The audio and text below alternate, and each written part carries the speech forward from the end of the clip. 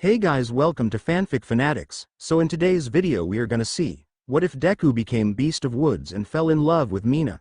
Part 3. Before starting, make sure to hit that like button and subscribe if you are interested in MHA fanfictions. This story is Beast in the Woods by Big Teddy 3498. Now without wasting any more time, let's dive in. Izuku and Mina decided to hang out a bit before they headed to the mall to meet up with the others. The two mates were walking in the park with their arms linked together as they chatted.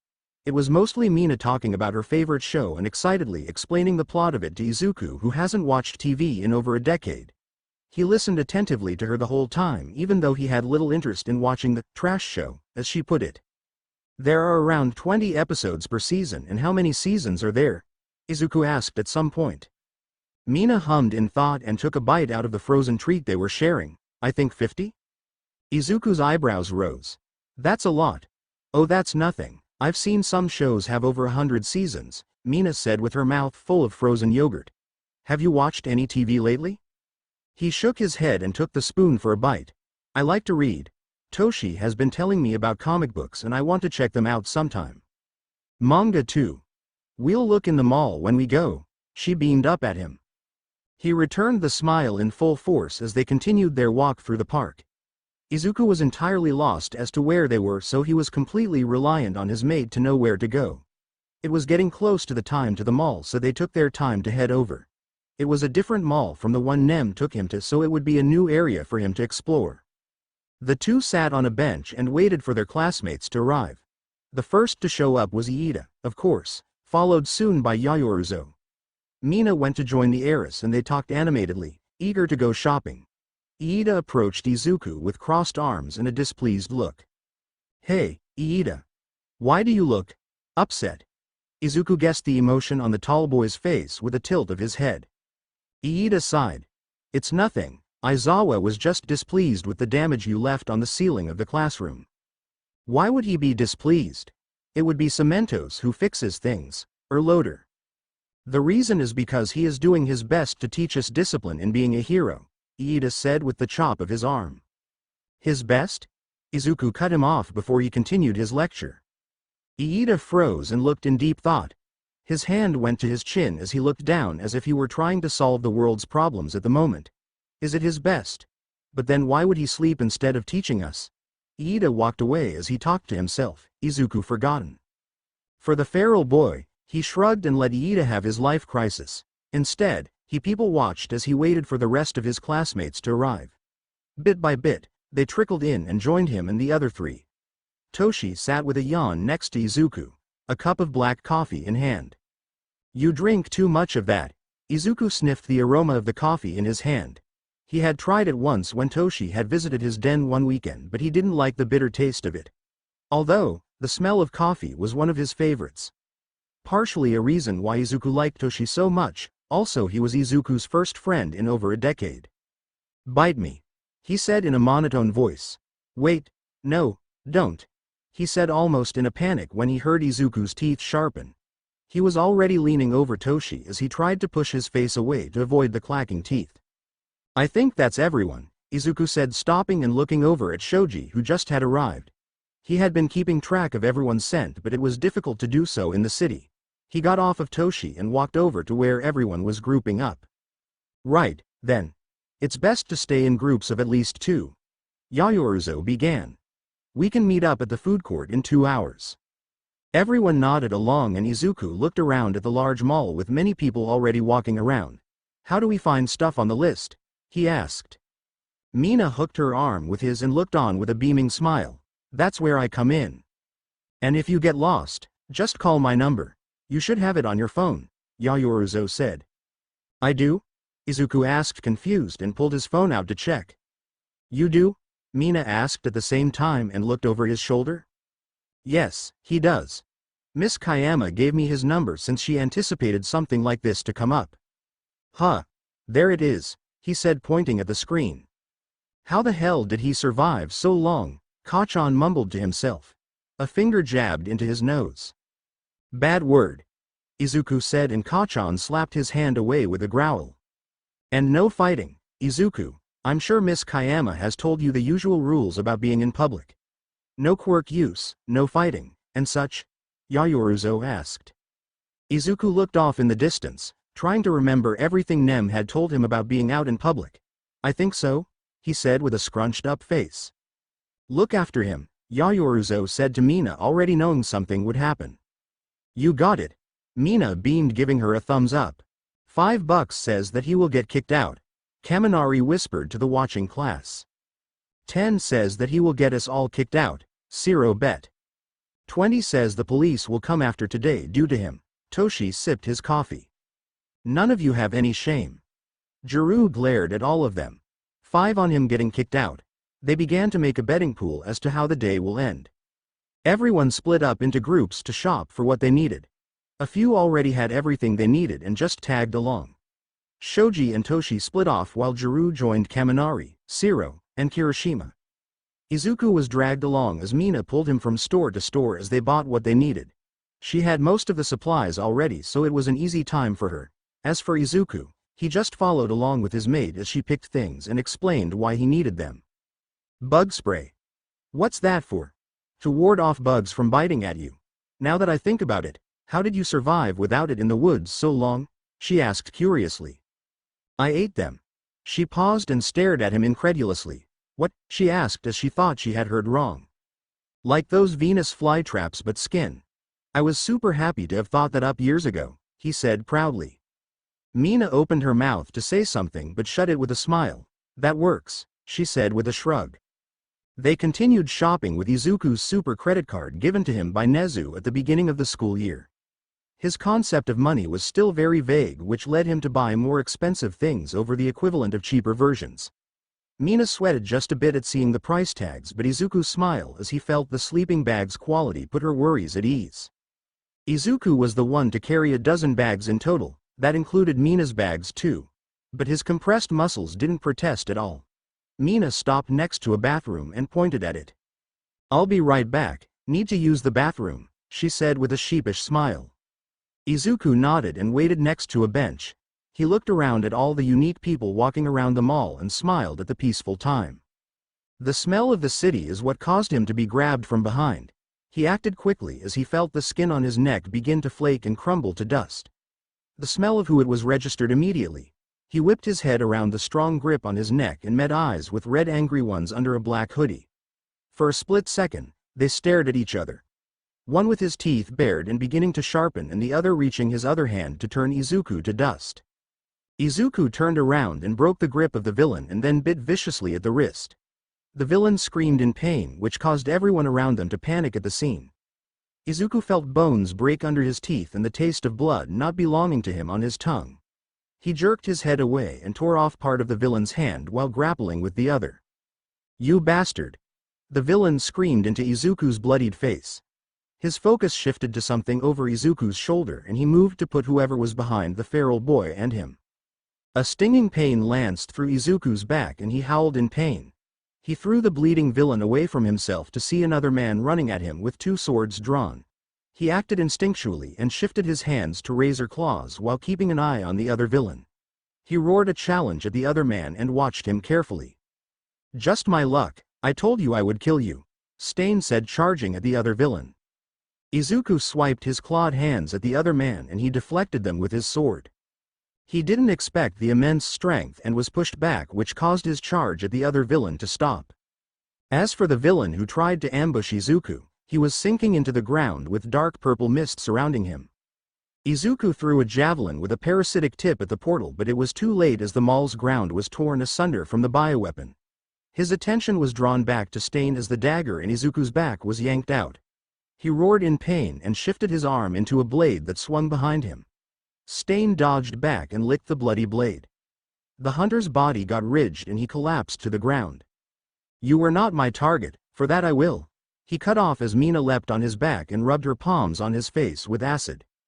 He yelled in pain as the mild acid got into his eyes.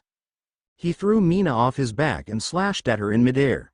Mina cried in pain and Izuku yelled in fury. His ridged body gave under his command and he threw himself at Stain. With stilted movement, as if he were moving his body a muscle at a time, he tackled Stain away from his mate.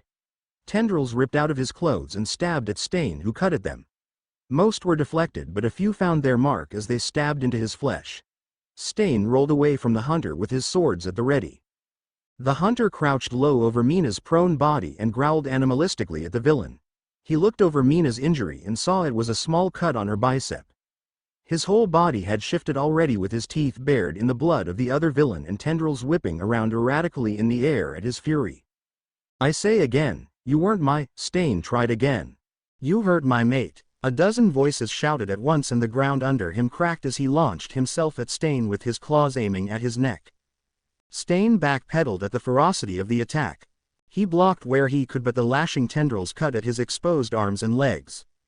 One sword was shattered as he brought it close to cutting at the hunter's face, but his teeth bit into the blade and broke it like glass. That's not to say Stain didn't get any hit on Izuku in return. Many knives stuck out of Izuku's body, but instead of slowing him down or killing him, he ignored them. When he tried to pull them out, it was like they were stuck in stone. Stain knew where to land hits, but the knives in the vital parts of the hunter didn't slow him down at all. The knife puncturing his liver didn't seep any blood like Stain expected, and the other two stuck in Izuku's leg and side didn't bother him. Finally, one devastating hit to his side caused Stain to be launched into a pillar, where he smashed into it and collapsed with a wheeze. He glanced up to see what had hit him, and he saw a tail composed of bone ridges ending with a deadly spear tip.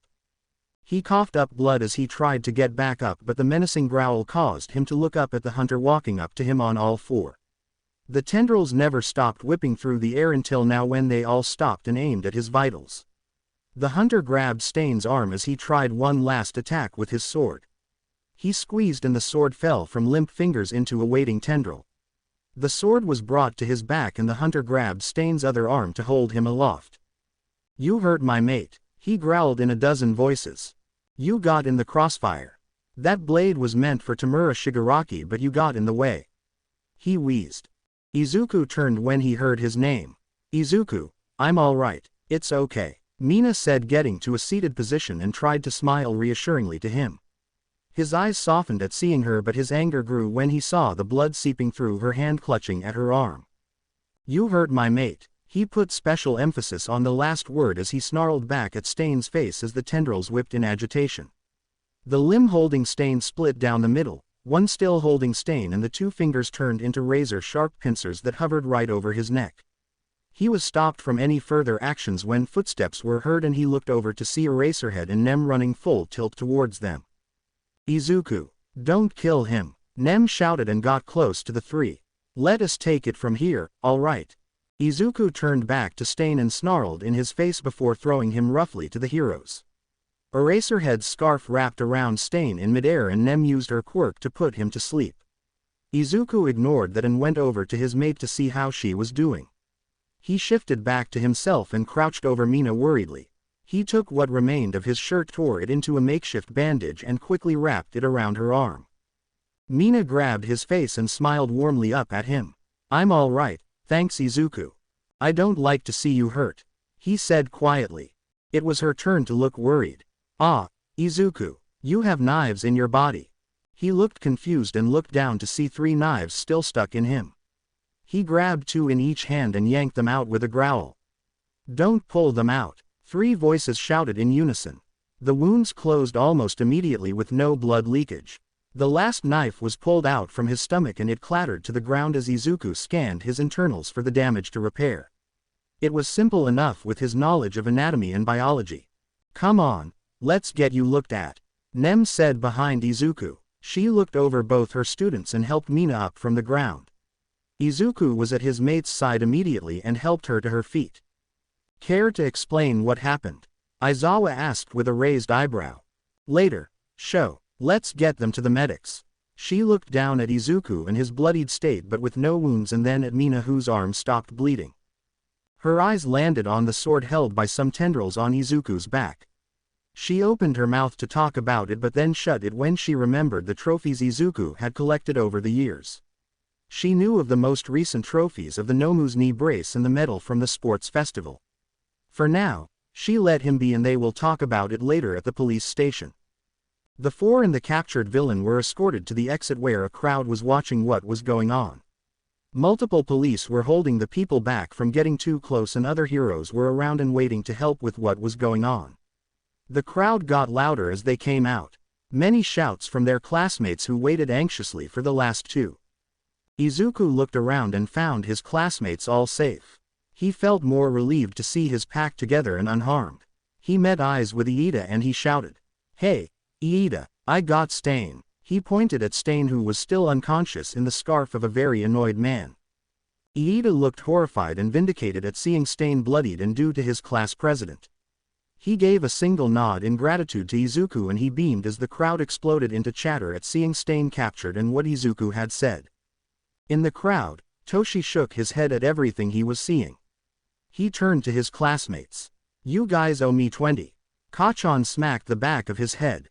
Izuku watched over his mate as the paramedics closed up the shallow cut on her arm with their quirks. He was checked over but seeing that he had no wounds at all, he was let go. When the two finished, they headed over with Nem to the car where the UA staff members drove to get to the mall. She motioned them in and got behind the driving wheel. "Where are we going?" Izuku asked with his nervousness cropping up from being a passenger in a car again. Nem smiled calming towards him. "To the police station so we can get a report of what had happened." She patted his head and began to drive. Mina dropped her head on his shoulder and they watched the mall disappear around a corner. After a few moments, Izuku spoke up again. "I forgot to grab the stuff we bought." Mina snorted loudly at that and Nem chuckled. Izuku and Mina rode in silence to the police station until the feral boy felt his side vibrate. Mina looked oddly at him and Izuku pulled his shirt up and his phone emerged from his abdomen. His mate gave him a flat look. He didn't understand the emotion and just smiled at her. He guessed it was the right thing to do since she smiled back. He checked his phone to see half a dozen messages from his friends asking him what had happened and if he was alright. He responded to them in the group chat Mina had shown him. "That one villain from the USJ, Shizaki, attacked me and I bit his hand off. Then Stain tried to kill Shizaki but hurt me and Mina. I beat him and now we are okay." He hit send and nodded in satisfaction. Mina snorted loudly at seeing his message typed out with a few tendrils. "His name is Shigaraki not Shizaki." Nem swerved on the road upon hearing that and asked in alarm. "He attacked you?" "I was pretty sure his name was Shizaki," Izuku said with a scrunched up nose. "And yeah, he used his dust quirk on my neck but I bit most of his hand off. It's still probably at the mall," he said with a shrug. Nem pulled out her phone and called someone to explain what Izuku had just said. While she did that, Izuku received more messages from the group chat. Most of them were exclamations of alarm and more questions. He was beginning to get overwhelmed trying to respond to them all but his mate came to his rescue and helped him by taking his phone and typing.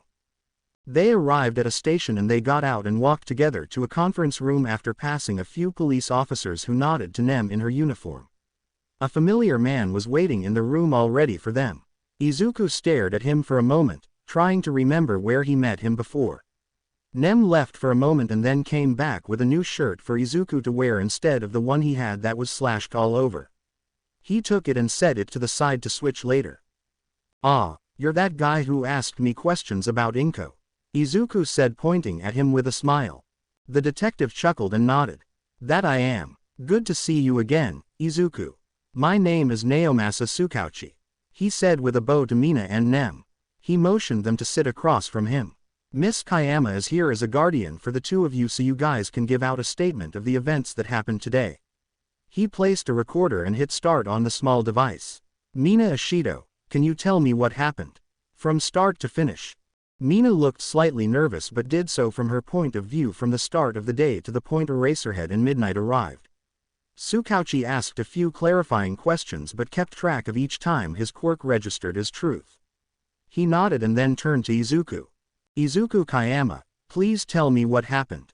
From start to finish." Izuku looked confused since Mina just told him but shrugged and went along with it. "We were shopping. Mina went to the bathroom and I waited outside.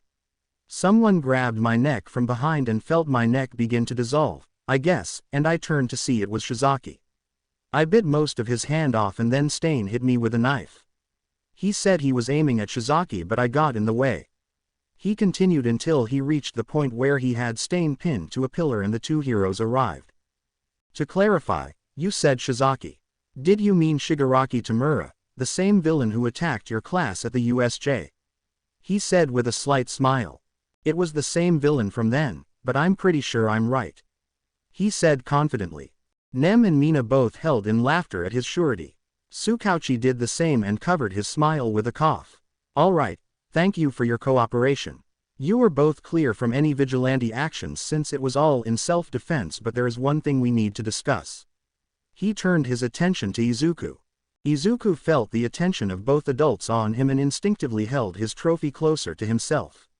Mine, he said simply. The sword was sheathed in a coating of his bone to prevent it from cutting anything. It was short enough for it to be covered by his ragged shirt on his back. Izuku, dear, you can't take evidence from a villain. Nem said gently. But it's my trophy. I got it, he said petulantly, like a child. Still, it belongs to the police and it needed to be processed as evidence, Nem said with a pained expression. There is enough evidence at the mall. I broke the other one and there were like 20 knives on him. He said pouting, knowing he was losing. Nem shook her head sadly. I'm sorry, Izuku. He tried to think of anything else he could argue with but crossed his arms with a growl and produced half of a sword blade. He set it on the table with heavy reluctance and a longing look in his eye. A single tear wanted to escape from his eye at losing his trophy, but he sucked it back in. Mina patted his back and tried to comfort him by hugging him. I'm sorry, sweetie, Nem said, brushing his hair back. Izuku sniffed and nodded solemnly.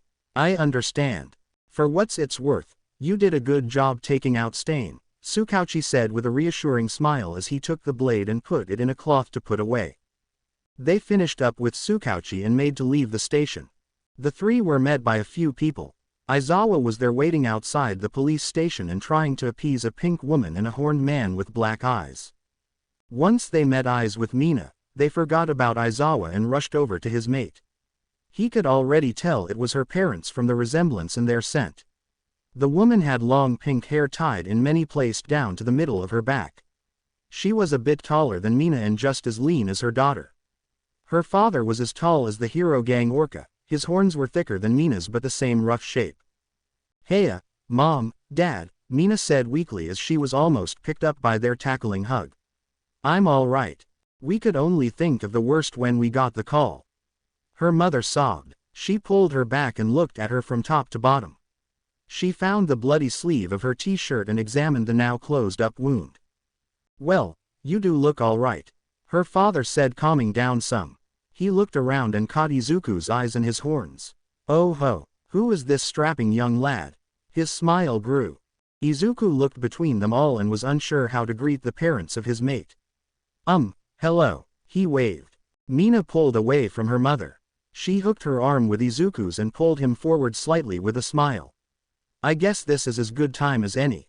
This is Izuku, she said with a beaming smile. Mina's mother's attitude switched in a moment from worried and crying to alight with glee. Izuku, I've heard so much about you. Come here and let me take a look at you. Ah, right, you can call me Miwa and my husband, Dai. Dai also got close and looked Izuku up and down. His eyes were drawn to his horns since he had a pair of his own and liked to compare. Kinda short, don't you think? He was slapped in the arm by his daughter for that. So what? He beat Stain. She defended her mate. That shut them both up as their eyes locked onto Izuku's. That's the villain that attacked you. Miwa almost screamed at her daughter. You beat Stain. Did someone help you? Dai asked in surprise. I think Mina blinded him some with her quirk. Izuku shrugged. You what? Miwa asked, shocked. Let's move out of the way from the entrance of the station, Nem said gently and motioned to them to move. They moved to the side to allow others to move in and out of the station without having to go around the family. Yashishi watching the twins, Mina asked her parents. Miwa nodded and brushed the question aside. What is this about Stain the hero killer attacking? She questioned. It started when Mina went to the bathroom. Izuku began his legendary storytelling skills. Hold on, you were saying me going to the bathroom caused all of this? Mina interjected. That doesn't make sense. I'm just starting where it began is all. Izuku was confused as to why she would think that. Anyways, Mina went to the bathroom. Shizaki attacked me and I bit most of his hand off. Then, Izuku scowled a little at being interrupted again. You bit whose hand off? Dai asked with raised brows. Shigaraki, the same villain that led the attack on the USJ, Nem explained. Shizaki cried for a bit, then I got stabbed in the back by Stain.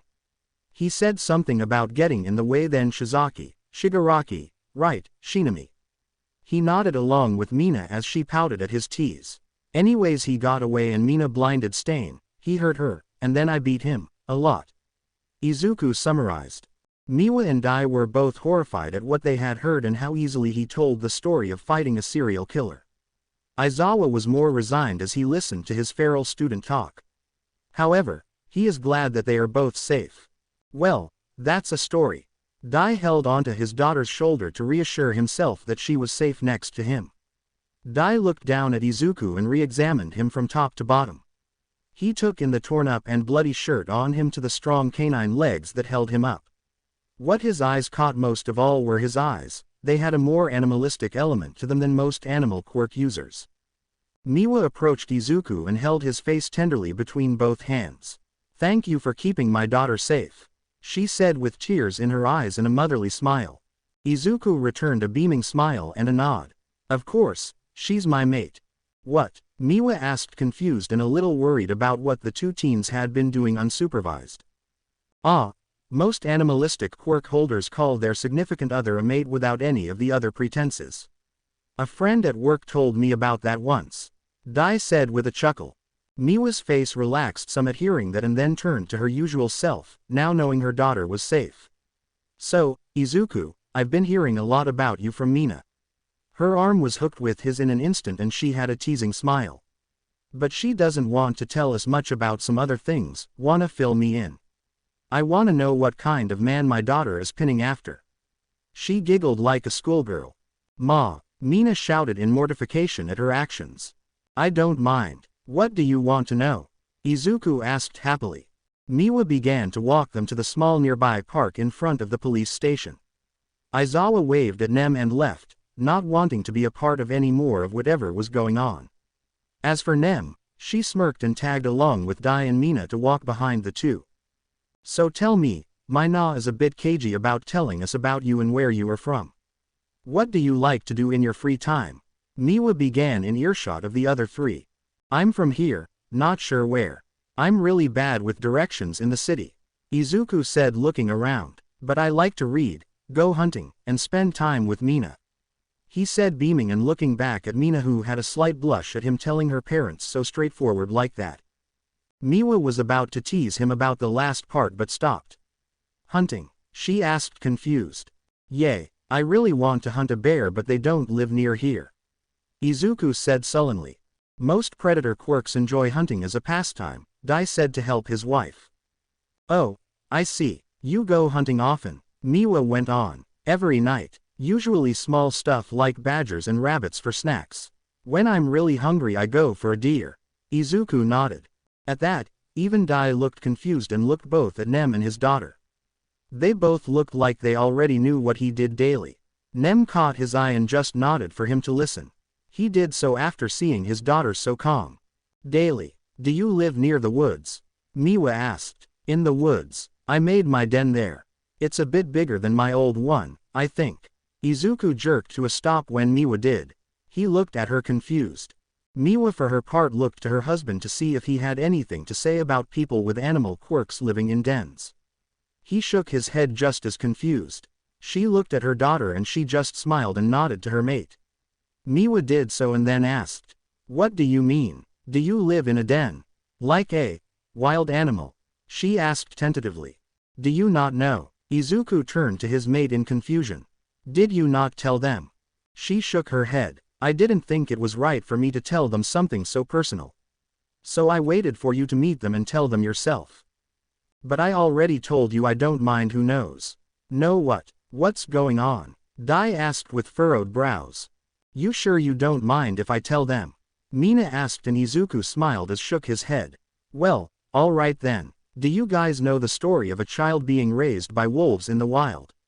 Well, that's Izuku, but the wolves tried to eat him instead. Mina said, motioning to a beaming Izuku. Everyone was quiet for a long moment as they looked between Mina and Izuku, waiting for the punchline. Alright, what's the joke? Dai asked. Joke? Izuku asked, confused. Oh, gods. Miwa covered her mouth. Izuku was abandoned in the woods by his mother when he was 5 and he survived on his own until he decided to come to the entrance exam and the staff found out about him and made him a ward of the school, Mina said solemnly, still saddened by the story. Miwa was crying as she looked at Izuku, who smiled gently at her. Dai was dazed at the story and had to look at Nem, who was also in a similar state as his daughter at the story. At first, he thought she was his mother, but the more he looked at her, he realized she was a hero in civilian clothes. Miwa's attitude switched in a flash. That whore, where is she? How could she do such a thing to her own child? She asked in fury. Izuku was taken aback by the anger that was shown by the seemingly good-natured woman. By the looks of it, so were Mina and her father. Oh, she's in jail. Nezu said she was arrested the day after the entrance exam. Good, I hope she rots. Dai approached his still weeping wife to calm her. He nodded to Izuku to signal that he didn't do anything wrong, and he moved Miwa to sit at a near bench. Mina took Izuku's hand in hers and smiled reassuringly at him. You should probably change shirts. That one is all bloody and kinda gross. Mina joked. Izuku looked down at his ruined shirt and nodded. He took it off and put on the one Nem had given him at the station. He felt a poke on his side where he had something hidden under his flesh. His eyes darted to Nem, who was near the two parents, explaining more fully about his situation, and then to his mate, whose brow were furrowed. Mina felt at his side. What is that? She asked with some concern. Nothing, he said too quickly and averted his eyes. Mina witnessed a new emotion from her mate as he tried to hide something for the first time. What are you hiding? Izuku looked away from her as she jumped in front of his line of sight. She watched him carefully and thought back to the police station. It clicked in her mind and she grinned from ear to ear at what he had done. Izuku's eyes flickered to Mina for a moment and saw her grinning face. What are you smiling about? He asked far too casually. You naughty boy, Mina whispered loudly at him. I have a pretty good idea what you have under there. I don't know what you're talking about. She giggled and took his arm in hers. Don't worry, I won't say anything, she said with a wink. Izuku's chest fluttered at her wink and he looked worriedly at his chest. He looked up again at his mate. You made my chest feel weird, he said bluntly. Mina furrowed her brow as she tried to understand what he had said, and then her face bloomed purple in a furious blush. She turned away from him to try and cool her face down and was met with her mother's teasing smile on the bench. Her father and Nem both had amused smiles on their faces. She covered her face with her hands and looked away again in embarrassment at being caught. Have you been reading romance novels? Mina asked in a wobbly voice. Romance? No, mostly research. Why? Izuku asked with a tilt of his head. The adults finished their conversation and walked over to the two. Miwa couldn't help herself. What's wrong? Nah, why is your face all purple? She had a teasing smile. Shut up, Mina said while looking away. What happened? Nem asked with a smirk. I told her she made my chest feel weird and then she got embarrassed, I guess, he said after a pause. Nem snorted loudly and looked away while Dai had his eyebrows almost touching his hairline. Miwa was holding in a burst of laughter after hearing what Izuku had said. Now that we know your history, it makes more sense now, Dai said. What makes more sense? Izuku asked. Your behavior. It's like everything is new to you because it is. You don't know the usual verbal cues and it's not bad, but it was odd before. And most especially your eyes, they looked wild. Dai explained. Izuku nodded along with the man. That makes sense. I think it's time to head on home now. I'm sure Yasushi is at his wit's end with the twins, Miwa said while smiling at them all. Who is that, Yasushi? Izuku asked. My oldest son, and the twins are my youngest. You'll meet them soon enough, Miwa said warmly. The group began to make their way to the station car where the Ishidos came in. The girls walked up ahead as Dai pulled Izuku back some. He looked at his mate's father with a tilt of his head. Dai spoke. What are your intentions with my daughter? He asked seriously. Intentions? I don't know what that means. Dai lost his role and explained like a father would. It means to plan or work to. He shook his head and got back into his role. What are your plans with my daughter in the future? He said even more seriously than before. Oh, I get it. She is my mate. I want to protect her and make her happy. I would say that I wouldn't ever let her get hurt, but we're planning to be heroes and they get hurt sometimes. But I will never hurt her and will hunt anything that does until they are under my claws. Izuku lost his childish tone and changed into something primal. His claws grew and in the setting sun, they glinted. His mind went back to Stain at his mercy. Dai looked surprised at the boy. But when he remembered what Nimari had told them about his history, he believed that Izuku would indeed hunt whoever hurt his mate. Thank you, he said finally and patted Izuku's shoulder. He beamed up at the tall man with his claws still outstretched. Of course. What's your quirk anyways? Dai asked. I can change my body at will. The blades are bone which I've infused with carbon and iron to strengthen them. It's the equivalent of pure steel, and that's not all. Compressed muscle mass, strengthened tendons, added nerves, and some other things. He said jovially. Damn, that's impressive, Dai said, getting close to the parked car with the girls chatting quietly next to it while looking between the two boys. Mina most especially was looking anxiously at them. He poked his arm. You shouldn't say bad words, Izuku said to Dai, who was looking down at him. Dai smirked and nodded. I'll try not to, he chuckled. The Ishidos moved to their car. Mina moved over to Izuku and gave him a tight hug and peck on the cheek. I'll see you later, thanks for protecting me. She smiled warmly at him before joining her parents in the car. Miwa waved at Izuku and Dai gave him a nod as they left. It was Nem and Izuku left on the sidewalk. Nem hugged his shoulder and smiled down at him. Let's get going before it gets too dark. Izuku smiled and nodded. The two got into the car that drove them to the police station and got going. After a few minutes, Izuku asked, what about the stuff we bought? I'll get some guys to pick it up from the mall. She smiled reassuringly. She gently brushed his ever-messy hair back from his forehead. I'm glad you're okay. Izuku felt warmth in his chest at her actions and leaned into her hand. Nem giggled at his animalistic behavior and ruffled his hair before focusing back on the road back to Ua. Izuku crawled into his den after getting back from the mall and then police station. He took off his shirt and the hidden bulge at his side emerged to reveal the hilt and part of the blade from Stain. He held his newest trophy with shining eyes and examined his new prize. He was still upset that he could keep it all and had to think quickly to get this much, but he was glad he did so as he put the broken sword on 2 bone nails he made to hold it over his trophies. He was very aware of how many lives that sword had taken from his time with Gang Orca, and even more so from the scent of old blood on it. He preened at his growing collection and his latest battle in taking out a very dangerous villain. He thought of Gang Orca and immediately pulled his phone out to tell him about it. He messaged the hero and not a minute later he was calling. Izuku answered happily. Izuku, what did you do? You fought Stain, Gang Orca said immediately after he picked up. He sounded extremely alarmed and shouted the last part. I did, and I beat him, he said proudly, with the same attitude as a child showing their parent that they made their bed by themselves. What happened? Why? When? Gang Orca stuttered through the phone. Izuku went on to tell the story of his class going shopping for camping supplies and then Shinami attacking him and then Stain arriving. I did get really angry when Mina was hurt. After that, we fought, and I beat him. Aizawa and Nem showed up right after. He finished. Gang was quiet for a long moment and Izuku heard him let out a long sigh. Is everyone alright? Your mate, you're not hurt, are you? Izuku smiled brilliantly. Mina is okay now. I bit most of Shigezaki's hand off, and I think I broke a lot of bones in Stain's body. I'm fine, I can heal. Who is Shigezaki? The hero asked, confused.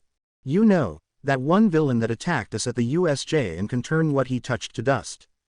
It's Shigaraki Tamura, Izuku. He said fondly. Are you sure? I'm pretty sure I'm right. He chuckled on the other end of the phone. I'm glad everything turned out all right and good job taking out one of the most wanted villains currently. It's getting late and a young pup needs their sleep. Not a pup, Izuku grumbled. Gang Orca chucked again. Good night, Izuku. Night, Gang. He smiled cheerily. With that, Izuku went under his furs and fell asleep soon after.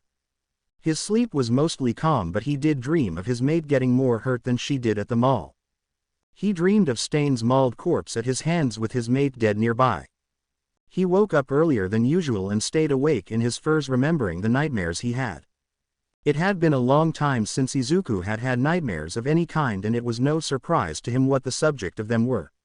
He comforted himself by the faint scent of Mina on his clothes and the reality that she was safe.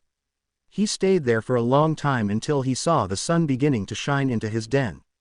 His stomach grumbled at his need for a meal. He had used more energy than usual due to having to heal numerous cuts from Stain. He got up and stripped the shirt he had on to go on a hunt in his territory.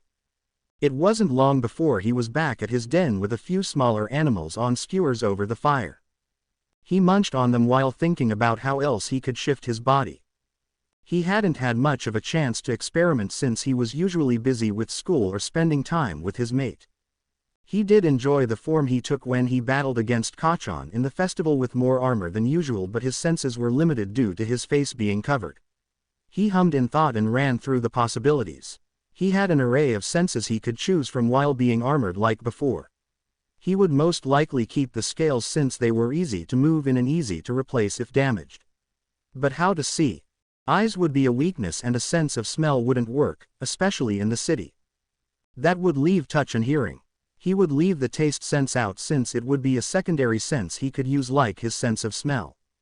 Touch would require him to use some sort of fine hairs or tendrils to feel the area and air. Since his other senses would be dulled, the sensory input would be manageable. He tried it out by cutting off his other senses while seated and extending tendrils with higher sensitivity. Dozens of thin tendrils moved around as he tried to get a picture of the area around him. He stood and padded around the woods to test how well it would work. He found trouble when he tried to speed up and ran into a tree. The tendrils were too limited in the area they could cover, and having fine hairs wouldn't let him know where obstacles would be at. He grumbled as he healed the broken nose and retracted his tendrils. He switched to hearing, and it took him a moment to adjust. He knew many bats had a form of echolocation alongside some aquatic animals like dolphins and whales. He began to like the idea of using echolocation to move around. While his hearing was higher than average, it wouldn't be enough for his experiment. He needed something better, and with that, he headed to the library. He spent the morning and afternoon reading up on different types of animals and some quirks that enhance hearing to a superhuman degree.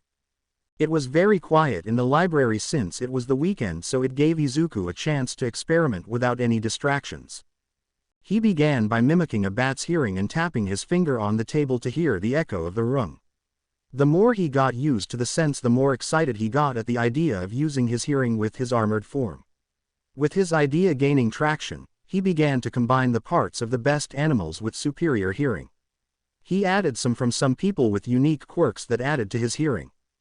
After a few hours, he succeeded.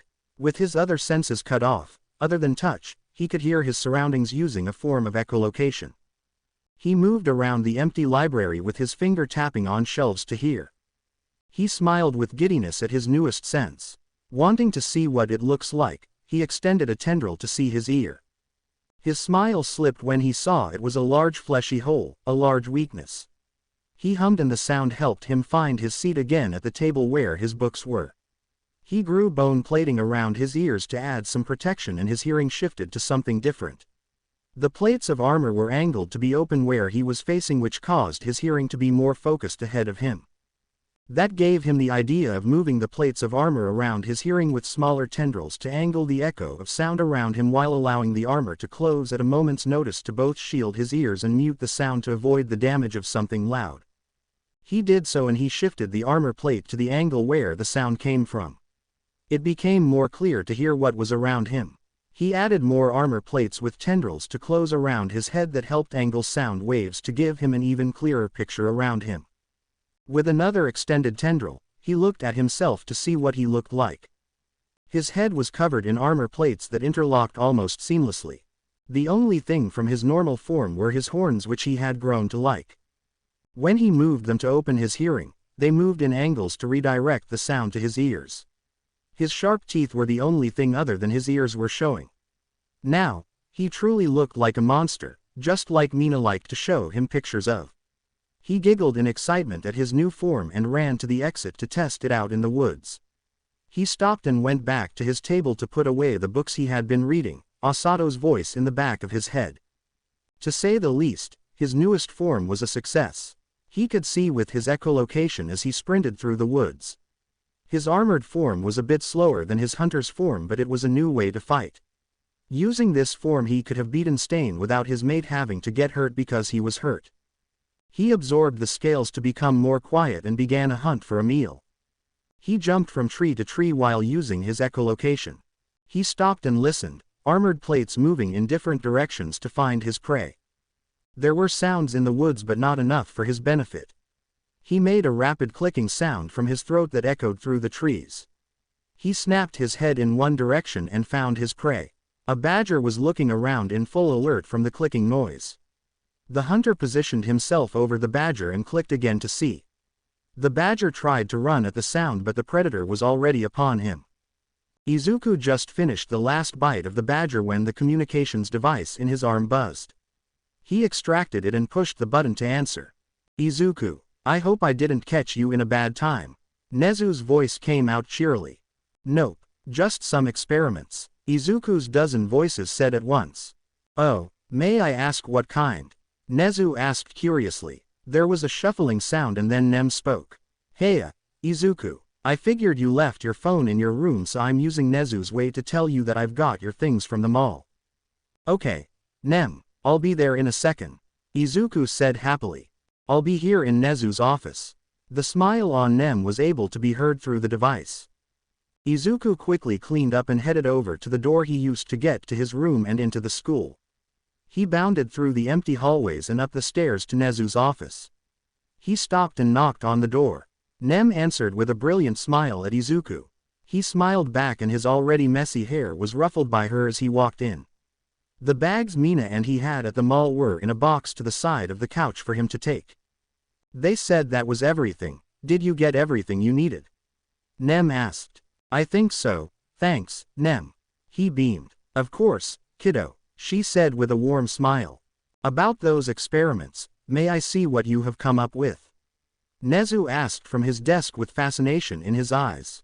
"Sure," Izuku excitedly said, eager to show his newest development. He shifted his head and ears to what he had been working on. His head was covered in bone plating with his horns still there. He opened the armor around his ears and made the clicking noise he liked to move around. "Echolocation," Izuku said proudly. He couldn't see their expressions but he could smell the interest in Nezu. "Quite marvelous. How well does it work?" Nezu asked as he threw a small ball at Izuku. He easily tracked it in the air with the armor shifting. He caught it and held the ball in his hand. "Really good." He made a clicking noise and set the ball back on Nezu's desk to show his ability to move around as well. "What brought up this idea?" Nem asked from behind. Izuku grew quiet for a moment and said, "If I had more armor around my body, the Mina wouldn't have gotten hurt in trying to protect me." He shifted his head back to normal. "Oh, sweetie." Nem pulled him into a hug and stroked his hair. "You are still learning. You shouldn't have been in that situation to begin with. But it's good that you are learning and adapting well. Don't let yesterday get you down." Nem placed a kiss on the top of his head, one of his horns poking at her cheek. Izuku nodded and understood what she was saying. "All right." Nem helped him with the box of bags to his room to prepare for the trip. She was a bit surprised to see the higher quality items but smirked at remembering that Izuku had the school's credit card. She helped him pack everything he would need into a large duffel bag and set everything belonging to Mina to the side. Once done, Nem sat at Izuku's heavily reinforced desk chair. "You wanna take Ashido's stuff to her home?" Izuku nodded and pulled his phone out to find a way to call her. After a few moments, he found the call button and hit it. It only rang a few seconds before the other line was picked up. "Zuku, what's up?" Mina's tone was cheerful as she spoke. "Mina, I got your stuff that we left in the mall yesterday." "Great." There was a pause and then she continued.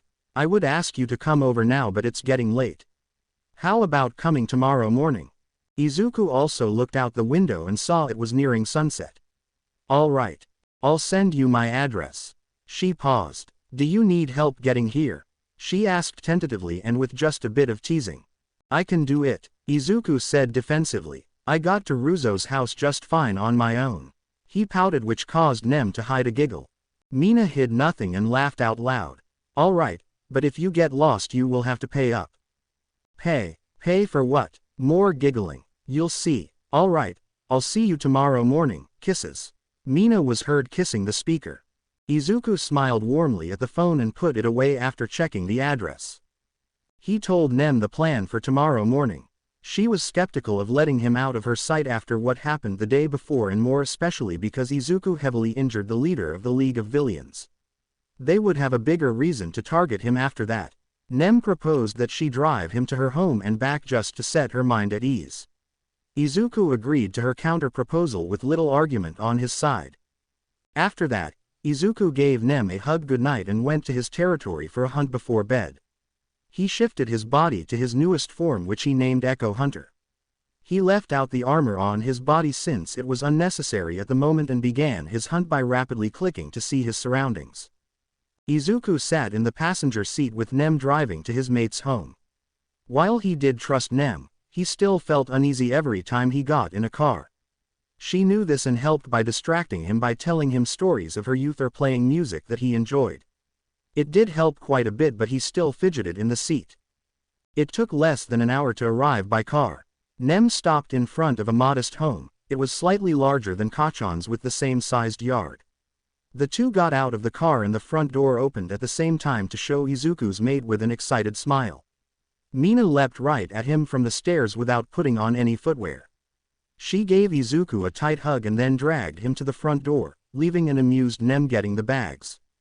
Izuku's here, Mina announced into the house. Miwa peeked around the corner of the kitchen and smiled warmly at Izuku. Don't be shy, come on in. Dai was seated at the dining table with a newspaper and coffee. He looked Izuku up and down before giving him a nod. Izuku, he said in greeting before going back to reading. Nem walked up to the entrance of the home. Mina welcomed her in and Nem set the bags next to the couch. Nice home you've got here.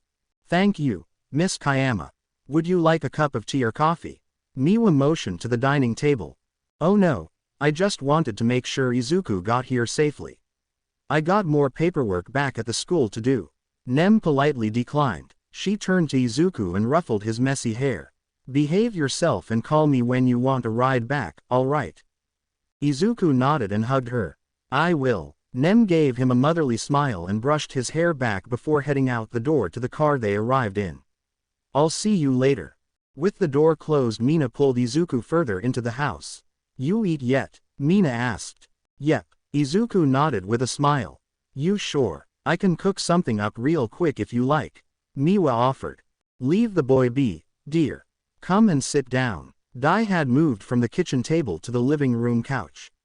He patted one of the armchairs. Oh yes, we didn't get to talk much the day before, Miwa said excitedly. She pulled off her apron and moved next to her husband while pulling Izuku to the living room.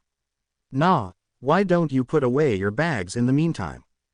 Mina saw the glimmer in her mother's eyes and was apprehensive to leave Izuku alone with her parents. You better not scare him off, she said with narrowed eyes as she picked up her bags and smiled warmly at Izuku. Be back in a minute. The feral boy let himself be pulled to the living room. Miwa sat on the couch and was planning to pull Izuku down with her, but he stopped and sat on the ground. The two adults gave him odd looks and he explained. I'm really heavy and I don't want to break your things. Pa, Dai snorted. How heavy can you be? You're tiny. Izuku shrugged and thought about his weight.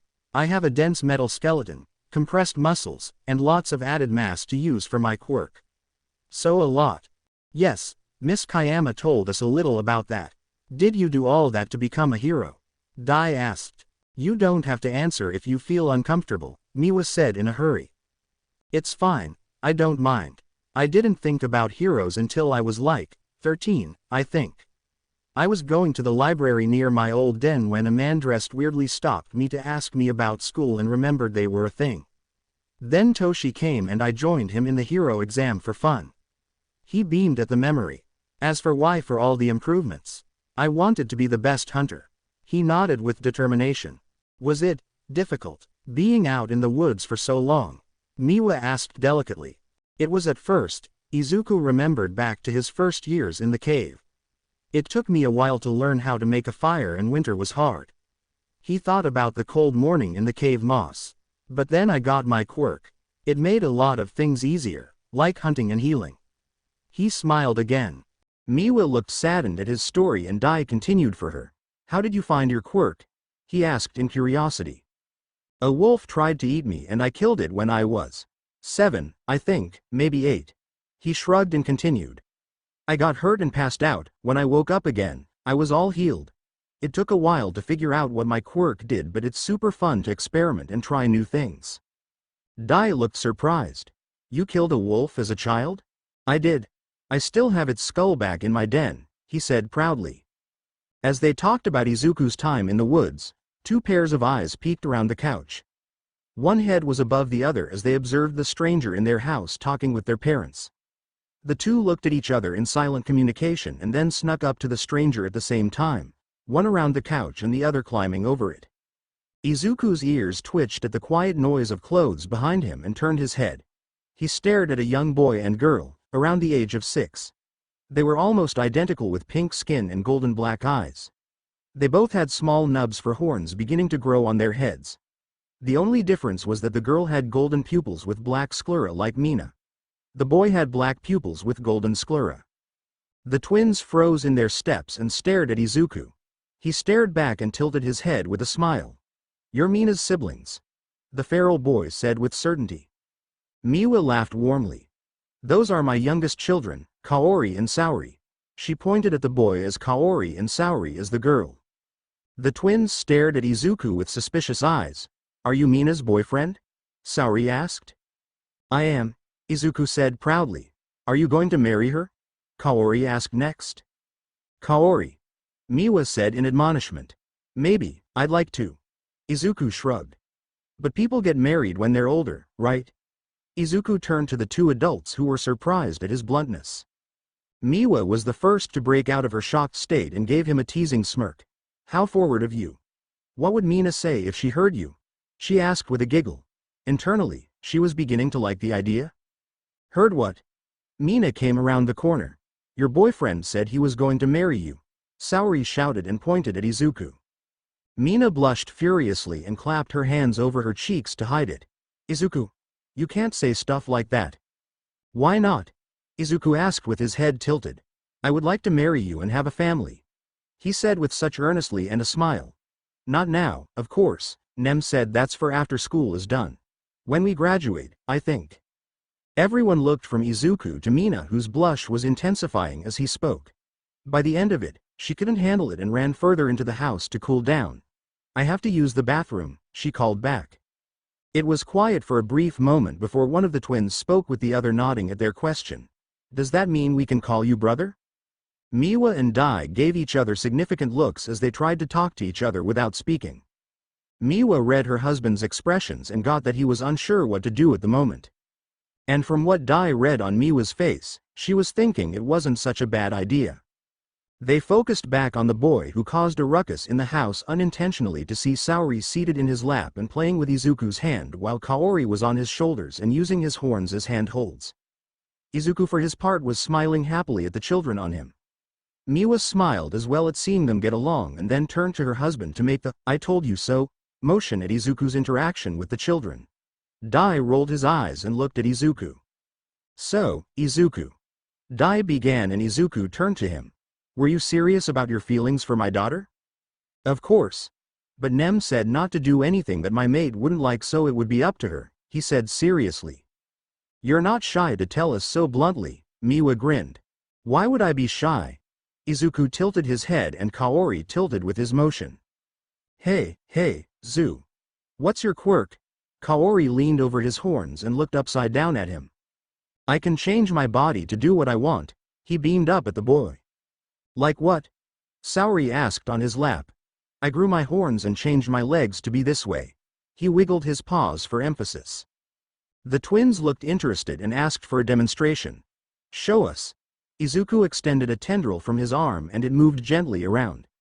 Cool. Kaori said loudly and leaned forward on his perch to see better. What else can you do? Saori asked. Izuku hesitated to show his quirk for the first time. At first, when he was around people again like his packmates, he didn't understand that his appearance may be scary and his transformation caused some people to be uncomfortable. So, he was worried about how they would react to his full quirk. He didn't want to scare his mate's siblings. People tell me it's scary and I don't want to scare you too, Izuku said honestly. I don't get scared, me neither, the twins declared one right after the other. I'll be fine, Izuku. To be honest, we're a family that likes horror movies and the like, and they've been exposed to some movies that they shouldn't have. Miwa placate the worry written on Izuku's face. We can move to the backyard for more space, come on, I'm a bit curious to see you up close, Dai encouraged. Before Izuku agreed, another voice came from the hallway, see what up close? A tall older male copy of Mina was leaning against the wall in the hallway and watched Izuku curiously. He had pink hair tied into dreadlocks pushed to the side with horns that pointed straight up. They were similar to Izuku's but smaller. He had a lazy aura about him, but his eyes looked at Izuku carefully. Ah. Yashushi, this is Izuku. Mina's boyfriend. Miwa introduced her eldest child with a smile. Boyfriend, huh? You don't look like much, he said lazily. Dai smiled and got up. Well, let's see. He was about to show us. Izuku shrugged and stood up with Kaori still on his shoulder and Saori clinging to him like a baby koala. He barely noticed the weight and helped Saori by putting his arm under her so she could sit comfortably.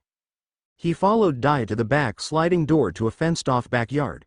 There was a good-sized tree that shaded the back corner with a small platform in the branches with a rope ladder hanging down from it. Miwa took Saori from his arm and Izuku picked up Kaori from his shoulder and set him down. Yashushi eyed Izuku with crossed arms and a bored expression while the twins looked on in anticipation. I can do a few things, should I just? Izuku waved to the open space in the backyard. They nodded and Izuku moved to the center of the yard. He took off his shirt and tossed it to the side. He shifted his body to his usual hunter's form with breaking bones and tearing flesh. He heard the Ashido's gasp as the gruesome transformation. He stretched like a cat and flexed his claws. He stood up at his full height from 167 centimeters to a little over 200 centimeters. Now, he loomed over the two taller men who claimed he was small. Wow! Kaori spoke first with his eyes sparking in awe of Izuku. He quickly ran up to the hunter with his twin a step behind. You're so cool, he shouted up at Izuku. Izuku smiled as best he could without lips, but his hum of pleasure was enough of an answer with his eyes crinkling into a smile. He crouched down so the children could see him closer. His bony tail with his usually razor-sharp tip was blunted just in case, and his claws were the same. Thanks, his dozen voices spooked the children, but they giggled and began to walk around the hunter.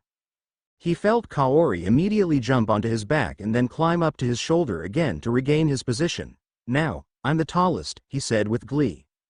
The other three Ashidos approach Izuku after a moment and also examine him from up close.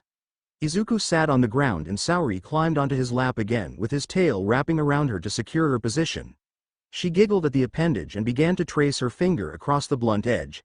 He changed his two fingers into tendrils and she began to braid them. I gotta say, Izuku, you're terrifying, Dai admitted. What are you guys doing?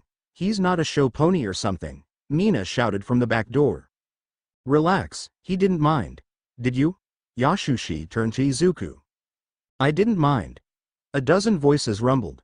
He tilted his head and asked his mate. Were you angry that I said those things earlier? Miwa snatched Kaori off Izuku's shoulder and said to everyone, let's give them some privacy.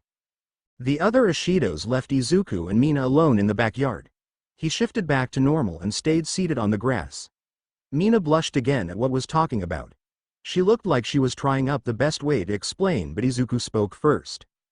We don't have to get married. I know Nem told me that sometimes dating doesn't work out and people separate.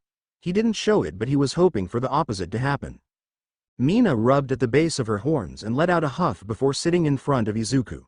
Well, that's true, but I wasn't mad or anything. Just embarrassed that you would be so. She moved her hands as if that would help her find the words. Eager to get married. I'm not saying I wouldn't, but not anytime soon. She finished quietly with a blush and looked away quickly.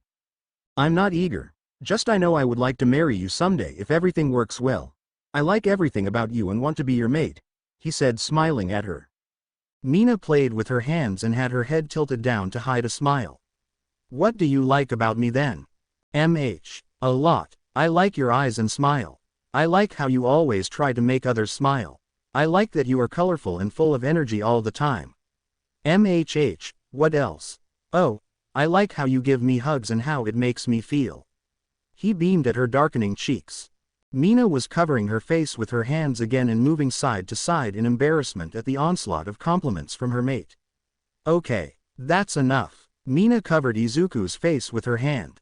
She pouted at his bluntness but quickly broke out into a warm smile at knowing his true feelings about her. She removed her hand from his mouth and pulled him into a hug. "I'm happy to be your mate." Izuku held her just as tight and hummed in contentment at the contact. After that, they went inside to join the rest of her family around the living room. They all looked up at their entrance. Miwa grinned at the two and motioned them inside. The twins waited for their newest friend to join them and the other two men watched Izuku with narrowed eyes. Dai shrugged and accepted it and went along with his wife's attitude towards Izuku. Yashashi played it off as if he didn't care and turned back to the television and the movie playing on it. Mina pulled Izuku inside and sat beside him on the floor. Izuku, not having watched any form of media in a long while, was drawn to the TV. Mina smiled at his shining eyes and dropped her head on his shoulder to watch with him. Sori quickly reclaimed her newest seat on Izuku's lap. Mina pouted at her sister and she turned back to stick her tongue out at her elder sibling. Miwa watched Izuku and her middle child with cooing at their young romance. She could tell it was more simplistic on Izuku's side but she could see the care he has for Mina. Dai for his part watched Izuku to make sure he didn't do anything inappropriate in his presence. After all, what kind of father would he be if he didn't put the fear of God into the man who was dating his daughter? The rest of the break passed quickly after his trip to Mina's home. He enjoyed his time with his mate's family. It didn't take long until the trip to the summer camp came. He said his goodbyes to Nem and the rest of the staff that were present. He was given a big hug by Nem and a kiss on the top of his head before he followed Aizawa to the meeting location. He had eaten a big meal that morning and had cooked up some meat to eat on the trip, just in case. Izuku loaded his bag onto the bus's undercarriage and then sat next to Aizawa to wait for his pack mates. Bit by bit, they trickled in and joined Izuku. Most of them asked questions as to what had happened at the mall and he happily told them about his near death, as they called it. His mate joined him when there were about 3/4 of his pack mates there. She greeted him with a hug and then wandered off to join the rest of the girls to chat. Kachan arrived and immediately began to berate Izuku for getting attacked at the mall. They wrestled around until Aizawa got tired of their roughhousing and they separated with messy and grass-stained clothes.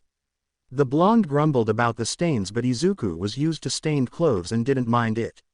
Toshi arrived soon after and greeted them and then gave Izuku a deadpan stare. "What?" Izuku tilted his head in confusion. "You just had to pick a fight with the leader of the villain organization that attacked us," he stated after taking a sip of his coffee. "He attacked me. Not my fault," Izuku said defensively and crossed his arms with a pout. Toshi shook his head with fondness. "Almost gave me a heart attack the week before I turned 16. Izuku paused and processed that. "It was your birthday. Why didn't you tell me?" He almost shouted and gained the attention of almost everyone. Toshi reeled at the sudden loud noise and waved him off. "I just never cared for celebrating my birthday," he finished with a shrug. "Wait, people get gifts for birthdays, right?" Izuku looked around frantically. "Izuku, it's fine." Toshi tried to stop him but the feral boy was already sprinting away with a sparkle in his eye. "Ruzo, can you make something to cover this?" He tried to think of the word and snapped his fingers. "A sheath." Izuku extended a thick tendril with a blade at the end. Yaoruzo was surprised at his sudden appearance before her and quickly made a synthetic leather sheath for the blade with straps to tie it against someone's leg. "Here you go, but why?" Izuku took the sheath and sat down in concentration at the blade before him. He made it about 15 centimeters long and as sharp as he could make it. He compressed as much metal as he could into the blade to make it as durable as he could and then made the tang of the blade and then removed it from his body. He looked up to the vice president of his pack and asked. And some really strong glue, please. Yaoyorozu nodded with a confused look on her face and gave him a small bottle of super glue that she liked. What's that for? Some of his other pack mates were watching Izuku curiously as he frantically worked. Gift. He didn't notice Toshi, who was approaching to try and stop him as Izuku got up and bolted to his territory. Izuku! Toshi shouted at his shrinking figure. He threw his hands up in the air and turned around. What happened? What did you say? Mina asked Toshi. We were talking and I mentioned my birthday that passed this week and then he ran off. Toshi explained and pointed at the distant woods that belonged to the feral boy. The class that heard gave him pats on the back for his birthday and asked him what he did to celebrate. He tried to wave their congratulations away with pink cheeks at the attention. Ah, that makes more sense, Yaoyorozu said in understanding. She smiled and looked at the woods. What does? Toshi asked. Nothing. Yaoyorozu looked away with a smirk. 5 minutes later, Aizawa approached his class and began. All right, get on. He stopped and looked for the feral child. Oh gods, where is he? There he is. Sato pointed and everyone turned to see him coming out of the woods. Izuku was running on all fours and half-shifted into his hunter's form to gain more speed. His hair was being blown back at his full speed and dirt clumps were being thrown up from his claws. He skidded to a stop close to his pack and shifted back. He ran up to his best friend and presented him with his gift. Happy birthday! In Izuku's hands was a sheathed knife with a fire-hardened wood hilt that was darkened from the fire in some places. The grip was smoothed out with a small fang set into the wood on one side. The sheath was a simple black synthetic leather with straps. Toshi carefully took it from his hands and pulled the blade out to see it was about half his forearm length. The metal was dull, but it was evident to see the sharpness of it. It was simple but as sturdy as he could make it. The tooth is from the badger we shared when we first ate together. And the wood should be pretty strong. Izuku didn't finish due to Toshi throwing himself at his friend and pulling him into a tight hug. Thank you, Izuku, Toshi said with a wobbly voice. He let go after a moment and looked away while rubbing his eyes. Everyone in the pack smiled warmly at the interaction. Even the usually standoffish hero lets the interaction go on with a hint of fondness coming through his eyes. Toshi composed himself and turned to face the front again but was blushing when he saw he was the center of attention once again. A teacher should confiscate that, but seeing as just about everyone here can do more damage to a person with their quirks, I'll leave it be, Aizawa said to Toshi, and he nodded in thanks for not taking away the first gift he hadn't received from his mother in 11 years. All right, in you all go. He motioned to the bus. Everyone boarded the bus and Izuku made sure no one was left behind. They got rolling as soon as everyone was seated. The feral child sitting next to Toshi. Mina was right behind them with Hagakure next to her. It was rowdy when the trip began, but it began to quiet down. Mina peeked over Izuku's seat and watched Toshi continue to explore every centimeter of his gift. Hey, Zu, he turned and hummed a response. What would you like for your birthday? He hummed in thought and the class listened into his answer. I don't know, he said slowly. Wait, how old am I? Everyone who heard winced slightly and was reminded of his past. You're 15 and turned 16 on July 15th, Kachan said without his usual angry tone. Nice. Mine is on the 30th. Mina shifted the mood away from Izuku's tragic past trademark. She still embraced Izuku from behind without saying anything else. The conversation on the bus shifted to everyone sharing their birthdays and what they did on that day. The class arrived at an overlook of the forest where they would be training. Izuku had to remind himself of what Nem said to him before leaving. Mina saw his fidgeting and approached him with worry in her eyes. She slipped her arm into the crook of his elbow and began to talk to him about the time she went camping with her family. It helped Izuku greatly. Aizawa was talking with Toshi and helping him strap the blade to his leg. Did you guys tell Izuku about this stop? Toshi asked. Eraserhead nodded and stood up from his student's leg. We did. The only time he has shown any kind of discomfort of the sort was when he rode as a passenger in a car, and this would have been too close to what had happened to him. Toshi felt at the newest addition to his wardrobe and nodded. Thank you. He didn't mention what he was thanking his teacher for. Soon, A black sedan stopped in front of the group and Izuku had his eyes drawn to the people who stepped out. Those are fake ears and tails, right? He sniffed the air again to confirm what he thought. One of the two women looked comically offended at the feral child's words. What a spry set you've got yourself this year, Aizawa. There's something all right, he grumbled. As you all can see, we are half of the wild pussy cats. They finished with a pose that had a few missing members. Mandalay and Pixie Bob at your service. They will be our hosts for the time here, Aizawa said. From here you can see the camp we will be staying at. He locked onto Izuku's eyes and gave him a reassuring nod with softer eyes. Izuku gave a shaky nod back and picked up Mina in a princess carry and then leapt off the railing with Mina screaming on the way down. There were many shouts of shock from his pack mates, but then they changed into screams of surprise as the cliff became a slope and they slid down to where the other two were. Izuku shot out tendrils from his back and used them to slow their fall to the earth. Pixie Bob looked confused at Aizawa. Give them a few moments before you get started. She nodded at his unusual request. What's going on? Mandalay asked, looking down at the students. She found the one who leapt off first and he was kneeling with the pink-haired one talking softly to him. This isn't fucking funny, Mina shouted angrily up at the three adults. She had figured out what was going on with her mate pretty quickly when he was forcing himself to breathe in slowly. Izuku grabbed her wrist without looking up and drew her attention. It's okay, Mina, they told me already. I just have to keep reminding myself, that is all. The rest of the class began to understand what was going on and also threw nasty glares at Aizawa but calmed down quickly enough. Just give me a minute. Mina nodded and knelt with him while holding his hand. Izuku focused on the sense of his pack and the surrounding forest. He reminded himself that he wasn't alone and he wasn't abandoned again. Soon, he heard the rest of his pack get close and stand near him. It only took a few minutes until Izuku was standing again and looking around at the new territory. He smiled thankfully to them all and they began to move to the camp. Suddenly, there was a rumble and then a dirt monster emerged from the earth. By the way, you all can use your quirks freely and don't worry. Those are my creations, something to give you all a challenge. Pixie Bob shouted down at them. Koda was the first one to try and talk to the beast but was useless and Izuku pulled him back with a tendril while Kacchan blasted it apart. It's made of dirt, Izuku observed while digging through its remains. How am I supposed to eat this? This isn't a hunt, Izuku said outraged. Izuku, you can't eat everything you fight, Toshi said placatingly. Internally he was glad his friend was adapting quickly from his near panic attack. He can eat dirt if he wants. Who are you to tell him not to?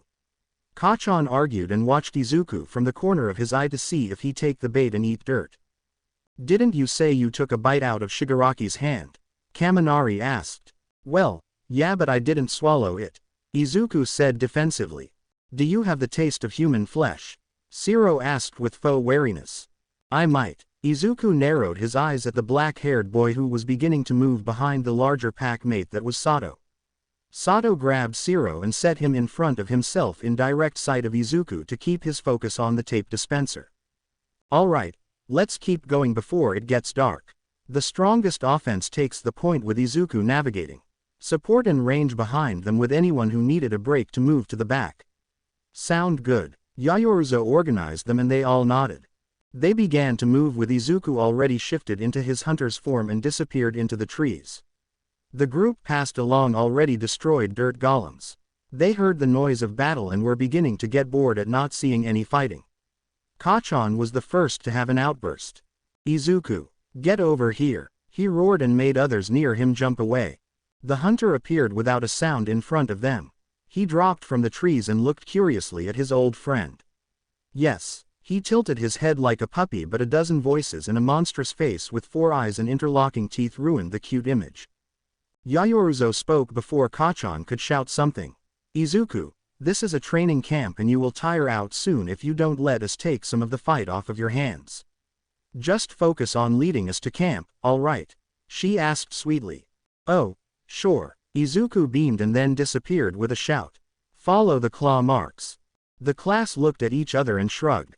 Soon the class was fighting the dirt golems instead of having a stroll through the woods. They were destroying them as they made their way deeper and deeper into the woods, following the clawed trees that faced them. Izuku was finding a path for his pack to follow when he stopped and sniffed the air again. He looked around to find what produced the scent on all fours. He sniffed the ground until he found what he was looking for. A new scent that wasn't human or any animal he'd hunted before. He eagerly began to track the scent but stopped again at the sounds of fighting. His pack needed him to lead them to the camp. His neck snapped in the direction of the camp and then began to sprint as fast as he could while leaving marks for them to follow. Soon enough, he was looking at the camp they would be staying at for the training. He rumbled in excitement and then bolted off to find his newest prey. The hunter tracked the scent for a few miles deep into the woods and far away from any sort of civilization. He wasn't sure if he was still in the same territory that belonged to the pussycats, but he didn't care. He was hunting. The scent got stronger and he slowed his pace. He began to jump from tree to tree until he was above what he had been tracking for the past hour. A large brown furry mass was moving along and sniffing the ground, a bear. Izuku kept himself in check but internally was hopping for joy at his find.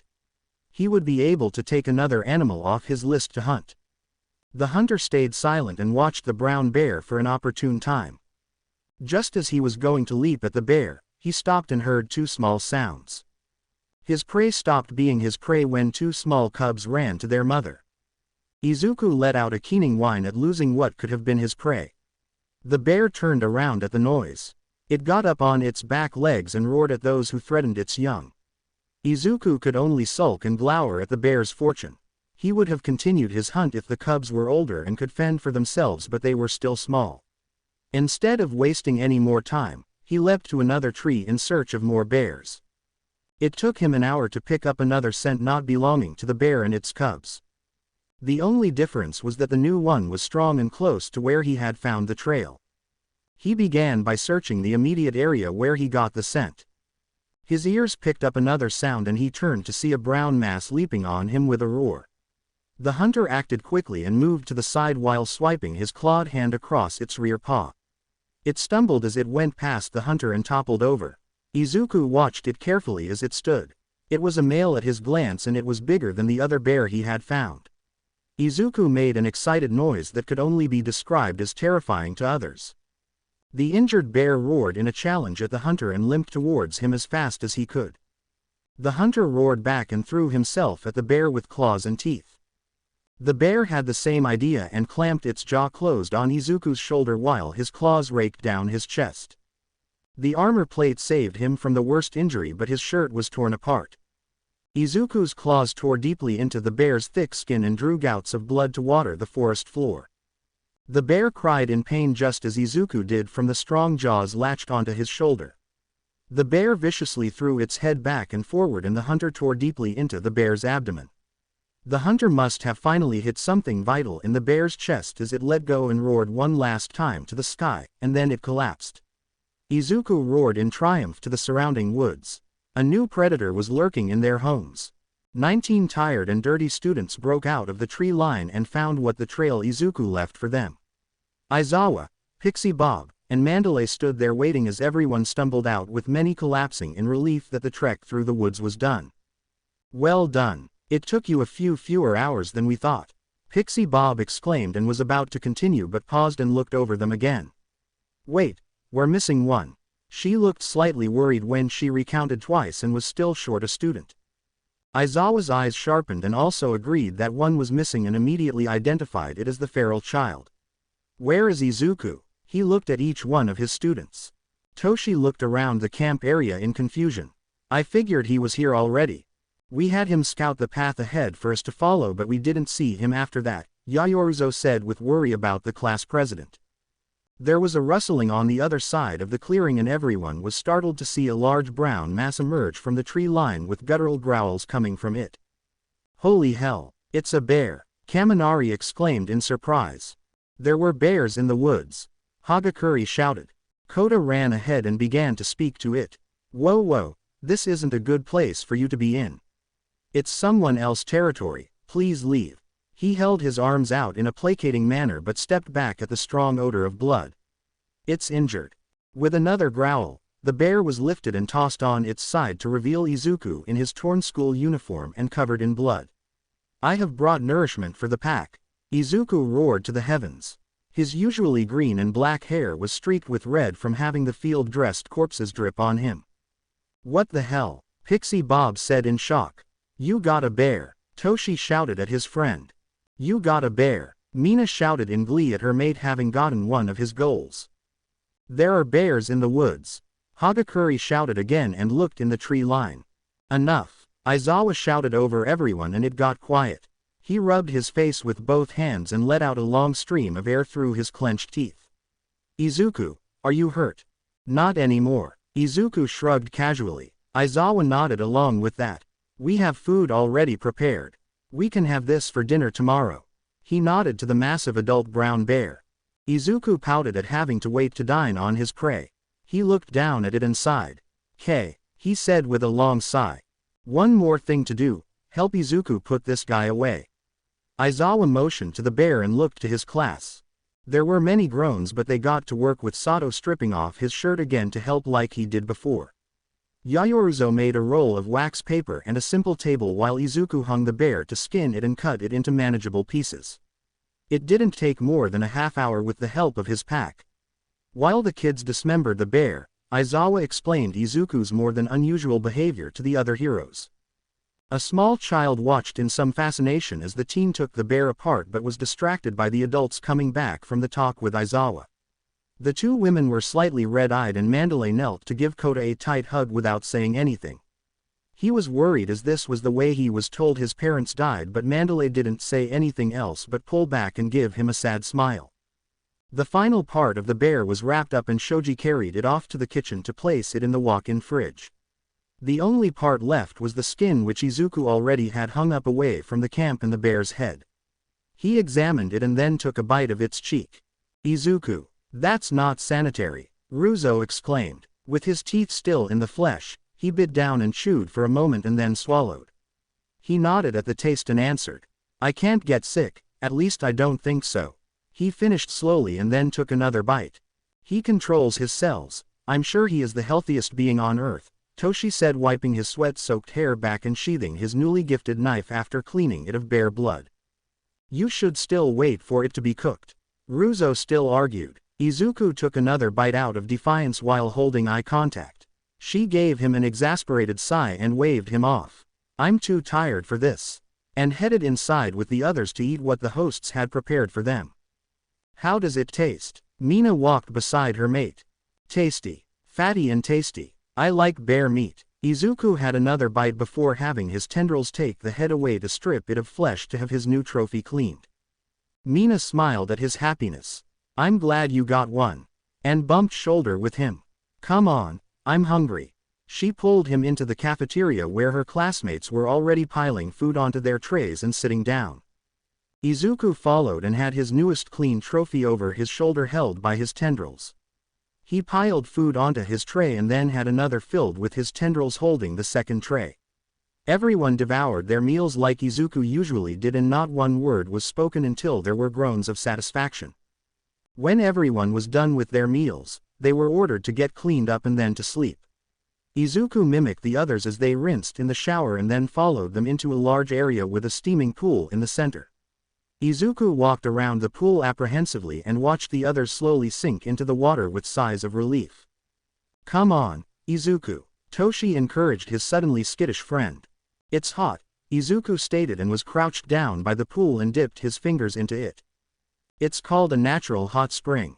Just think of it as a hot shower." Shoji helped. "Hot shower." Everyone paused and then looked to Izuku. "Don't you have a shower in your room?" "Back to the school?" Kachan asked. "Yeah, but I never take a hot shower." Izuku looked at his old friend like he was the weird one. Kachan just stared at him and shook his head. "Just get in." Izuku tentatively dipped his paw in and pulled it back while shaking off the water. He looked at everyone and they all gave him encouraging nods. He dunked his paw in and slowly stepped into the steaming water. Ever so slowly sunk to his abdomen, then his chest, and finally to his neck. He hummed in pleasure. The other watched with some amusement as his face relaxed and he continued to sink into the hot spring. They grew concerned when he continued to sink until he was under the water completely. The steam just over the water obscured his figure so no one knew what he was doing. They all looked at each other and then they turned to Toshi, who was also staring at the spot where his friend sank into. "He should be fine," Toshi said slowly. "Most likely," he added on. A tendril emerged from the spot where Izuku had sunk. It expanded and grew thicker. From it, they could hear the sound of air being sucked in and out. "See, he's fine." Toshi relaxed in the water after seeing the tendril. Izuku sat at the bottom of the spring and was in complete euphoria as the hot water around him held him tightly. He felt that he could sleep where he was, but his airway was clogged. He grew a smaller tendril from the airway and poked at whatever covered his air. It was a finger, so he grew a small maw and nipped at the finger to go away. He saw who flinched under the water and retracted the airway to grab the leg of who he bit. He yanked him underwater as revenge, and it was Toshi who was glaring at his friend under his waterlogged hair. Izuku emerged from the water to hear laughter at Toshi's expense. Like an alligator, he bobbed in the water without emerging completely. "Kota, I gotta ask. Doesn't it bother you to have Izuku hunting? Like, aren't you close with animals?" Kaminari asked after he was done laughing. Everyone turned to the animal lover and blushed slightly at all the attention. He spoke clearly but quietly. "Not at all. It's the circle of life and Izuku is the predator. I've learned that when I was young, but I do warn any friends to stay clear of his territory." He finished with a chuckle. Izuku's eyes crinkled on the water's surface at hearing his pack mate speak about animals as he did. He emerged more and said, "I never hurt them, a quick death to all of them." He paused and continued, "Except for the bear, he took longer." Kota nodded in thanks at his statement. "All right, let's go before we prune up like old men," Sato said with a sigh and got up from the pool. The rest of the guys followed and got out. Izuku was one of the last and heard something odd. He looked up to see the young boy he had seen earlier in the day. Izuku waved at him with a smile, but the boy sneered at Izuku in return. The feral child was confused since this would be one of the first times he'd ever get that reaction, especially from a small child. Izuku frowned in confusion but let it go and began to make his way to the changing room with the others. When he arrived at the sleeping room, Izuku was uncertain as he saw every male packmate roll out their sleeping bags in one large room. To Izuku, it was odd since he had only ever slept alone and at most in a room by himself.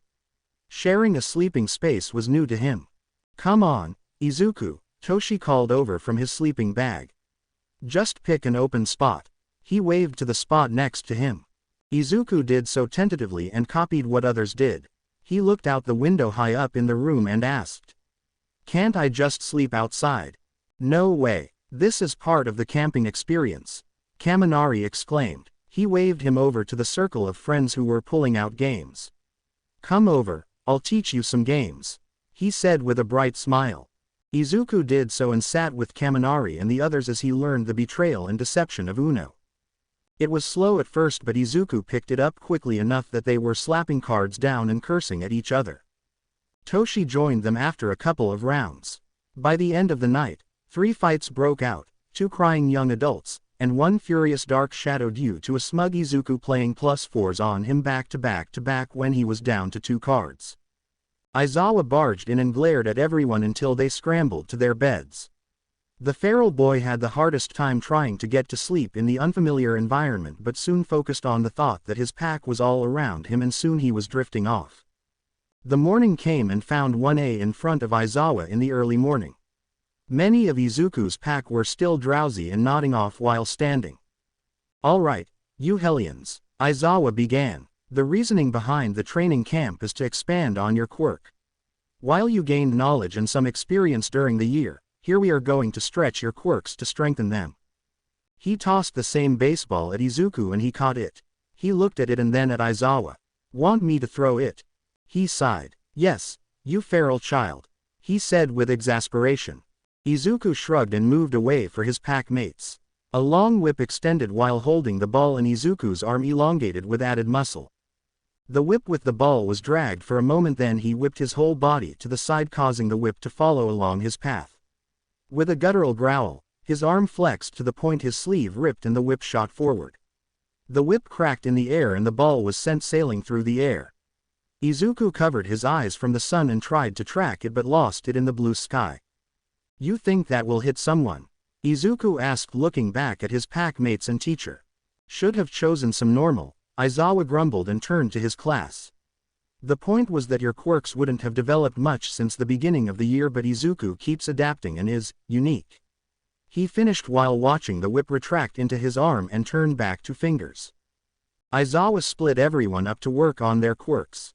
Toshi went with Ragdoll and had him use his quirk on her for complex commands. Izuku, for his part, stayed near his teacher to be sent off like the others. His ears perked and he turned to see a small rodent running in the tree line. He glanced over to see Aizawa still instructing the others in their tasks and he took his chance. Izuku bolted and his arm shot out with a needle-like spear that extended from his palm to kill his prey painlessly. Tendrils extended from his hand and quickly skinned and dressed the snack. Aizawa turned to speak to Izuku when he found him chewing on something. He narrowed his eyes at him and Izuku stopped chewing at being caught. "What, or never mind, you'll be working on changing your body as fast as you can. From the smallest detail to the larger transformation." Izuku swallowed the mostly whole chipmunk and nodded. "That takes energy. What if I get tired and can't anymore?" "Then push a bit further and then rest and eat," Aizawa said. "Hunt?" Izuku asked eagerly. He huffed in amusement. "If you can manage." Later, anyone near Izuku's training area would think that the most gruesome horror movie was being filmed, as it was a constant noise of breaking bones and tearing flesh. He was continuously shifting his arms from claws to spears to whips and more.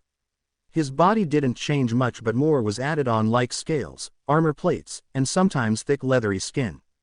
It was a continuously shifting horrific form to anyone who witnessed it. One such person saw his training and was thoroughly horrified at what she witnessed. "You all right, Setsuna?" Kodai asked from nearby her. "You got all pale." Satsuna reformed and smiled shakily at her friend. Yeah, just saw some freaky stuff is all." "That freaky stuff is mine," Mina shouted as she glided by on low acidic acid and gave Setsuna the "I'm watching you" sign with her hand. By the end of the first day, everyone was dead tired, including Izuku. It was an experience he hadn't had very many times. When he was tired he took a nap, stopped and rested, or went to eat to replenish his energy. But training his quirk so vigorously was exhausting to him. When they were told that they would be cooking up their food, Izuku nodded with acceptance and went over to a tree. "Zuku, what are you doing?" his mate asked him as he walked away from the cooking station set up. The rest of the class looked over to see what their feral pack leader was up to. "Firewood," he said tiredly and slowly shifted his arm into a large axe head. Just as he was going to begin to chop the tree down, Kachan yelled out. "Izuku, there is already firewood." He pointed at the stack of wood to the side of the cooking station. He stopped mid-swing and looked over. He narrowed his eyes and pursed his lips. "Is it good firewood?" "Just get over here," Toshi said, turning back around to prepare on cooking the ingredients. The class got together to dull out the duties. Izuku watched everyone turn and begin their tasks. He never cooked anything other than raw meat, but he did know how to start a fire. So he did that. He created some sinew and grabbed 2 sticks to begin on the embers. With the practiced motion, the smoking tinder was added to the small sticks to start the fire. He turned to start on the next one but saw that they were already blazing. Todoroki shifted from foot to foot under Izuku's glare. "Cheater," Izuku mumbled. "Come on, Zu, help me with this." Mina prodded him. He grumbled about taking shortcuts and cheaters but did as his mate asked. He wasn't sure what he was doing, but he followed her instructions and chopped the vegetables to her specifications and then the meat.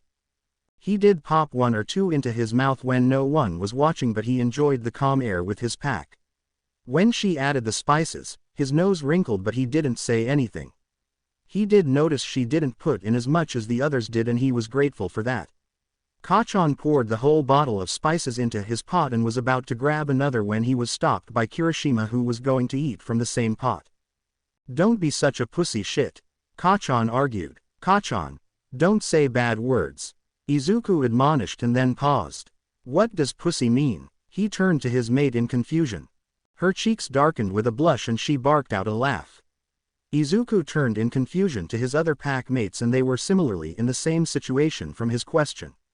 Kachan was one of the few not laughing but looking out into the distance as he was regretting his life up to that point. Iida was trying to rein them in and stop their uncouth behavior. Is it bad? Like the other bad words? Izuku began to feel mortified at saying a bad word. Mina began to calm down and leaned on his shoulder. Kinda, it has the same meaning as some other words but more crude. It could mean scared or something else.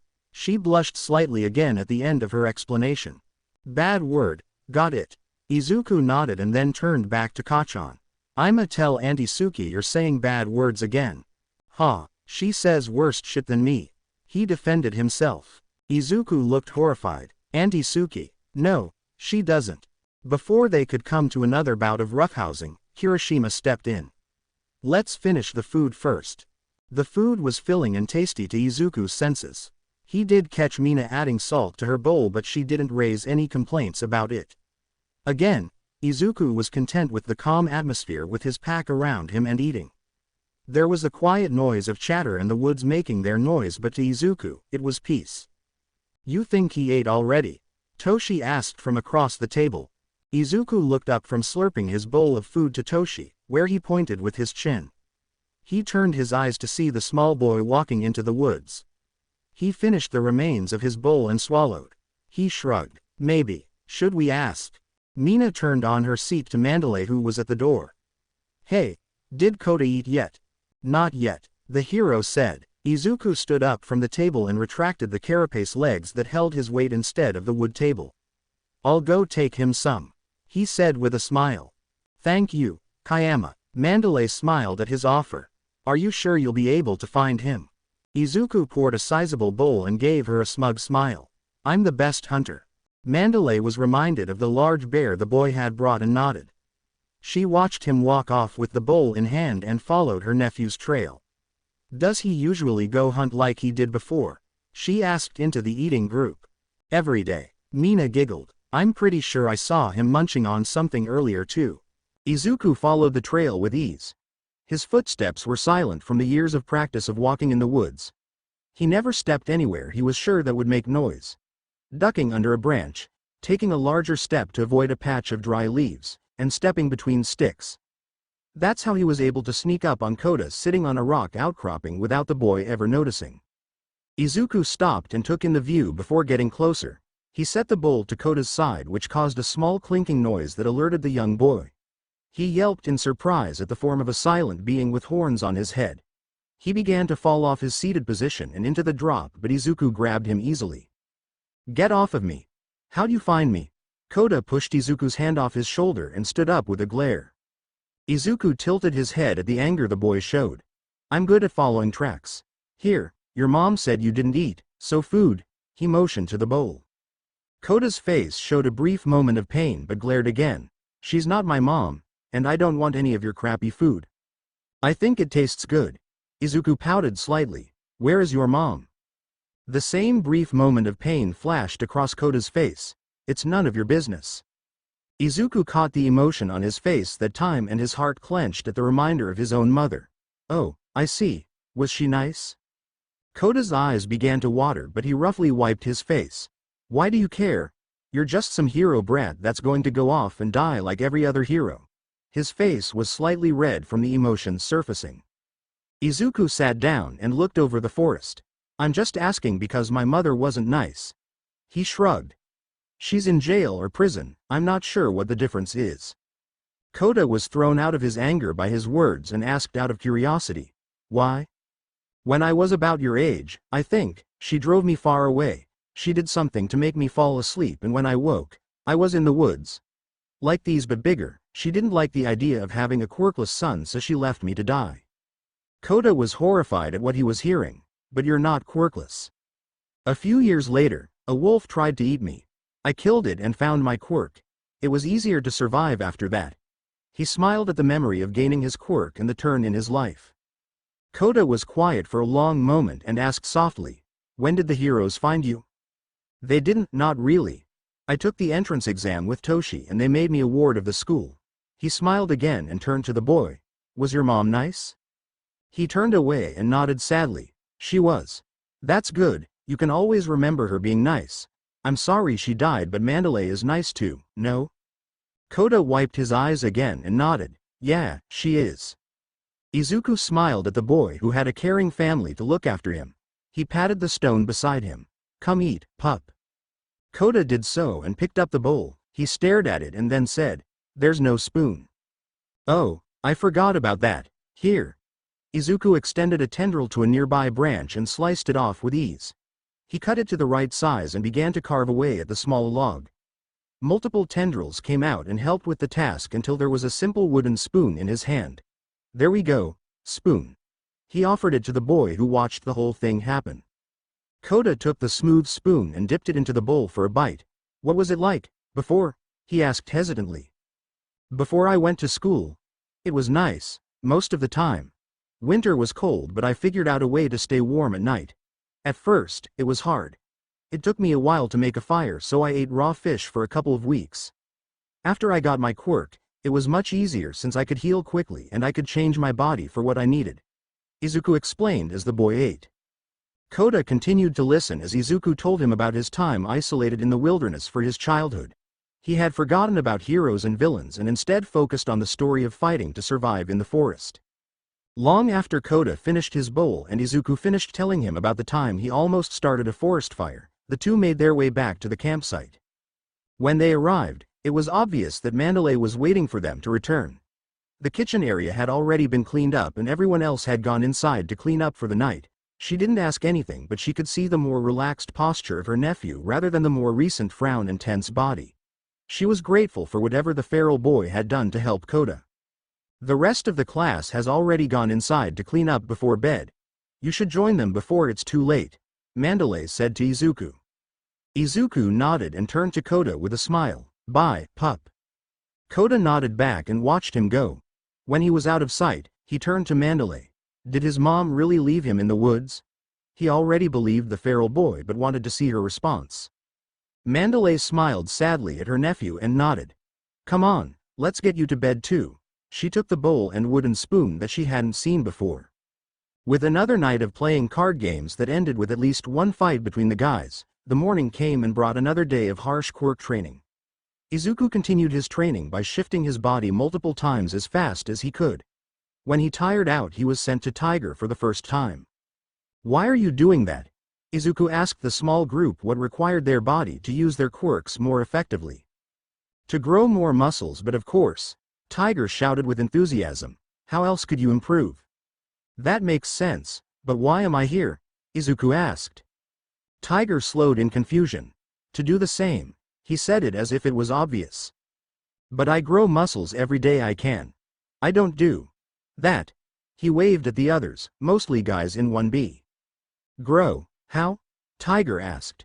You look like you've got muscles but not that much, Kaibara-sen said. Sir, Izuku is quite stronger than he appears, Shishida said, remembering his fight against Izuku during the sports festival. It's easier being small like this. But I compressed all my muscle fibers and continuously added more whenever I got the chance. See?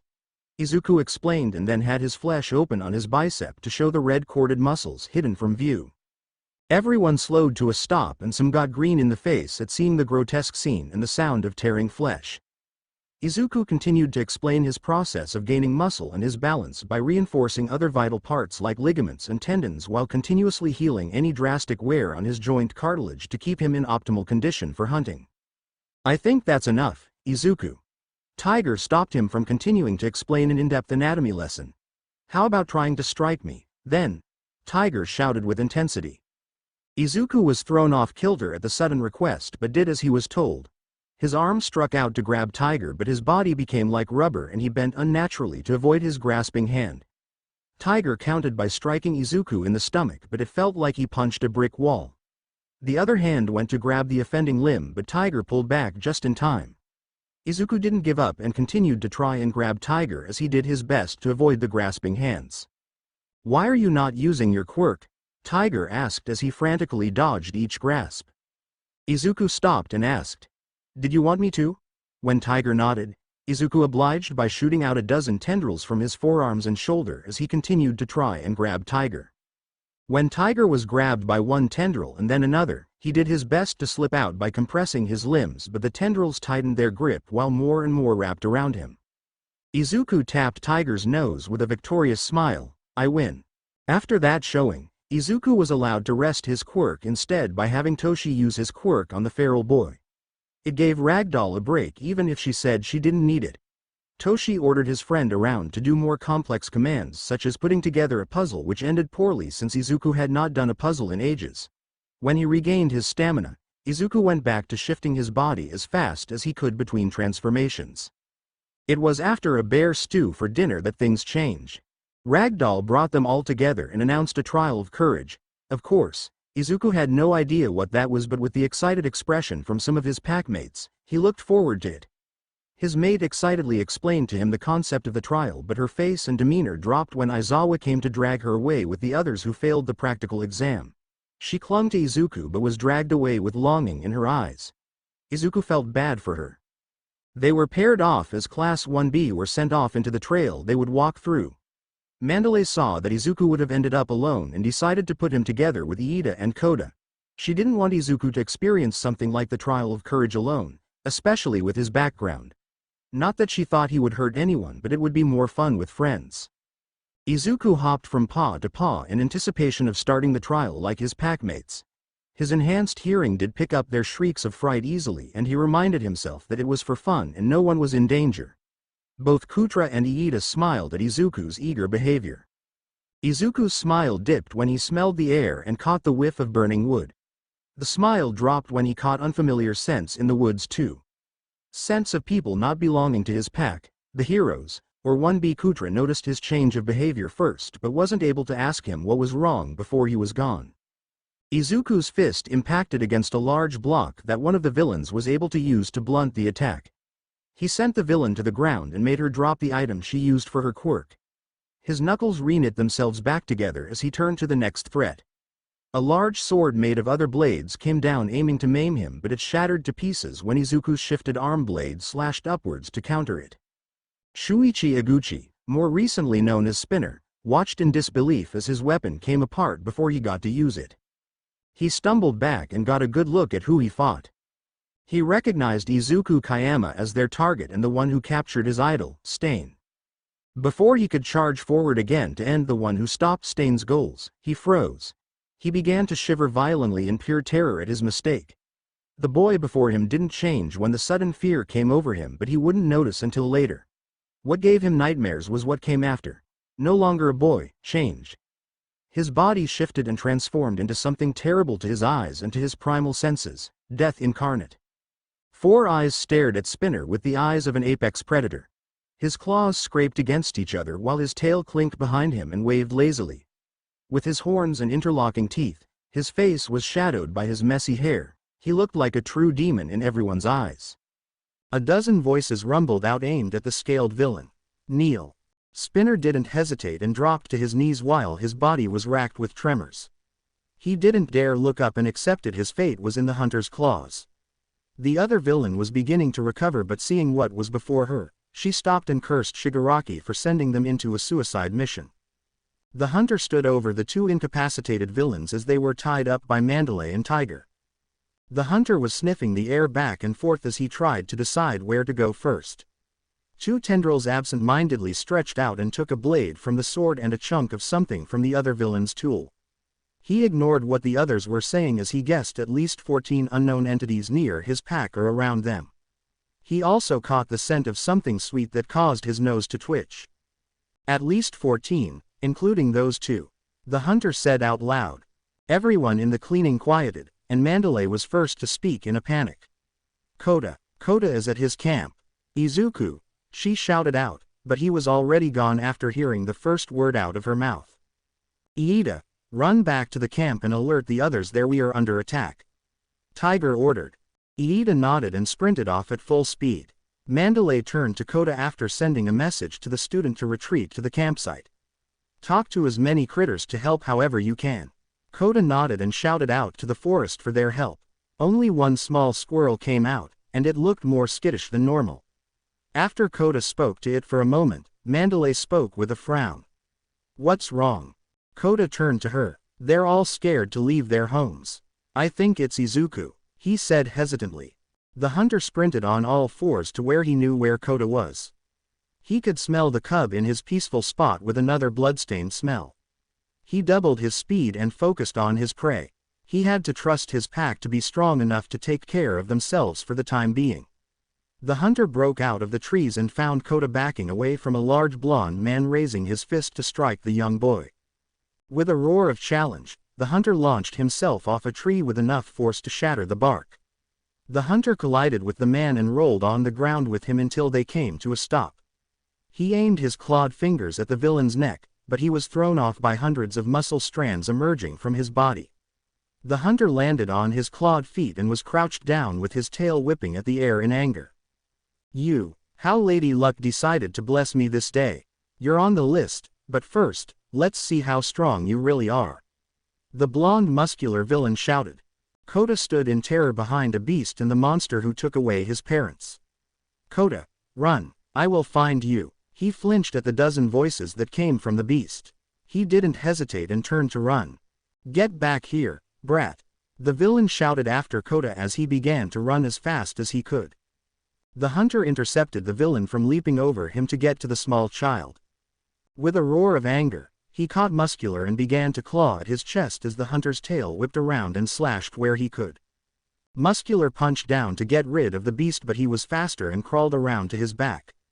The ground shook as they landed in a heap, but the hunter recovered faster. The beast leapt back onto Muscular back and tore at the thick layers of muscle. His spear-tipped tail cut deeply into the flesh, but no real damage was done. Muscular struggled to get him off his back until he got a hold of his tail. The hunter jammed his hands deep into Muscular's back as he was jerked to the side by his tail. He had the tail stabbed at the hand and he managed to show real blood. This spurred the hunter on and used his now freed tail to stab at the limbs. Muscular dropped to one knee from one particular spear to the leg. More and more blood came from the multiplying wounds until Muscular grew in rage and threw himself backward with all the speed he could to smash the hunter between the wall of flesh and the cliff wall. The hunter felt his spine break at the impact and he quickly repaired it before Muscular turned around, grabbed at him and began punching repeatedly at the hunter. The small mountain began to crumble around them from each impact, but the hunter didn't give up. He used a tendril to stab at Muscular's neck. The villain reeled back at the sudden attack and then pain. The muscles protected him from the initial damage, but he felt something in between the muscle fibers. He frantically began to claw at his neck and reduced his quirk's effects around his neck to grab whatever was wriggling around his neck. It only made it worse since the parasite found an easier path to the real flesh. The hunter dislodged himself from the mountain wall and prowled around Muscular as he recreated the scene from the USJ. As he crawled around his prey, the accumulated wounds healed rapidly. Broken bones reconnected, flesh sealed, and bruised organs reformed. Get this thing off of me! Muscular shouted and continued to claw at his now exposed neck. The parasite burrowed into the villain's neck with little blood coming out of the entry wound. The hunter watched carefully as Muscular's body was racked with spasms before he fell onto his knees and then face down onto the ground. What did you do? Muscular screamed as he couldn't feel anything below his neck. He stopped grunting in effort at hearing the sound of claws scraping the rock. He was flipped over onto his back and he stared up at the four eyes of a beast. You will never move again. You will never hurt anyone again. And instead, you will wither away like a rotting vegetable. Nem said it is bad to kill villains, so I didn't. I would argue you aren't a villain but instead a monster. A dozen voices said softly over the prone villain's head. What is this? His eyes landed on the prosthetic eye. Get away from me, you freak! Muscular shouted and thrashed his head side to side as the claw came closer to his face. The hunter grabbed Muscular's face and held him still. Mine! And carefully yanked the prosthetic eye as Muscular screamed in pain at the sudden removal of his eye. Good, stay here. He examined his newest trophy before it was added to his other trophies. He bolted off into the woods and caught the scent of the pup he was sent to protect. Izuku quickly found Kota hiding in a hollow tree trunk. He did shift back his voice and head so the pup wouldn't be more scared of him than he probably is at the moment. Pup, I need to get you to safety. Kota looked up at Izuku. Is he gone? He stuttered out. He won't hurt anyone anymore. Izuku smiled. Is he dead? Kota was now worried. No, Nem said not to kill people unless it's necessary. Izuku grumbled the last part in a low voice. He got serious again and held his normal hand out to Kota. I need to help my pack, let's go. Kota nodded and climbed out of the hollow tree. Izuku didn't wait for him and pulled him onto his back and had tendrils hold him as he picked up speed in the woods. He heard Kota yelp in surprise, but Izuku didn't slow. It didn't take long for them to arrive at the campsite. What Izuku saw first was the villain Aizawa was fighting. With Kota on his back, he resorted to a ranged attack. Aizawa heard someone coming but had to focus on not getting immolated in blue flames.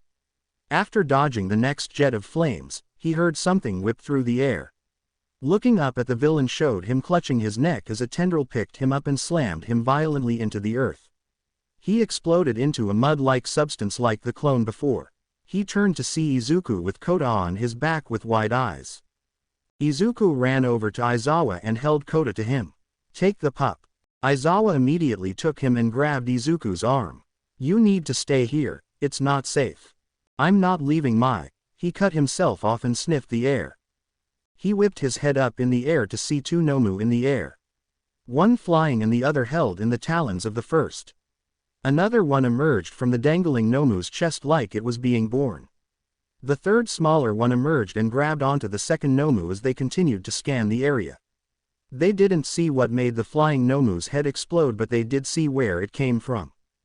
The hunter roared in challenge at them after throwing the stone at the Nomu. The other two plummeted after the flying one let go in death. The hunter sprinted forward to meet them head-on. The second Nomu had thick skin with a single thick horn on its forehead. Its brain was exposed like every other Nomu. Its arms were thick and had 3 blunt fingers in each hand. Its legs were powerful stubby things meant for short charges. The third and smallest one had sharp claws with one large eye in the center of its head. The sharp needle-like teeth looked menacing as they bared them at the hunter. Its limbs were thin and spider-like, meant for climbing and fast movement. Izuku! Aizawa shouted as he charged at the 2 remaining Nomu. He cursed under his breath and ran with Kota in his arms to the building to get him to safety. The hunter leapt into the plummeting Nomu and crashed into the ground. The hunter managed to claw at the horned Nomu's neck and gouts of blood spewed in every direction. The horned Nomu picked him up and slammed him into the ground with great strength. Then it threw the hunter back into the open grounds of the camp. He recovered quickly and looked around for his prey. He remembered there were 3 and looked around for the third. He felt the pain first and then heard the high-pitched screech. The smaller Nomu clawed his back as he wasn't looking. The hunter swiped at it, but it ran off as the horned Nomu came charging at the hunter. They crashed into one another again with tremendous force that the ground shook. The hunter stabbed into any joint the horned Nomu had to slow him down as the experiment did its best to grab the hunter to immobilize him for the smaller Nomu to cut apart. The hunter broke free from any grasping hands and shifted his hands into mantis shrimp claws. One solid hit later, the horned Nomu went flying into the tree line. It broke many trunks as it stopped. The hunter was made to focus again on the smaller Nomu as it leapt onto his back and tried to claw his neck open.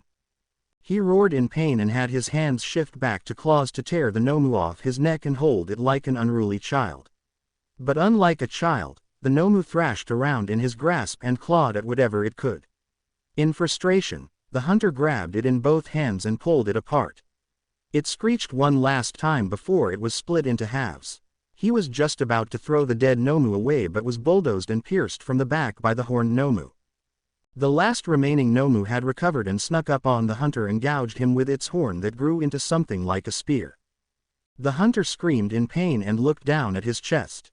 The horn had pierced where his heart was. This didn't stop the hunter as he slammed his elbow with so much force that the horn broke from the Nomu's head. A tendril snaked out his back and pulled the horn from his chest. The hole reknit itself closed. With the Nomu dazed from the elbow to the head, the hunter launched himself at the monster. He shifted his arm into a large blade and slashed it down where its shoulder was to disable it further. The Nomu reeled back and then lost the other arm in the same fashion. Aizawa ran back out after seeing the Nomu impale his student in the back. His heart clenched and his blood went cold at seeing the lethal injury he had sustained. He sprinted forward to help, but it seemed unnecessary as Izuku dismembered the Nomu and began to punch its head repeatedly until it was a mess of blood and gray mattress. With one final punch, Izuku stood in gore and roared in triumph. He picked up the horn that impaled him and had a tendril hold onto it. "Izuku, you need to get inside," Aizawa said just as the Mandalay, Tiger, Iida, and Kota arrived back to their location. The two villains were tied up and dragged behind them. "My pack needs me," the hunter said in a dozen voices. His body shifted again and his head was covered by interlocking bone plates. Armor grew on his joints with vicious spines over them. His shoulders, knees, and elbows were covered with bone ridges that grew on his spine and covered the nape of his neck. "My God," Tiger whispered in horror. "Where is Kota?" Mandalay asked, looking around frantically. "Hup is safe," a dozen voices answered, and he was gone after a rapid clicking noise that sent shivers down everyone's backs. Toga was having fun with Ochako and Tsuyu as they battled. She was excited to see the one who took Stain out, and more importantly she wanted to see him covered in blood. It was too bad that she had not found the pink one she wanted. "I gotta say, Ochako's blood tastes better," Toga said, licking the blade clean. "Shut up," Uraraka shouted at the villain her age. She looked to Tsuyu, who was pinned to the tree, and then back at the girl who had just taken some of her blood with a syringe. "Now, I just need a B." Toga cut herself off and her eyes dilated like a cat.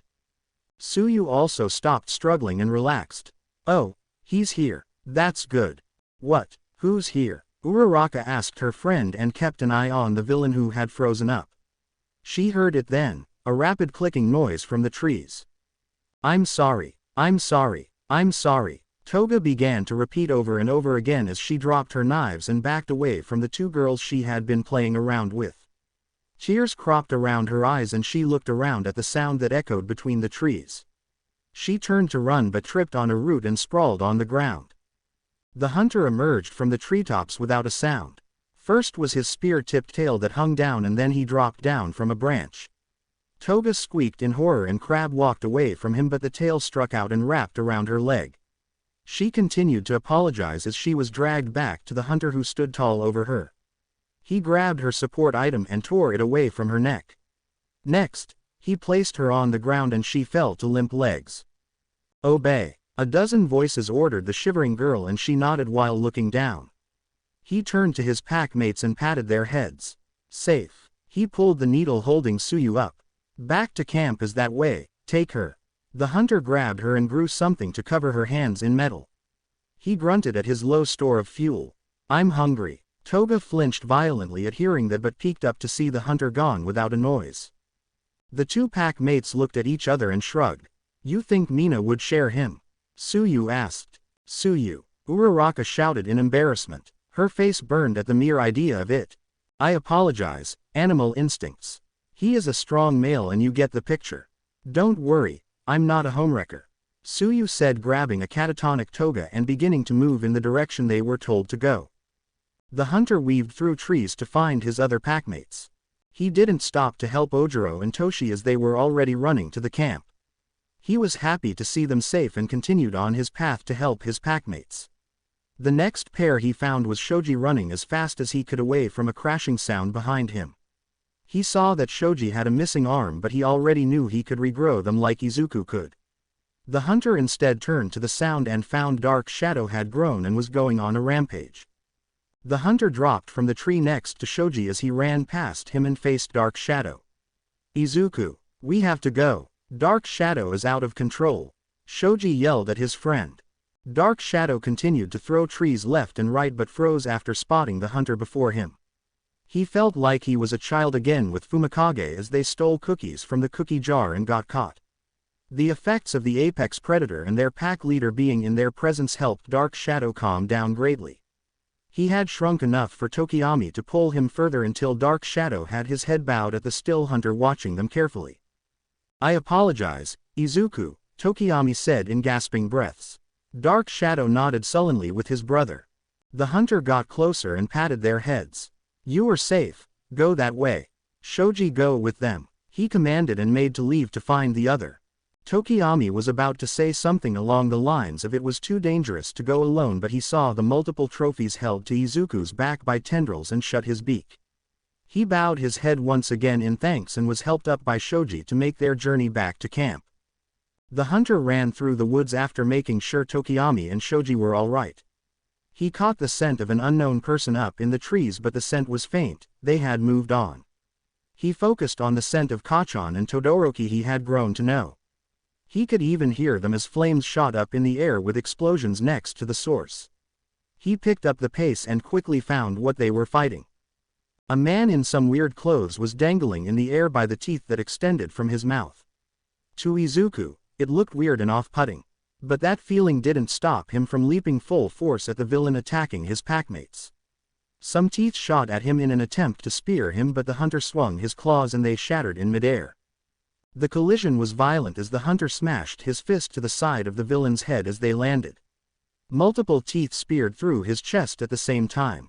There was no way of dodging the attack when he was on top of the villain, so he took them head on. He roared in pain, but he continued to strike at the villain until he went limp. He shattered the teeth from his mouth to free himself and began to pull the spears out of his chest. Jesus! Izuku! Kachan shouted in alarm at the sudden attack. He also was worried for his old friend because of the multiple lethal injuries he had sustained. For the second time that day, Izuku had to regrow his heart. His left lung was knitted close, his kidney reformed, and the punctured large intestinal line was fixed while ejecting the bile that leaked out from it. He growled in pain at everything while keeping his blood flowing manually as his heart took up the task again. He was very aware of the diminishing energy he had at the moment. He had to heal himself too many times that day, and the training from earlier that day depleted his stores even further. The dinner wasn't enough to put him back at full. But for his pack, he would continue. "Are you well?" Todoroki asked to his side with worry written across his usually stoic face. "I've healed. Get back to camp. I'll find the rest of the pack," a dozen voices intoned. "Like hell," Kachan argued immediately. "You will slow me down. I am from the woods. Go." Izuku turned to his old friend and pointed in the direction of the campsite. "He is right." Todoroki put a hand on the blonde's shoulder. "He is much faster and can track them down. We'll just slow him down." Kachan glared at the two of them and gave out an angry growl before nodding. "Don't die," he said to Izuku. Izuku nodded and turned to the nearest scent he could pick up. He was at least half a mile away when he saw the gout of flames that shot up in the air behind him. With his enhanced hearing, he heard Todoroki shout out. He pivoted back and ran as fast as he could back to his packmates. He picked up the scent of that person who was in the trees earlier and ran faster. He found Todoroki running in the wrong direction of the camp, alone. "Where is Kachan?" The hunter yelled and found where his old friend's scent disappeared. "A villain took him," Todoroki shouted back. "Go to camp." The hunter yelled behind him and quickly followed the scent of the villain. Compress leapt from tree to tree with ease as he ran to the rendezvous location. With one target captured, it would have to do. He had caught a glimpse of the second target, but he knew his limits and chose to go after the easier of the pair. He was just about there when he heard the thumping of rapid footfalls behind him. He looked over his shoulder to see a demon on his trail. With no eyes, horns on his head, and vicious teeth, it was the only word that could describe the beast behind him. The bloody tattered clothes with long bony tail just added to his fear as he sped up to escape. He felt terror at each closing footfall of the beast, but he kept his focus on the clearing he was nearing. It was too late. He felt something wrap around his leg. The hunter yanked the tendril that held the villain's leg as he leapt into the clearing. He saw with his echolocation two other villains and one of his packmates hidden in the brush nearby. Two others were prone near his packmate, but his focus was on the villain whom he pulled to his claws. His head shifted back to his hunter form so he would be able to see properly as he held the villain in the air by his neck. Two tendrils held his arms out like he was about to ascend to the heavens, but the fear wafting off him showed differently. With the other clawed hand, he ripped away the villain's mask and had to expose his face. "Where is he?" he roared in fury. The villain dropped a blue marble from his mouth. "There, let me go," he said in terror. The hunter caught the marble with a tendril that split into smaller tendrils and examined it. His eyes went back to the villain. "Bring him back." He caught the movement of the other two villains, but his focus was on the one he held by the throat. "Let me go and I will," the villain shouted. He screamed in pain as his wrists began to be crushed in the grip of the tendrils. He looked into the beast's 4 eyes and saw the lashing tail behind him. "Bring his back or I will tear you limb from limb." The hunter's tendrils began to pull apart and continued to squeeze his prey. Nem said not to kill, "I will just make you suffer until you bring him back." His unoccupied hand shifted into burrowing parasites and began to move them to the villain's leg. Compress screamed in agony as both his shoulders were dislocated and did as he was ordered before the wriggling parasites got too close to his limb. Okay. Kachan appeared from the blue marble disoriented just as a purple portal opened behind the 2 waiting and horrified villains. The hunter threw the villain he was holding at one of the other villains and they collided violently with cracking bones as they tumbled through the portal. The other villain was fast enough to dodge the body of his comrade and turn to the beast and the target he was supposed to capture. Instead of the villain retreating through the portal, he shot a stream of blue flames at the Kachan. The hunter saw this and pushed Kachan away with one arm as the other formed a shield of keratin. He felt immense pain as the exposed arm was immolated and part of his face was caught in the heat. The shield was able to block the rest but the damage was done to the hunter. Dobby felt satisfaction at hearing the roar of pain but was distracted by a bright flash of light and a laser almost taking his head off. He turned to see who shot it but was drawn to his latest victim. Instead of seeing a dead body like he expected, he saw a blackened shield crumbling to nothing and behind it was the beast with half of his face burned to the bone with an arm missing. The eye and skin from the top right of his head were gone and only metal bone and the horn were left. Instead of fear or panic like his victims had after surviving his fire, he saw hate. A dozen tendrils exploded from where the beast had an arm before and they whipped around in the air violently. Dobby began to retreat at the horrific scene but not before the dozen tendrils acting as an arm grabbed a javelin that formed on his back and launched it at the villain. Dobby leapt through the portal backward in fear of the projectile. He felt shooting pain when instead of hitting his chest, it took his leg off at the knee. Jumping saved his life but the terror stayed as he witnessed parasites devour the leg still on the ground that was taken from him as the portal closed. The hunter yelled in anger at the place where the villain had escaped. The hunter stood with an arm missing and his face regrowing his eye and skin that was burnt off. He turned and checked on Kachan to see if he was all right and he was. The blonde boy was recovering quickly from the disorientation of being snatched up and transported via quirk and being close to being immolated right after being released. "Izuku, are you all right?" Kachan asked with worry written across his face as he watched his old friend's face heal. "I have enough for my eye and face," Izuku spoke. Then he turned to Aoyama who was peeking out of the brush. "Are you all right?" He smelled guilt coming from the usually flamboyant boy. "I am." Aoyama nodded. "I have 2 that need assistance." "Izuku, your arm." Kachan still looked worriedly at him. Izuku looked down at the dozen tendrils that acted as a limb for the time being. "I don't have enough resources to use to regrow my arm. Not enough iron, carbon, calcium, protein, and mass." He listed off as he thought of what he would need to regrow his arm. "I will be fine." Izuku went over to Aoyama and grabbed the 2 students from 1B. "I'll take these 2, go that way to follow me." Izuku pointed in a direction. Kachan nodded and Aoyama agreed. After that, Izuku carried the other 2 back to camp. They were tied to his back with tendrils as he rushed back to camp. It didn't take him long to arrive and he saw most of his class had returned with many injured. Most of 1B was still missing. He set down the 2 he had brought back with the others that were being looked after. Hagakure, Jiro, and Yaoruzo were all unconscious like most of 1B due to the gas he was told. Izuku growled in frustration at seeing his packmates like that but turned back to continue looking for the missing packmates of 1B. Aizawa led Izuku return to the forest to search for the rest of 1B. While he knew it was a bad idea to let a student do so, he was aware of how valuable Izuku was in this terrain. He also noticed how much his clothes were destroyed. He saw the torn-up shirt and cut-up shorts. He also noticed his arm wasn't what it should be and he cursed himself for letting his students suffer as they were. The hunter ran back into the woods to find the rest for 1B. He caught the scent of a few he had passed as he looked. It didn't take him long to find a few unconscious being carried by other packmates back to camp. He helped them after quickly identifying himself as the pack leader of 1A. "Who is that?" Izuku asked 1B's pack leader. It's one of the villains.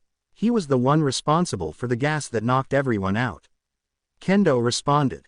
Izuku growled at the young teen who cowered at the murderous glare he sent at him. You were lucky to breathe. Let's keep going, Kendo said to get them back on track to camp. Tetsu was behind her as they made their way back to camp with Izuku carrying 2 others from 1B and the villain. They broke through the tree line and the other 2 let out sighs of relief at being back to relative safety. Izuku gently set the 2 unconscious packmates with the others and tossed the villain with the others that were tied up. Spinner had yet to speak or look up since he had been captured. Magna had tried to speak to him but he was near catatonic with Toga being in the same boat as him. She had tear stains down her cheeks but didn't speak. One is missing. Izuku drew the attention of the others. One of the cats, the nice one. Izuku didn't remember her name but knew her scent. I found her blood but her trail ended. Like the others when they went through a portal. He heard the cry of despair from Ragdoll's teammates. Thank you, Izuku. Help is coming soon, Aizawa said to him. Izuku nodded and could fairly hear the sirens in the distance. That didn't stop him from wandering around the campground with his ears and eyes looking for any other threats. He wouldn't allow any more harm to come to his pack when they were at their weakest. He was also weaker but he was the pack leader. He ignored the corpses of the 2 Nomu and the worried whispers from his pack. The hunter heard footsteps near him and turned to see his mate near him. Izuku, she asked worriedly. He butted his head against her side and she laughed softly before hugging his head that leaned on her side. I'm tired, his stomach growled, and hungry. Kachan said you got hurt badly. She pulled his head away to look at his arm which was still a mass of intertwined tendrils acting as an arm. Your arm. I can grow it back, but not now, Izuku grumbled. You are not hurt. He looked over her to make sure. I'm fine, just worried for everyone is all. Mina smiled at him. He was seated but shifted to his hunter's form putting him slightly shorter than Mina standing up. Izuku grunted in agreement and turned to the road to see dozens of ambulances and cop cars arrive. They are here. Izuku relaxed a bit more at seeing help arrive for his pack. The paramedics began to organize and load up the unconscious students onto the ambulances while the police began to tie up the villains and load them onto the police van they dove in with. Any other smaller injuries were looked at and treated before moving on to the next student. Izuku kept one eye on all of them as they worked. Soon more people arrived. Heroes and firefighters arrived quickly after the police but the heroes seemed unnecessary as all the villains and students had already been found and apprehended to their knowledge. Izuku corrected that. One villain is on a rock outcropping that way and another was left in the woods that way. That one. Izuku pointed in the direction of the rock outcropping not visible from their location. Is paralyzed from the neck down and that one. Izuku pointed into the woods. I hit him in the head a lot. Izuku shrugged as to say to the heroes, oh well. Who are the villains? Are they known? One hero asked Izuku. Izuku shrugged again and described them. One had lots of muscles that grew and the other had teeth that grew. Muscular and moonfish. One hero asked in horror. Izuku made an, I don't know, noise and shrugged again. They had the scent of Shinami. They all do. He glared at the police van that still held the caught villains. The heroes looked at each other and back to Izuku who had shifted back when he was asked to tell them what he had found. His arm was still composed of tendrils but he had clean clothes on. Who is Shinami? The one villain who tried to kill me at the mall in the USJ. Izuku said exasperated. You mean Shigaraki? One hero asked amused. The villain with hands on his body and can turn things to dust, Shigazi. Izuku nodded in confirmation. The heroes let him go and began to trek through the woods to find the 2 villains left in the woods. Izuku had specifically not mentioned his trophies still held by a few tendrils on his back just in case they wanted to take them away as Nem did with Stain's sword. He remembered the bear skull and quickly ran inside the camp to get it. After that, everyone was on the bus to head to the hospital to make sure no one had any lingering injuries. Izuku sat next to his mate on the bus and almost immediately fell asleep due to exhaustion. Mina brushed Izuku's head that was on her lap. He had fallen asleep almost immediately after sitting down. She could feel the tension in his body after the day they had. Mina had heard of what Izuku did to keep his pack safe and it showed. His usually muscular right arm was a mass of tendrils acting as an arm, and she could smell burned hair on him. Half of his hair had grown out and desperately needed a haircut, but she could see the aftermath of fighting villains in the woods for so long. His clothes were in tatters again, but that was an easy fix. The reason they were torn up is what worried Mina. She was worried about his mental health. Before Ua, he had a peaceful life, then classes started and one crisis after another had hit them, and Izuku took it all head on to protect his pack. First, it was the USJ, then getting ambushed at the mall, and now this. Mina looked around the bus to see most of her classmates in a similar situation as she was. They were still processing the attack that just happened. Kachan most of all was looking out the window with a distant look in his eye. She could see the set grimace on his face, most likely guilt for Izuku risking his life to save him. And then there were the 3 missing classmates who were taken to the hospital by ambulance. Yaoruzo, Jiro, and Hagakure were caught in the gas like the majority of 1D were. Turning her head forward, she could see Aizawa talking quietly on his phone with an even more tired expression on his face than usual. She knew he was a good teacher even when he put up the front of being cold towards his students. She turned her attention back to Izuku on her lap and gently brushed his messy hair out of his face. They arrived at the hospital and Mina began to wake Izuku as gently as she could. "Zu, we're at the hospital, it's time to wake." She shook him gently as the bus got in front of the entrance. Izuku woke up with a jolt after Mina's whispered words. He sat up and his tendril arm tightened together and grew blades as he looked around frantically. He saw his pack mates on the bus looking alarmed at his sudden movement but no danger. He felt a tug on his arm and looked to his mate. "It's all right, Zu, we're at the hospital to get checked out, you got us all." She smiled with a few tears threatening to leak out of her golden black eyes.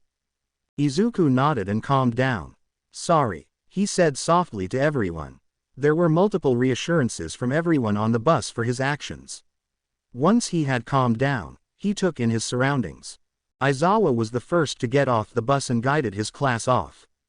They were filed out of the bus and escorted into the hospital and its waiting staff. The doctors were already alerted ahead of time of their arrival. Aizawa followed them inside and watched over them as best as he could. He watched the feral child most of all. Izuku had taken it upon himself to make sure his whole class was safe, and he paid the price for it in an arm. He could see the tiredness of his student and the ever-vigilante eyes looking for any more threats. It pained him to see him in such a state.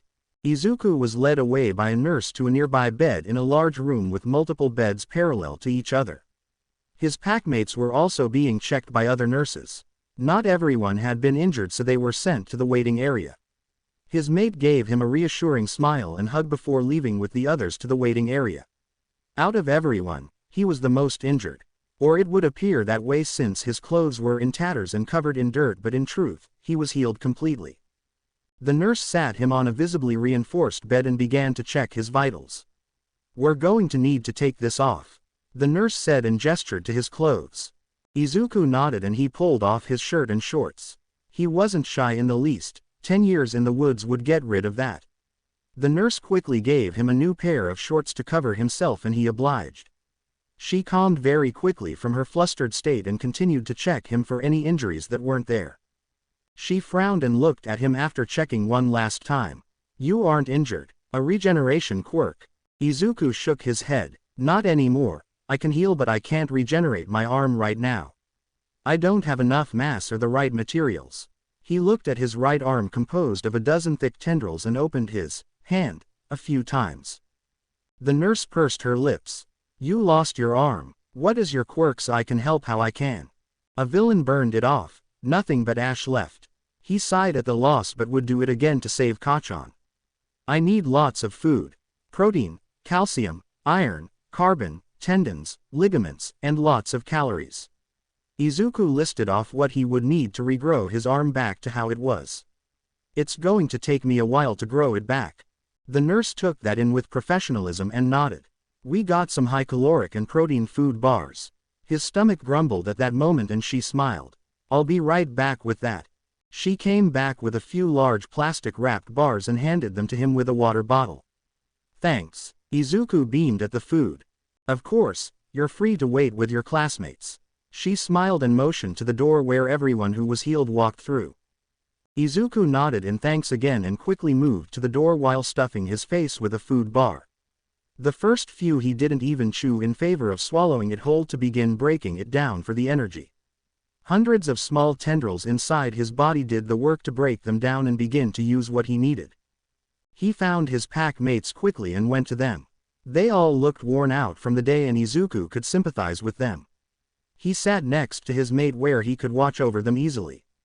His eyes found the entry points of the waiting room and anytime heard or saw a person unknown to him, he watched them as they passed. He was drawn out of his thoughts when Mina placed a hand over his. He looked at her in curiosity and she had a soft smile on her face. You can relax, Izuku. This hospital is a specialized one for heroes. There's higher security around the area so you can rest. Her hand squeezed his hand in reassurance. Izuku nodded tentatively and began to let his tense body slump slowly. You weren't hurt, were you? He asked and looked her over quickly. She was part of the remedial course with Sato, Kirishima, Shiro, and Kaminari inside the building. He assumed it was safe so he never checked on her.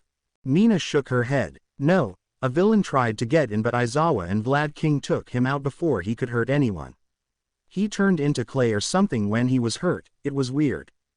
Izuku nodded in recollection of that villain. He curled his lip at having his prey get away just like Shueku did at the mall in the USJ. I know which one. I took him out while he was distracted with Zawa and almost had him before he escaped like Shanami did at the mall. They were working together, he snarled. Mina smirked at his mate's terrible way of forgetting the head villain's name. Her smile slipped when she looked at his arm. Is that who did that to you? She nodded to his arm. The rest of the pack was listening to him now but Kachan spoke before Izuku could. He pushed me out of the way after getting released from that fucker. I would have been dead if he didn't. The asshole's fire was hotter than icy hots by a long shot. The blonde had his brows furrowed but he spoke more quietly than his usual brusque tone. He looked up at Izuku. Don't do that shit again, you could have died. It's the job of the pack leader to watch over his pack. I can heal, you can't. Izuku said without backing down. You lost a fucking arm and half your face for fuck's sake. Kachan yelled at him. I can grow it back. Izuku yelled back. And stop saying bad words. Quiet down, Aizawa said firmly but not harshly. He stood at the entrance of the waiting room and looked over them all. As heroes in training, you will have to learn to risk evaluation and Izuku did so.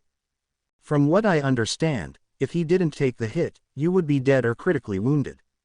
As much as I hate seeing this happen, he was right. He said to Kachan but the words were for everyone. He sighed and rubbed his face as he continued. Yaoruzo, Hagakure, and Jiro have been placed into care and reports say that the gas was non-lethal and meant to incapacitate whoever inhaled it. They will be all right with time. The school has contacted everyone's guardians or parents about what had happened and they should be here soon. The class took that in and let out sighs of relief for their classmates. After that, Aizawa let them rest and took a similar position to Izuku where he could watch every entrance in one of the chairs. The class quietly chatted as they waited for their parents to come and get them. The explosive blonde didn't bring up the previous argument and sat with his arms crossed, deep in thought. It was within the hour that the students' parents began to arrive with relief in their eyes. The ever-protective pack leader jolted to his feet when the first pair of parents burst through the doors. Many others also jumped at the sudden noise but no one as much as Izuku who had prepared to leap across the waiting room. He calmed himself when he saw the familiar face of Tashi's mother. She pulled him into a tight hug when he stood to greet her. After checking that he wasn't injured she looked at his pack. She smiled at Izuku who raised his hand in greeting. Aizawa took her aside to talk as Toshi said his goodbyes and joined his mother and teacher. He gave Izuku a reassuring smile as he left. Bit by bit, more and more parents came to get their children. 3 pairs of parents went past them to find their daughters in the hospital rooms they were staying at. Izuku was happy to see his classmates, parents arrive, each showing their worry and love for their child. It also panged in his chest at never being on the receiving end of that anymore. That changed when Nem arrived in a hurry accompanied by Mina's parents. Nimari dressed in her civilian clothes rushed to Izuku and pulled him into a hug. Izuku, I'm so glad you're safe. Izuku was surprised by the tight embrace for a moment but melted into it at feeling the affection he heard in her voice. Tears threatened to leak out for the first time in a long time as he hugged Nem in return. He buried his face into the sweater she wore and relaxed with her arms around him. She pulled him away while looking him over and showed concern at seeing his arm. Izuku, your arm. She gently touched the mass of tendrils in worry. Izuku sniffed a bit to clear his nose and looked at the arm. I can grow it back later. Nem squeezed his hand and hugged him again. I'll help in however I can. She released him after a short moment. How are you? She asked tenderly. Izuku shrugged and glanced over to see Mina in a similar situation as he was with her parents.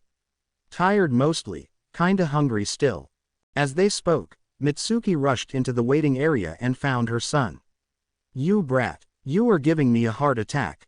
She yelled and yanked Kachan onto his feet and into her arms. Get off me, Kachan said after a moment of hugging his mother. Quiet you, I could only think of the worst when I got that call. She let him free and looked over him as every parent had done so far with their child. You're all right, she caressed his hair. Yeah, Mom, I'm fine, Kachan said without shouting. And Izuku, she looked around the remaining students waiting for their parents and found him with the other four.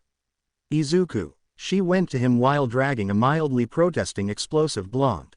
You must be Mitsuki, Nem asked her with a smile at the interaction between parent and child. Hi, Aunt Suki, Izuku greeted with a smile. Mitsuki didn't wait for any invitations and pulled her nephew into a hug like she did with her son. I just got you back, don't you go disappearing on me again. She pulled back as she ruffled his hair and stopped at the horns that she just noticed. Oh, these are new. She tapped on them and caught sight of the same pink girl Izuku had spoken about the last time they had talked. She smirked and whispered to Izuku. Is that your way of getting her attention? Izuku furrowed his brows in confusion and turned to his aunt. Getting whose attention? Nem snorted loudly and covered her mouth but didn't say anything. Mitsuki turned to her and greeted her. You must be Midnight, thank you for watching over Izuku. I'm Mitsuki. She introduced herself. Please, call me Nimari. She shook hands with the Bakugo matriarch. I wouldn't be surprised if he turned himself pink in an attempt to match with Miss Ashido. She patted Izuku's head and brushed his long newly grown hair back. She frowned slightly at that and reminded herself to get him a haircut before he decided to cut it himself. I just liked her horns and wanted my own, Izuku grumbled quietly but still leaned into the touch from Nem. Is that all you like about me? Mina asked with a pout as she and her parents got closer. I like everything about you, Izuku said with a beaming smile. Mina blushed at his earnestness and covered her face as Miwa chuckled. I've seen her blush and get embarrassed more in the past months than I have in years. The Ashido matriarch introduced herself and her husband. The three women gathered up like old ladies gossiping while the younger generation of heroes was pushed to the side as they talked between themselves. Kachan grumbled but didn't argue as he let his mother make friends. Mina hooked arms with Izuku as they both watched the women begin to make plans and talk mostly about Izuku much to his curiosity. The feral boy was thrown off by their sudden friendliness to each other even though they just met for the most part. Dai, Mina's father, was already used to his wife's antics and let me make new friends with the grumbling boy's mother.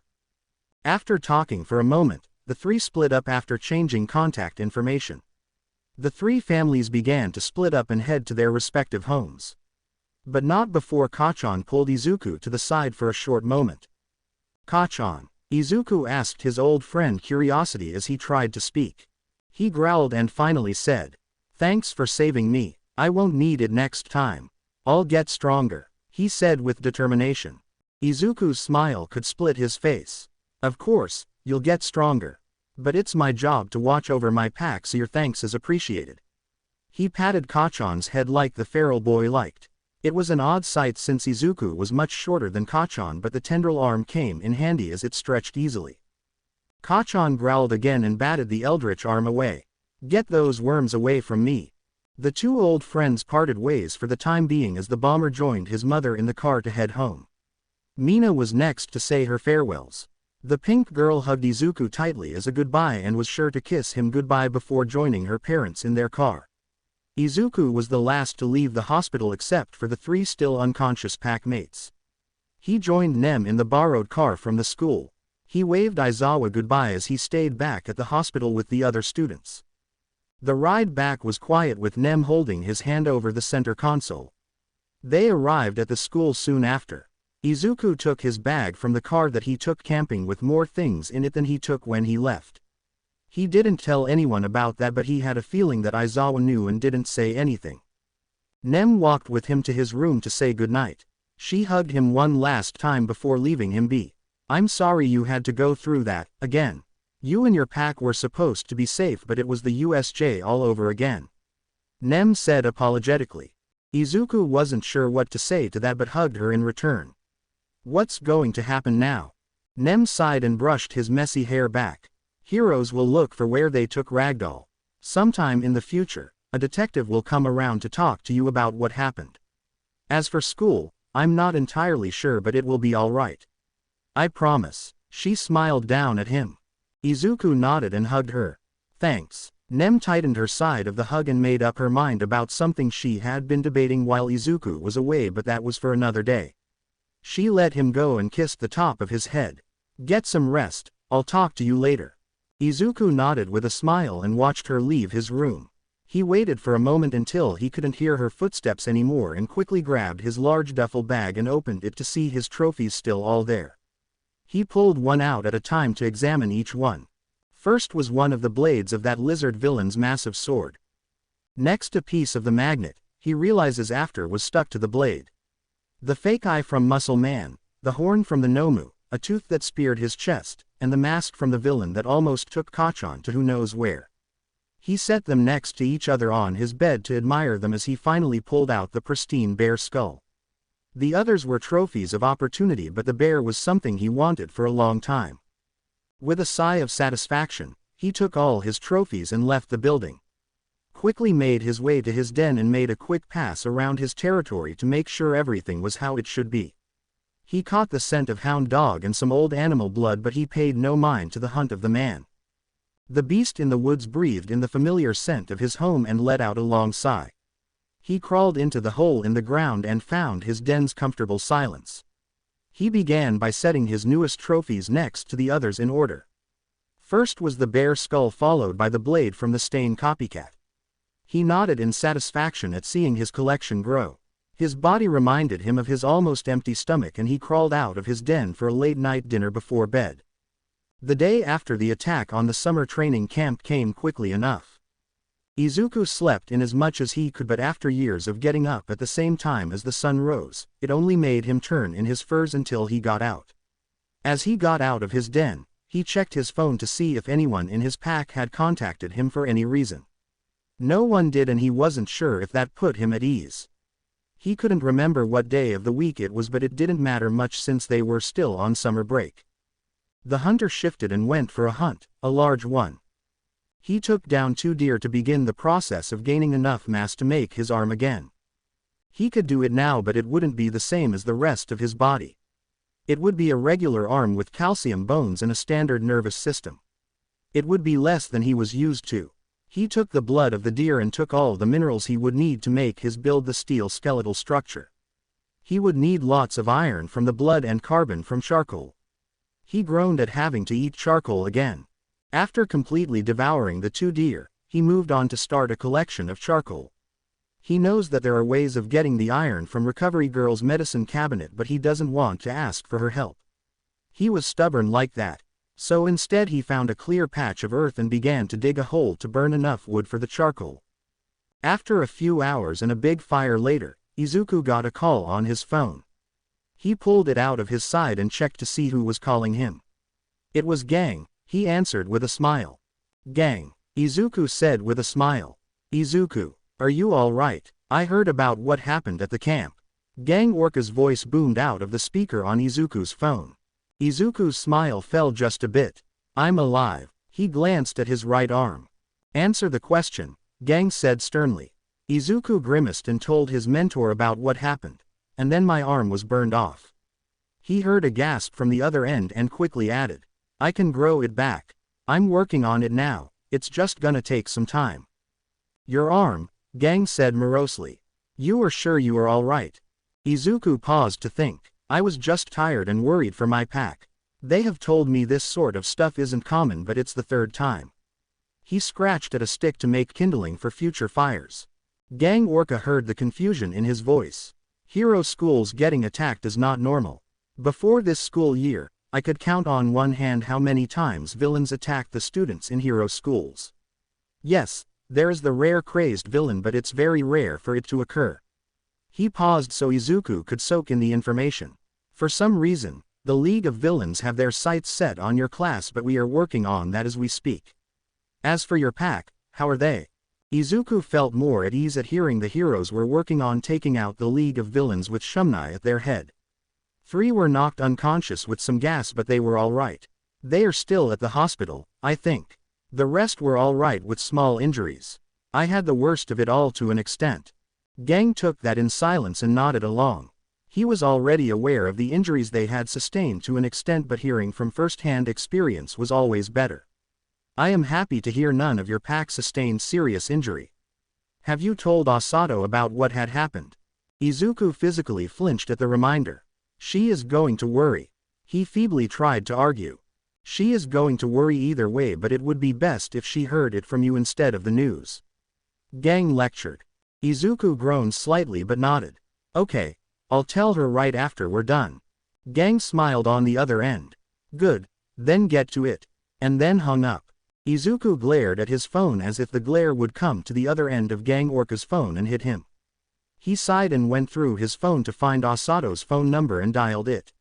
It didn't take long for her to pick up. Hi, Asato. He greeted her with some trepidation. Izuku didn't like to worry the elderly librarian, and him being at hero school seemed to do that more often than not. Izuku, how nice to hear from you. How have you been? How has Ua been? Asato's cheerful voice came through immediately. Izuku glanced at his arm again and answered. I'm all right, I guess. Asato caught the emotion in the tone of voice. What happened? She asked with some worry.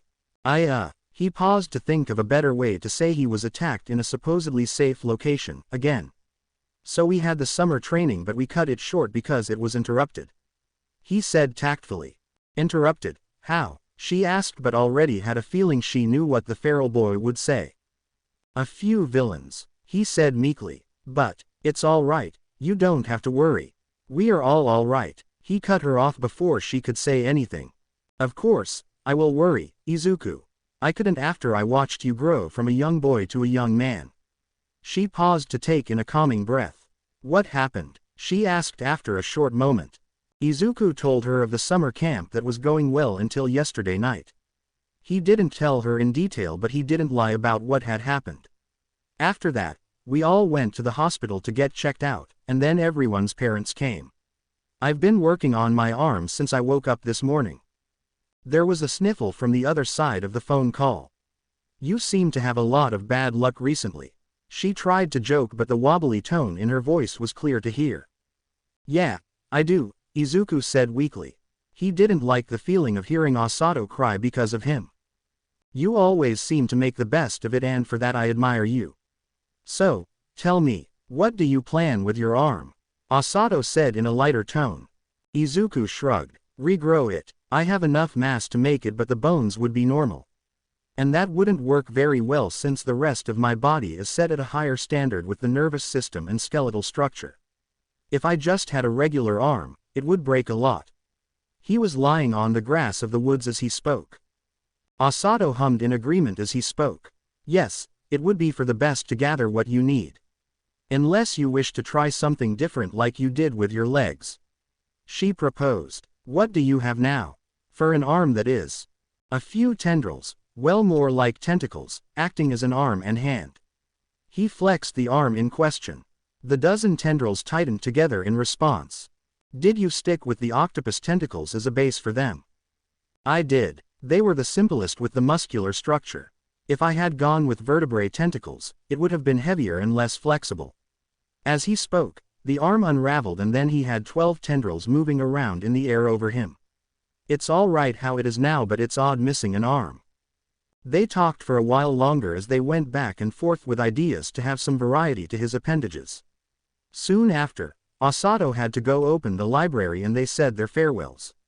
Izuku continued to lie on the grass after the call was over. He rolled over and watched a line of ants carry some unfortunate insect to their nest. With a sigh, he stood up and let the ants continue their lives. Izuku continued with his task to reconstitute his arm back to how it was. He wanted to continue hunting for more blood to extract the iron from, but that would be a waste of resources. After all, he couldn't eat over 200 pounds of deer only to get around 4 grams of iron per deer. He recalls when he first did this process and it took over 3 years to do his whole skeletal structure. He groaned out loud and cursed that fire villain for taking an arm. Stupid villain. He cursed softly and looked around just in case he was caught saying a bad word. Instead of mopping around the woods, he wandered inside the school to distract himself from the situation he was in. He stopped inside his room to put away the clothes he brought back from the camp. He wandered around the hallways to see what there was to see, but he was already very familiar with its hallways. He passed the infirmary as he looked out the windows, ignoring the old woman who he could fairly hear inside. He found himself in the teacher's lounge to find it empty. It made sense since it was summer vacation and they would probably be busy with what had happened yesterday. He remembered when USJ was attacked and it was busy, but he couldn't imagine how much worse this was.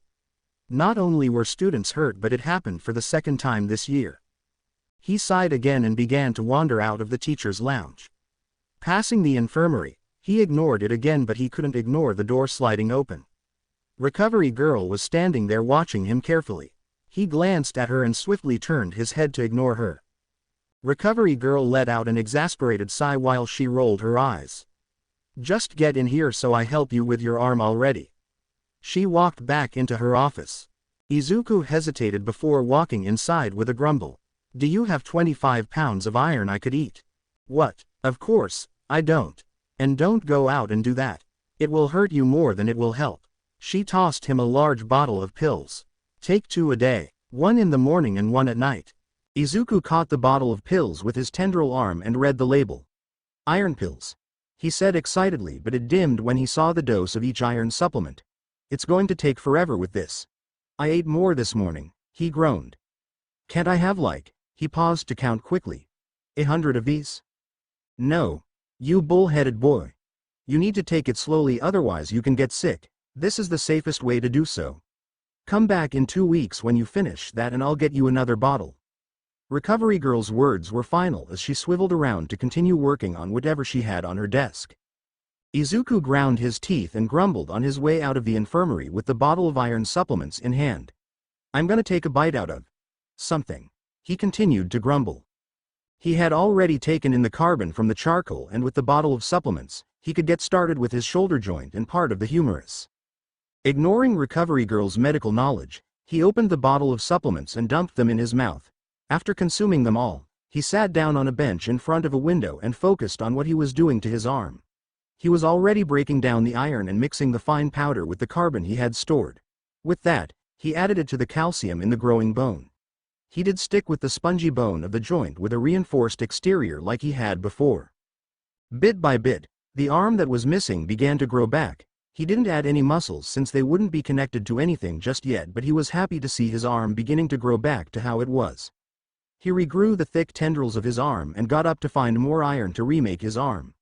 While it was no more than a nub, it was a start.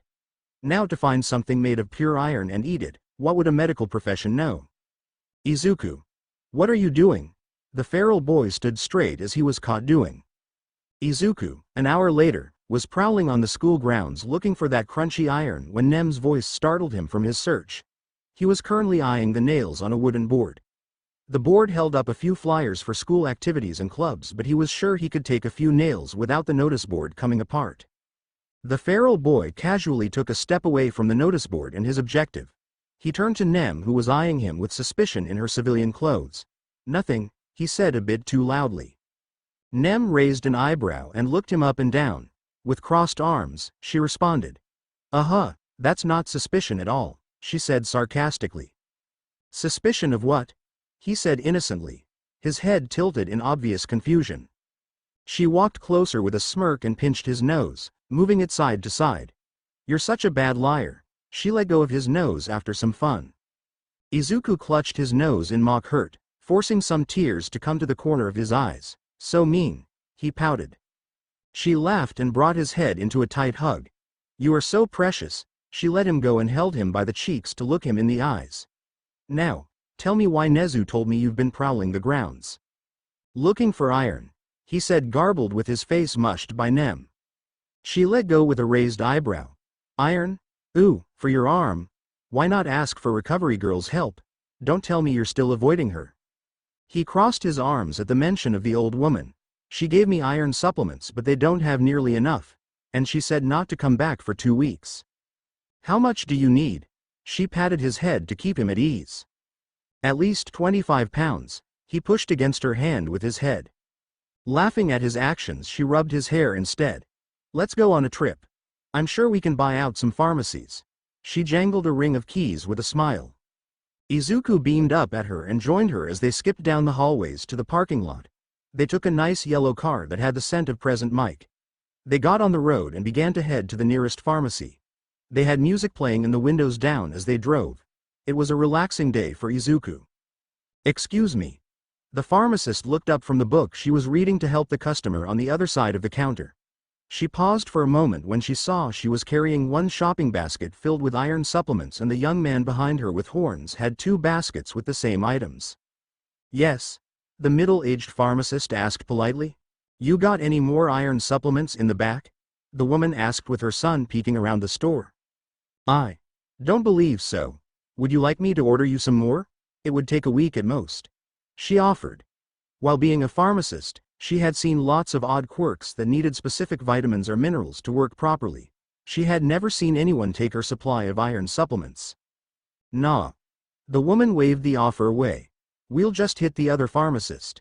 She smiled down at the messy green and black-haired boy. The pharmacist shrugged and began to scan the hundreds of iron supplement bottles and bagged them. The total was quite high as they finished, but one more item was set on the counter. A snack that is usually eaten by animalistic quirk users. This one was lamb. She smiled and scanned it. Lamb, gross. The woman commented with a mock curled lip of disgust. What is it? It smelled good. The boy said, eyeing the bag where the snack was placed. He handed over a card for the payment without taking his eyes off the bag. Meat from a young sheep. The woman answered, happy to sat his curiosity. You too have a good day. The pharmacist smiled in farewell. You too. The messy-haired boy said with a beaming smile, and the woman nodded in thanks. With bags in hand, they left. What a nice family, the pharmacist said to herself as she sat back down to read.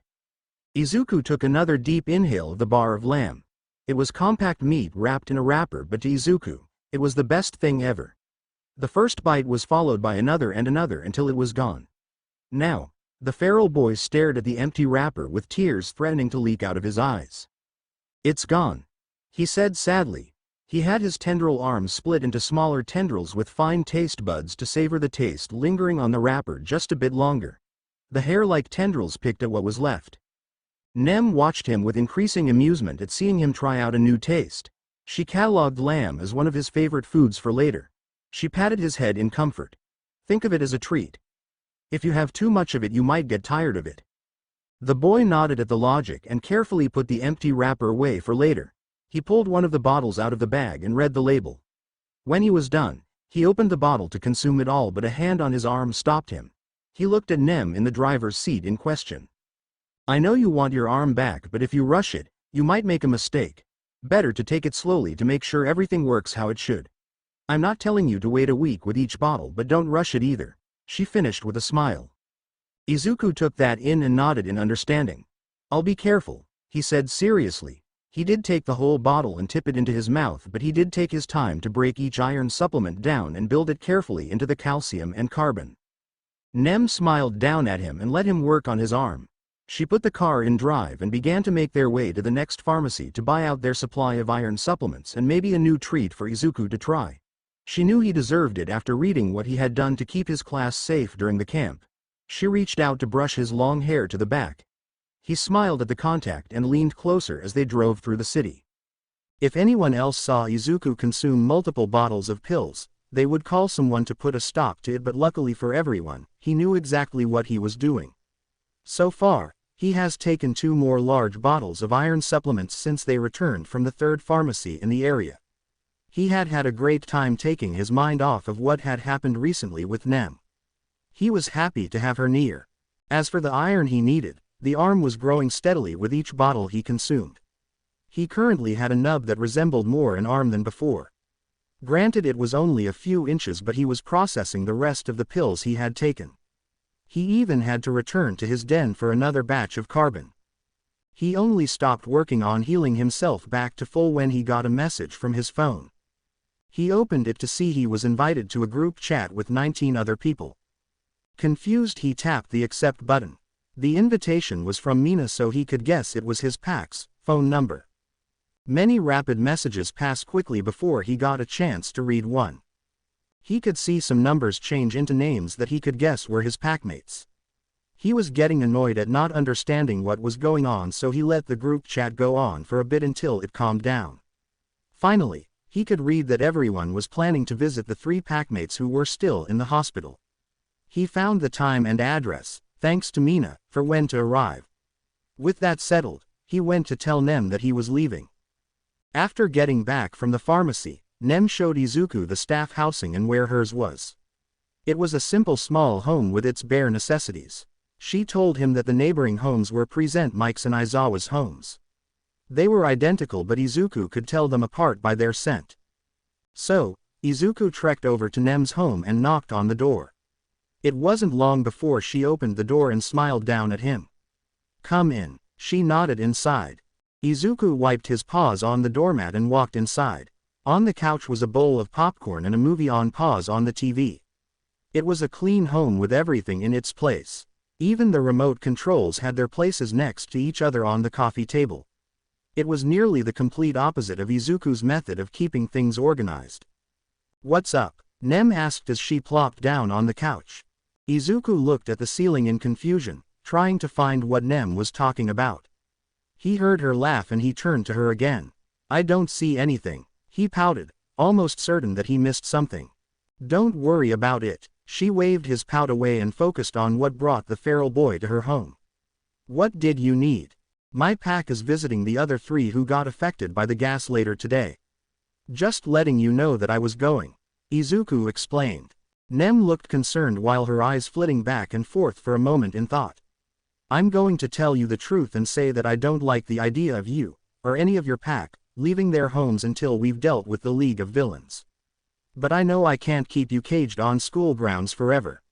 My only request is to send me a message that you're alright every hour or so."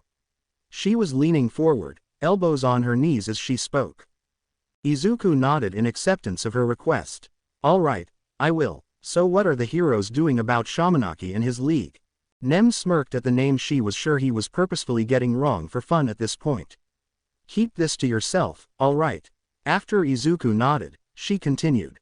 "Yaoruzo managed to get a tracking device on one of the Nomu with the help of another student.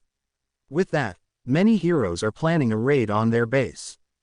Izuku nodded along as she told him about the plans for the League of Villains.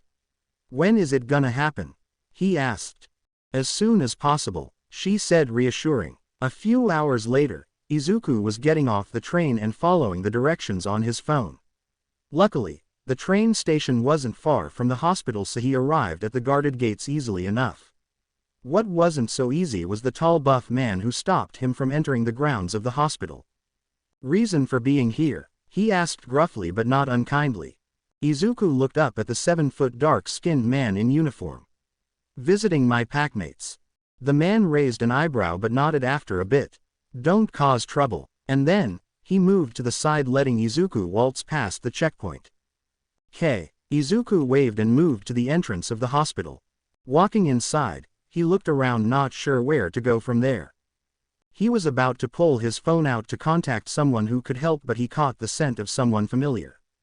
Looking around, he saw Toshi and Mina walking up to him. Mina with a smile and Toshi with a lazy wave. He beamed at them and joined them as they walked to where the others were. As they walked, Mina told him that Yaoruzo had already woken up earlier that day. The other 2 were still unconscious, but the doctors were confident that wouldn't be the case for long, as Yaoruzo for a good example of how fast the gas got out of her system. They soon found the rest of 1A chatting in the room where Yaoruzo was in bed and awake. Izuku greeted her with a bright smile. Ruzo.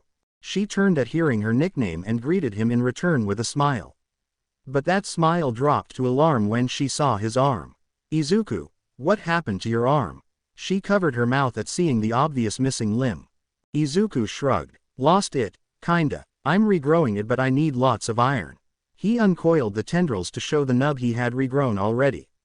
Nem took me to get like 1,000 bottles of iron supplements. He tightened the tendrils to make the closest approximation of an arm like before. How are you? He asked like the polite young man he was. Yaoruzo's brow creased in concern at hearing the simple explanation but didn't push for more. Better now. Everyone was filling me in on what happened while I was unconscious. From what I understand, you helped just about everyone get back to camp. It was super cool. You just appeared and bam. That Toga girl was trying to run away. I kinda felt bad for her afterward. She seemed really scared. Uraraka acted like she was Izuku pouncing on Toga. I felt at ease in your presence. Tsuyu croaked softly. He was a beast of the thickets of highest proportions. Not even my demon stood a chance against his will. Tokiyami waxed poetry. Izuku stared at Tokiyami as the bird-headed boy became uneasy at the single-focused attention of the feral teen. He means that you did very well. Yaoruzo, she said with a wry smile at understanding that the feral boy didn't understand poetry. Izuku's eyes lit up in understanding and he beamed. Oh, thanks. I'll always protect my pack, he said resolutely. The rest of the class smiled at the interaction and chuckled at the reaction. Dark shadow crept around Tokiyami's shoulder and dipped his head in Izuku's direction. Tokiyami nodded encouraging to his quirk and the shadow extended to be in front of Izuku. I'm sorry I lost control. Dark shadow had his head lowered to Izuku in apology. Izuku never had a chance to take a good look at the quirk and watched it for a moment before patting its head reassuringly. Then you will learn better control, pup. No, chick. Yes, that's right. He smiled at the quirk. I'm no chick, Dark Shadow said indignantly before nipping at Izuku's hand before retreating to Tokiyami's shoulder. Izuku is such a dad.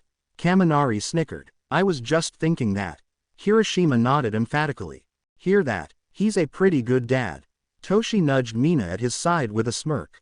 Mina's ears burned and she slapped his arm. I can make bodies disappear. She hissed at him with flushed cheeks. Toshi chucked through the pain as he rubbed his arm. Tsuyu overheard the interplay and added her 2 cents. I can see him being a good parent. She nodded. I swear. Mina turned on the frog girl with darkening cheeks. Why are they talking about me being a father? Izuku asked confused. Then he gasped in sudden realization. You're pregnant, but we've only held hands. Was it the kiss? Is it a quirk? He looked at his mate as her face darkened even more in embarrassment. Stop. No, you can't get pregnant from hand-holding. Mina shouted and placed a hand over Izuku's mouth to stop him from continuing to say absurd things. And I'm not pregnant, she hissed. The class was close to an uproar of laughter. The only thing keeping them in check was the fact that they were in a hospital. You never know, premarital hand-holding is the leading cause of pregnancy. Shiro gritted out through his teeth in an attempt to keep the bubbling laughter contained. Even the ever-composed Iida was covering his mouth and looking away with shoulders shaking. It is said that hand-holding does proceed to children, logically speaking. Anyone who opens their mouths again will get put on a list. Mina glared in embarrassment at everyone. How lewd. Premarital hand-holding, why I never. Yaoruzo said primly, hiding her laughter behind her hand. After calming down, Class 1A began to make their way out of the hospital one by one. Yaoruzo informed them all that she would be released soon, and with that, everyone said their goodbyes. The class still checked up on Hagakure and Jiro, but they were still unconscious due to the longer exposure to the gas. The last ones leaving together were Kachan, Izuku, Toshi, and Mina. As they got onto the same train headed to another station to split off, Mina asked Izuku. Any plans for the week? She said casually. Toshi gave her a flat look and Kachan rolled his eyes. But only Izuku spoke. Just working on my arm is all. Why? He asked, tilting his head. Mina smiled and shrugged. Just curious is all. She hooked her arm on his elbow and leaned on him. Izuku was still curious about the question but shrugged it off and settled comfortably next to Mina on the train as the buildings sped by. The feral boy's stop was first, so he got off to head off to Ua and his den hidden in the woods. He waved at Toshi and Kachan goodbye and hugged his mate as he left. Before Mina let go of the hug, she whispered, "See you tomorrow," and pecked him on the cheek before the train closed the doors and it left for its next scheduled stop. Izuku furrowed his brows at the goodbye but focused on the contact he had with his mate. He skipped into his den with a smile on his face with the help of the GPS on his phone. The next day, Izuku got up and hunted to satisfy his hunger for the morning. He got to work on breaking down more iron supplements as he burned more wood for charcoal and the carbon that composed it. As he worked, his side buzzed and Izuku had a tendril to pull his phone from his abdomen. It was a message from Nem saying that he shouldn't eat anything too big for lunch and she would be back to pick him up before noon. Izuku found the request odd but he acquiesced with it. Right as noon hit, Nem messaged him to head to the parking lot. He finished up what he was doing and snuffed any flames out before doing what he was told. He found Nem waiting by a car with a bright smile and motioned him to get in. He did so and they got on the road. "Where are we going?" Izuku asked, confused. Nem smiled happily down at him and ruffled his hair just how he liked it. "You'll see." The response only confused Izuku more since Nem had never kept anything he asked from him before. But he trusted her and let it be. So they drove in comfortable silence. Izuku kept his eyes glued out the window watching the building move by. Soon, the feral boy noticed some familiar places. They were from a foggy memory but he recognized a park from when he had visited Kachan's home for the first time in years. Nem soon parked the car in front of the house he was just thinking about and they got out. Izuku was happy to see his aunt again but was confused as to why Nem took him there and why she was still smiling. Nem tapped on her phone quickly before turning to Izuku. "Come on, I've got something for you." She smiled down at him from the doorstep. Izuku looked confused but went along with it but stopped and began to sniff at the air. Nem bopped him on the nose softly. "No cheating." Izuku pouted and stopped. "In you go." Izuku furrowed his brows but knocked on the door before hearing someone on the other side say, "Come in." He obliged and opened the door to be startled by multiple voices shouting in unison, "Happy birthday." Izuku stepped back at the sudden noise but stood dumbfounded at what he was seeing. Mina, Auntie Suki, and Masaru stood with their hands raised with beaming smiles while Toshi and Kachan blew on party horns that unraveled when they blew in them. While the two boys looked grumpy at wearing party hats, they had smiles on their faces nonetheless. There was a banner behind them in big letters with, "Happy Birthday," written on it with paint. Next to them all was Asato with a happy smile and a party hat of her own. Nem placed a hand on Izuku's still startled shoulder. "It's a surprise birthday party. Happy birthday." Nem bent down and gave him a tight hug. She let go rapidly when she heard a sniffle from Izuku and looked down at him in worry. "What's wrong, honey?" Izuku wiped his eyes clear but smiled as more tears leaked through. "I'm happy. Thank you all." He turned to include the rest of the people in the room. Nem gave him another tight hug and she felt his arms hug in return. "Of course, sweetie," she said with a soft smile. When she let go, Mina was right there to hug him next. He laughed in joy as he was given another hug from his aunt and then Asato. "I'm very happy to see you again. You've grown so much." Asato brushed his messy hair back and patted his shoulder affectionately as she smiled down at him. "Come on, let's eat, the food will go cold." Mitsuki broke up the interaction in her usual blunt manner. Izuku beamed and went to the dining room with everyone else. They squeezed in at the table with enough chairs for everyone but Izuku. When they tried to give him one, he declined on the reasoning that it couldn't hold his weight anyway. His solution was some carapace stilts just the right height for the table. When the Bakugos asked how he sat the last time he was there, he told them he used the same method. They chuckled and began to serve lunch. Mitsuki gave Izuku the first bowl of fried pork on a broth of noodles and some vegetables that Izuku couldn't name. The smell and appearance of the food sparked a memory from before the woods. As everyone else was served, Izuku was in a lost memory. A hand on his arm startled him from his mind and he looked up to see worried faces. Izuku felt wet on his face and wiped at it to see tears he didn't know were coming. Do you not want it? I remembered it was your favorite from before. Mitsuki asked in a slight panic. I can get you something else. She was about to stand but stopped as Izuku shook his head. No, I just haven't had it in a long time. Wiping his face again, he began to eat a spoonful.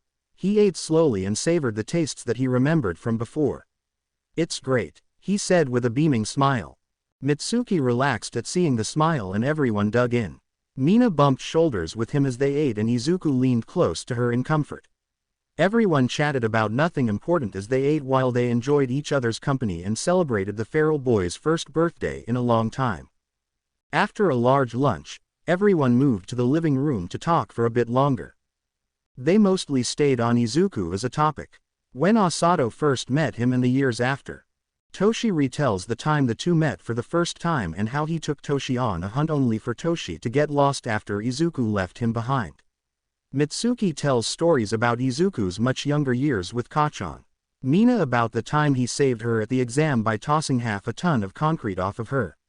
And Nem told them about their outing to the city and their time together. Izuku listened to them all with a smile on his face. Soon, everyone else decided it was time for gifts. Mitsuki was the first to hand Kachan a wrapped bag with a bow tie on top of it and then he presented it to Izuku. He took it as his eyes lit up like a child's. Kat gave us the idea of what to get you. Mitsuki ruffled her son's hair as he tried to bat her hand away.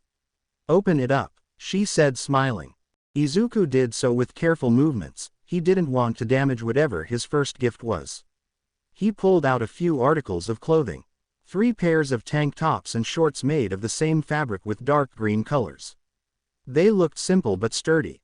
Izuku looked up from the floor where he was seated and beamed up a smile. Thank you, Auntie Suki, Kachan, Masaru. She laughed and Masaru smiled at the earnestness of the boy. It's not just some clothes but self-repairing and form-fitting so they should last you a good while. Kat told us how you usually ended up with torn clothes and just thought it was perfect. She said beaming. She then knelt and gave him a tight hug. Hope you enjoy them. Kachan gave him a nod over his mother's shoulder. After she was done delivering their gift to him, Osato lifted a box from the side where she was seated and slid it over to him. She motioned him to open it. Go on, she said with a soft smile. Opening the box, Izuku pulled out 3 large books titled Quirk Biology, Human Anatomy, and Animal Anatomy. They are the most advanced things I could get my hands on. Izuku held the books on his lap like they were his children. This is great, thanks, Osato, he said gratefully. Mina and Toshi were next. Toshi gave him a framed photo from one of the times before UA. It was Toshi holding up the phone outside Izuku's old den with the insomniac giving a lazy smile and Izuku beaming at the camera. While Mina gave him a large sweater and a thick flannel blanket. He thanked them both with tight hugs and immediately put the sweater on. It hung down to above his thighs and he was able to tuck his legs into it comfortably. Nem was last with the gift giving. She got up and pulled a manila folder from her bag. She knelt across from Izuku. This an optional gift if you want it. She smiled softly at him and slid it across the coffee table. Confused at the words, Izuku picked up the folder gingerly and opened it. There were a few papers and Izuku read them. Mina and Toshi on either side peeking over his shoulder to read them as well. The feral boy began to understand the forms and tears began to crop up as he looked at Nem. You want to be my mom? He asked with roiling emotions surfacing. Like I said, you don't have to agree. I haven't signed and, she cut off as Izuku rounded the table and hugged her. She wrapped her arms around him tightly in return as his shoulders shook in sobs. Is that a yes? She felt Izuku nod and his horns poking at her at the movement. The rest of the room smiled at the sweet scene of the two as Izuku continued to cry in the tithe of emotions from joy to bittersweetness from remembering his biological mother and how much better Nem was just in the short time he knew her. Nem in return was thrilled at Izuku accepting what she gave him as a gift and was relieved that it didn't turn out any other way. I'm so happy, Nem said into Izuku's messy hair. I almost came to blows with Mitsuki over who got to adopt you. She joked and felt Izuku giggle. Would have been different if I had my gun on me at the time, Mitsuki grumbled. Kachan whipped his head to stare at her. Gun. Toshi was able to read Izuku's emotions in time to roll under the coffee table, looked up at the blonde woman. I would have watched that fight. The gun is only for emergencies, dear, Masaru said calmly, placating his wife. Damn right, it would have been an emergency, for her. She smirked. She wasn't truly upset but happy for her nephew getting a good mother like he deserved. The rest of Izuku's birthday was spent hanging out with his friends and mate. He was feeling especially happy with Nem adopting him as her son. It was a good day for Izuku, and it was made better to see on his phone there were multiple notifications from both the group chat and others wishing him a happy birthday. Gang Orca had sent him an animated emoji of an orca jumping over a birthday banner, and his pack mates had each sent their well-wished in the chat. But things had to come to an end as the sun got lower and lower. Asato was the first to go, but not before giving Izuku another hug and saying her goodbyes. Nem finally decided it was getting too late and got Toshi, Mina, and Izuku into her car to drive each one home. Mitsuki and Kachan gave their farewells to Izuku with Masaru giving him a wave and simple nod. Toshi stole the front passenger seat before Izuku could, and he happily sat next to Mina on their way to their homes. Mina was closest to Kachan's home and kissed Izuku on the cheek before leaving the car. They dropped off Toshi next, and then it was the two Kayamas. Izuku's smile never left his face as they drove back to Ua. Nem also was sporting a smile and had her hand brushing her son's hair to the side the whole ride home. Instead of going back to his den like usual, Izuku stayed with Nem and watched movies with her late into the night. They watched comedies to slasher horror films until they fell asleep. Nem slept on the couch and Izuku with a pillow on the ground next to the couch. Izuku jolted to full wakefulness when he heard a creak of a floorboard next to him. He relaxed when he saw a somewhat guilty Nem trying to tiptoe around his sprawled-out form on the ground. He let out a large yawn and rubbed his eyes as he woke up properly. "Sorry, I woke you. How'd you sleep?" Nem asked with a smile as she continued her path to the kitchen. Izuku stretched like a cat with multiple joints popping in sequence. His muscles flexed and stretched as he got up fully. "Good. And you?" he asked his adoptive mother. Nem shook her head ruefully at the ease of him being able to wake up and stretch the way he did. "Pretty good. I bought that couch just because it was so comfortable to sleep on. But I'm still jealous of your ability to stretch like that. What I wouldn't do to be able to do that," she said wistfully as she began to boil water for coffee. "Would you like to stay for some breakfast?" Izuku nodded happily to join his mother for breakfast. He didn't know anything about cooking except that meat turns brownish when it's cooked, and that was all. So instead, Nem chatted with him as she cooked up a simple breakfast of eggs, toast, and bacon. They chatted about the rest of the school year and what there would be to look forward to. They talked about the movies they watched, and Nem explained some concepts to Izuku that he didn't understand at the time. As they ate, Nem perked up in delight. "Oh, I've got a great movie for you to watch next time. There's a similarity between you and the antagonist, that usually the bad guy but could just be the opposite of the protagonist, anyway. It's a super old film from before Quirks. It's called The Predator." She continued to explain the base of the movie, and the more she talked the more Izuku was intrigued by the movie and its subsequent sequels. "That does sound a lot like me," Izuku said with a gleam in his eyes. Nem beamed at his interest and then froze at realizing what she had just done. She introduced a very impressionable boy with the unlimited ability to mimic other organisms to make him even more dangerous. Her mind flashed with the hundreds of horrifying things he could do by copying some films. "Say, Izuku," she asked casually, "remember those parasites that you created to paralyze the Nomu? Could you, I don't know, make them multiply? Like they eat and then multiply over and over again?" She soaked up the yolk egg with her toast. "Easily," Izuku said, smiling and raising a tendril with a pink tip that looked different from the rest of his flesh. "But that would be hard to control afterward. Unless I instilled some sort of phenomenon or hive mind linked to me to stop them or the like. Probably something similar to bees or ants. Most likely ants, since they use pheromones to communicate. Bees do the same but to a lesser degree while using movements or dances to talk to each other." Izuku lectured using one of his best knowledge bases, animal biology. "Why, do you need one? I can have them die after a few minutes of being alive if you want," he asked when he was done talking. He extended a tendril and a bone spear with the parasite tip grew to give to Nem. Nem was surprised at how easily he knew so much about such things, but remembered that he spent a lot of his free time in the library researching such things. She felt better knowing that Izuku wasn't creating things he didn't understand or know how to control. She smiled at his offer and shook her head. I was just worried you would make something that would end disastrously. Lots of horror movies start like that.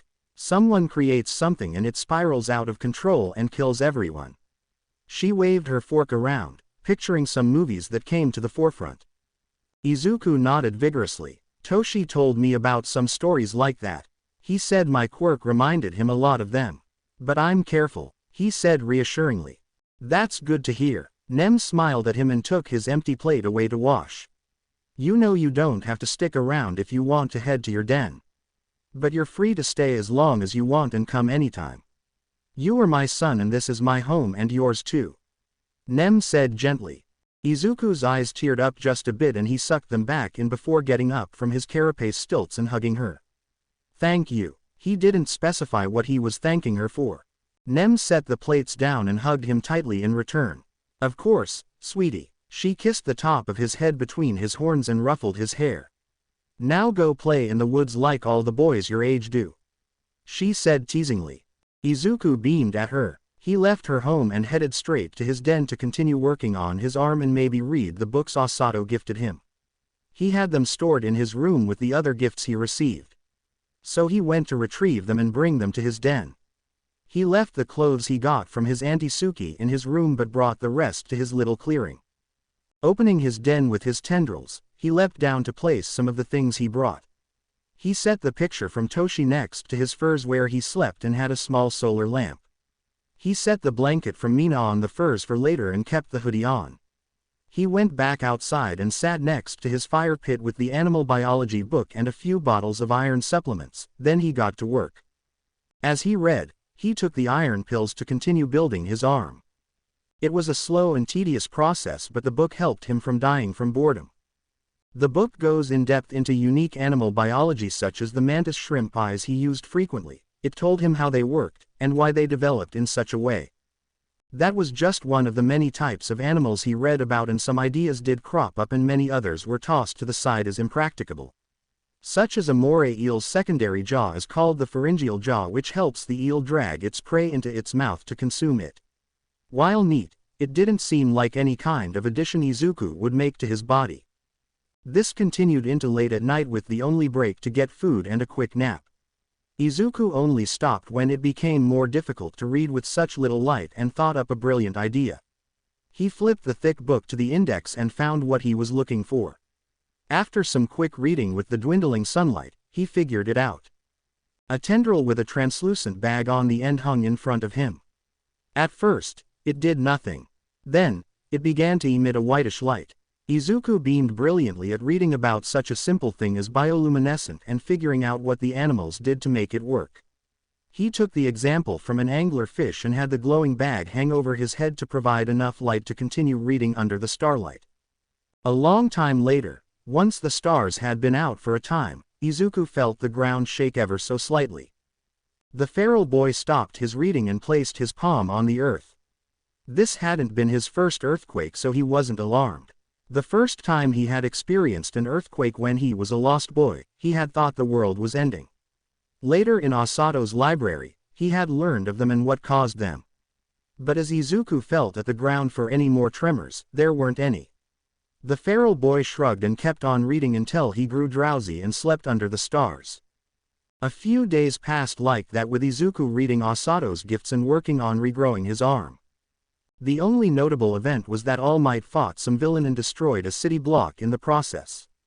He found out the next morning when he glanced at his phone to see a few messages in the group chat about what had happened. He clicked on the news article about the event and watched the video.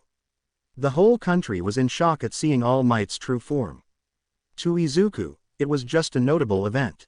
The bad news from that was in the battle, Shimenashi escaped with the others that remained of the vanguard. During the few days, he spent time with his mom watching movies, reading, or talking with his friends. Apparently, the school decided to turn into a boarding school. Izuku had to interrupt Nem's news about that to know what was a boarding school. Izuku was ecstatic to hear his pack was going to live together in a building near his den. That made Izuku feel like it was a true pack with them living together. That would mean he would have to move his stuff into the dorms when they were done building them, but the good news was that Nezu decided to build them near his forest. He was very grateful for that.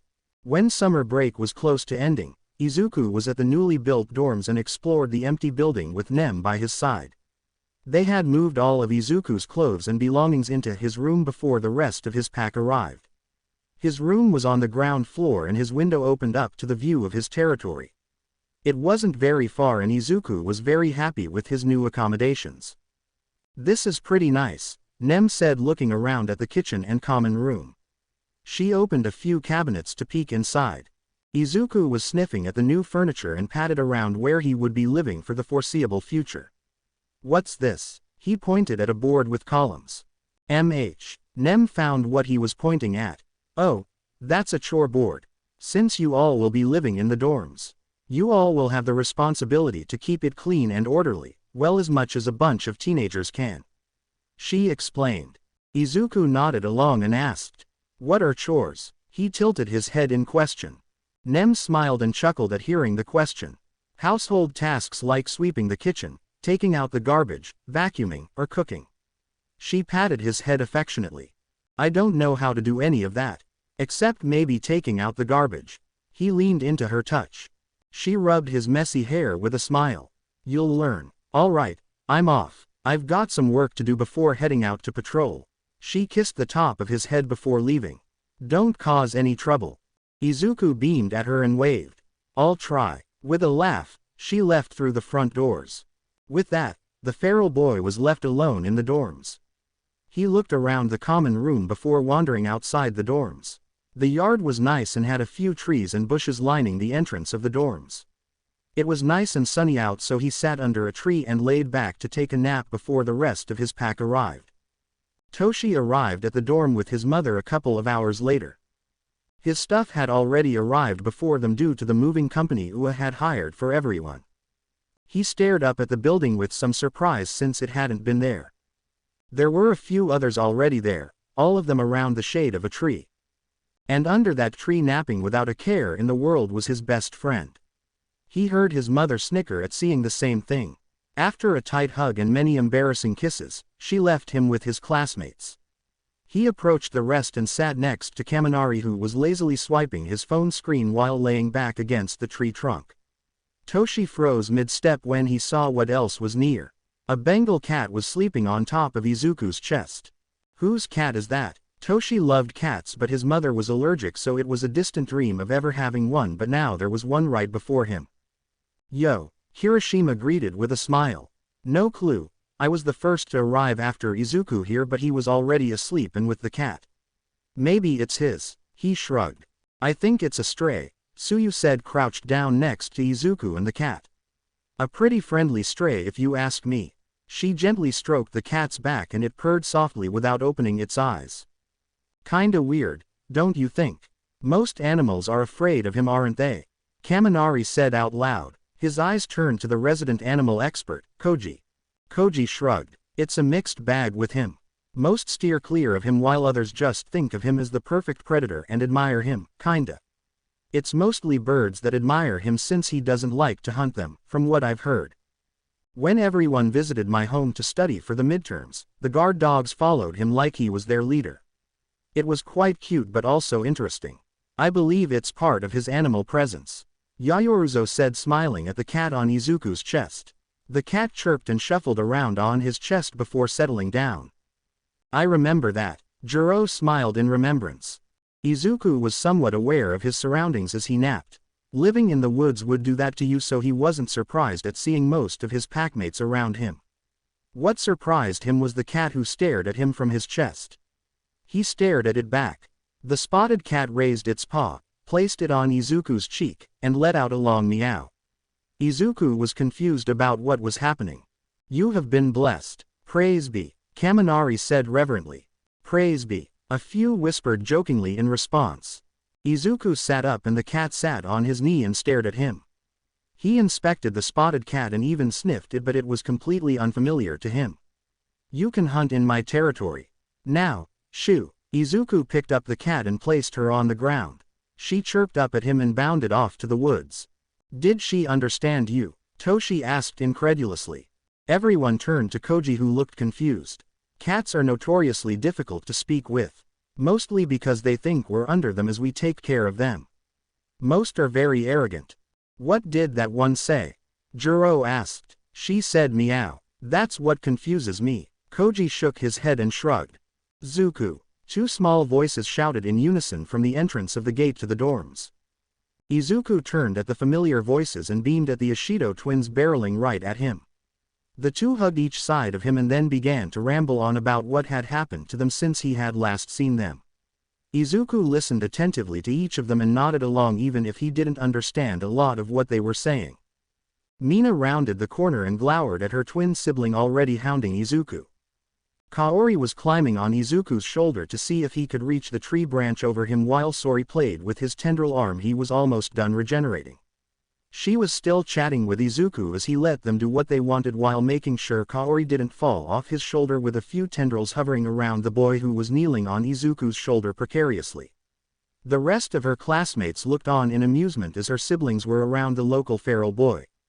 Will you two get out of here and leave him alone? Mina growled at them as she approached. Sori responded by sticking her tongue at her sister and Kaori ignored her. You're just jealous, Sori said defiantly.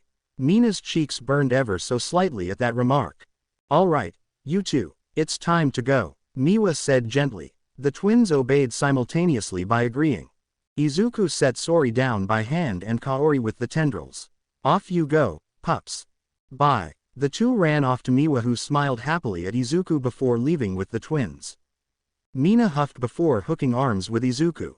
Not jealous, she muttered. Izuku turned to her in confusion but shrugged it as they approached their packmates. Tsuyu was the first to speak. Izuku, do you like children? You seemed very adept while with Mina's siblings.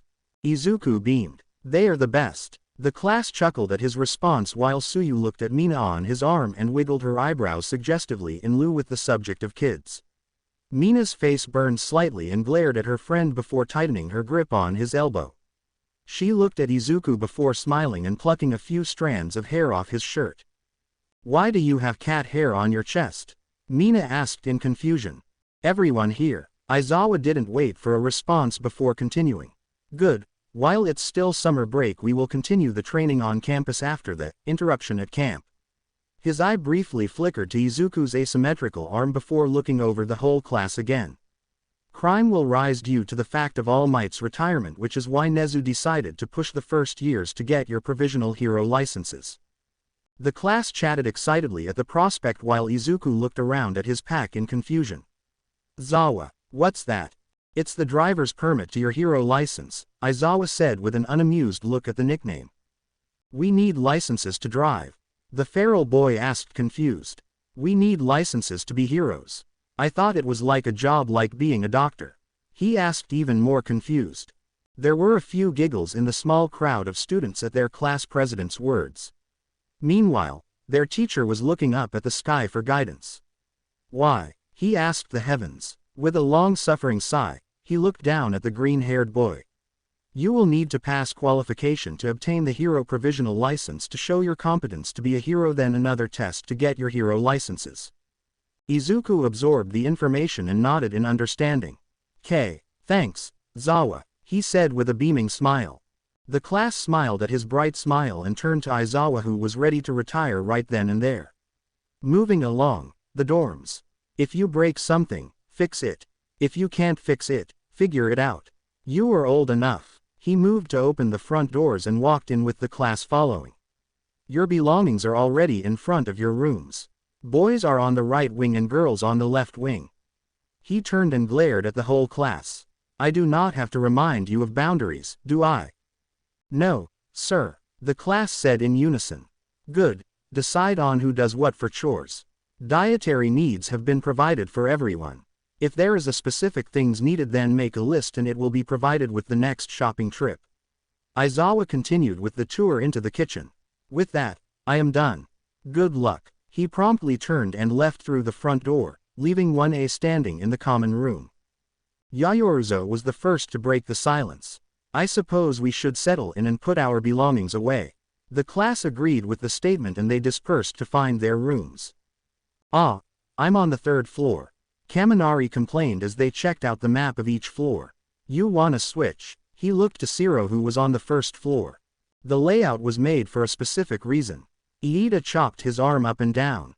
"I kinda want the third floor," Shiro said while looking around. He grabbed a pen and quickly crossed out Kaminari's name and replaced it with his and did vice versa with his. "There," he said proudly. "That's against the rules," Iida admonished. "There are rules?" Izuku asked confused. "No one told me." After a second of processing that, everyone quickly began to make bargains to switch rooms. To Iida's dismay, everyone had switched rooms except for Izuku and Iida. In the end, Yaoyorozu made a new map of the building's rooms since the original one was filled with crossed-out names over and over again.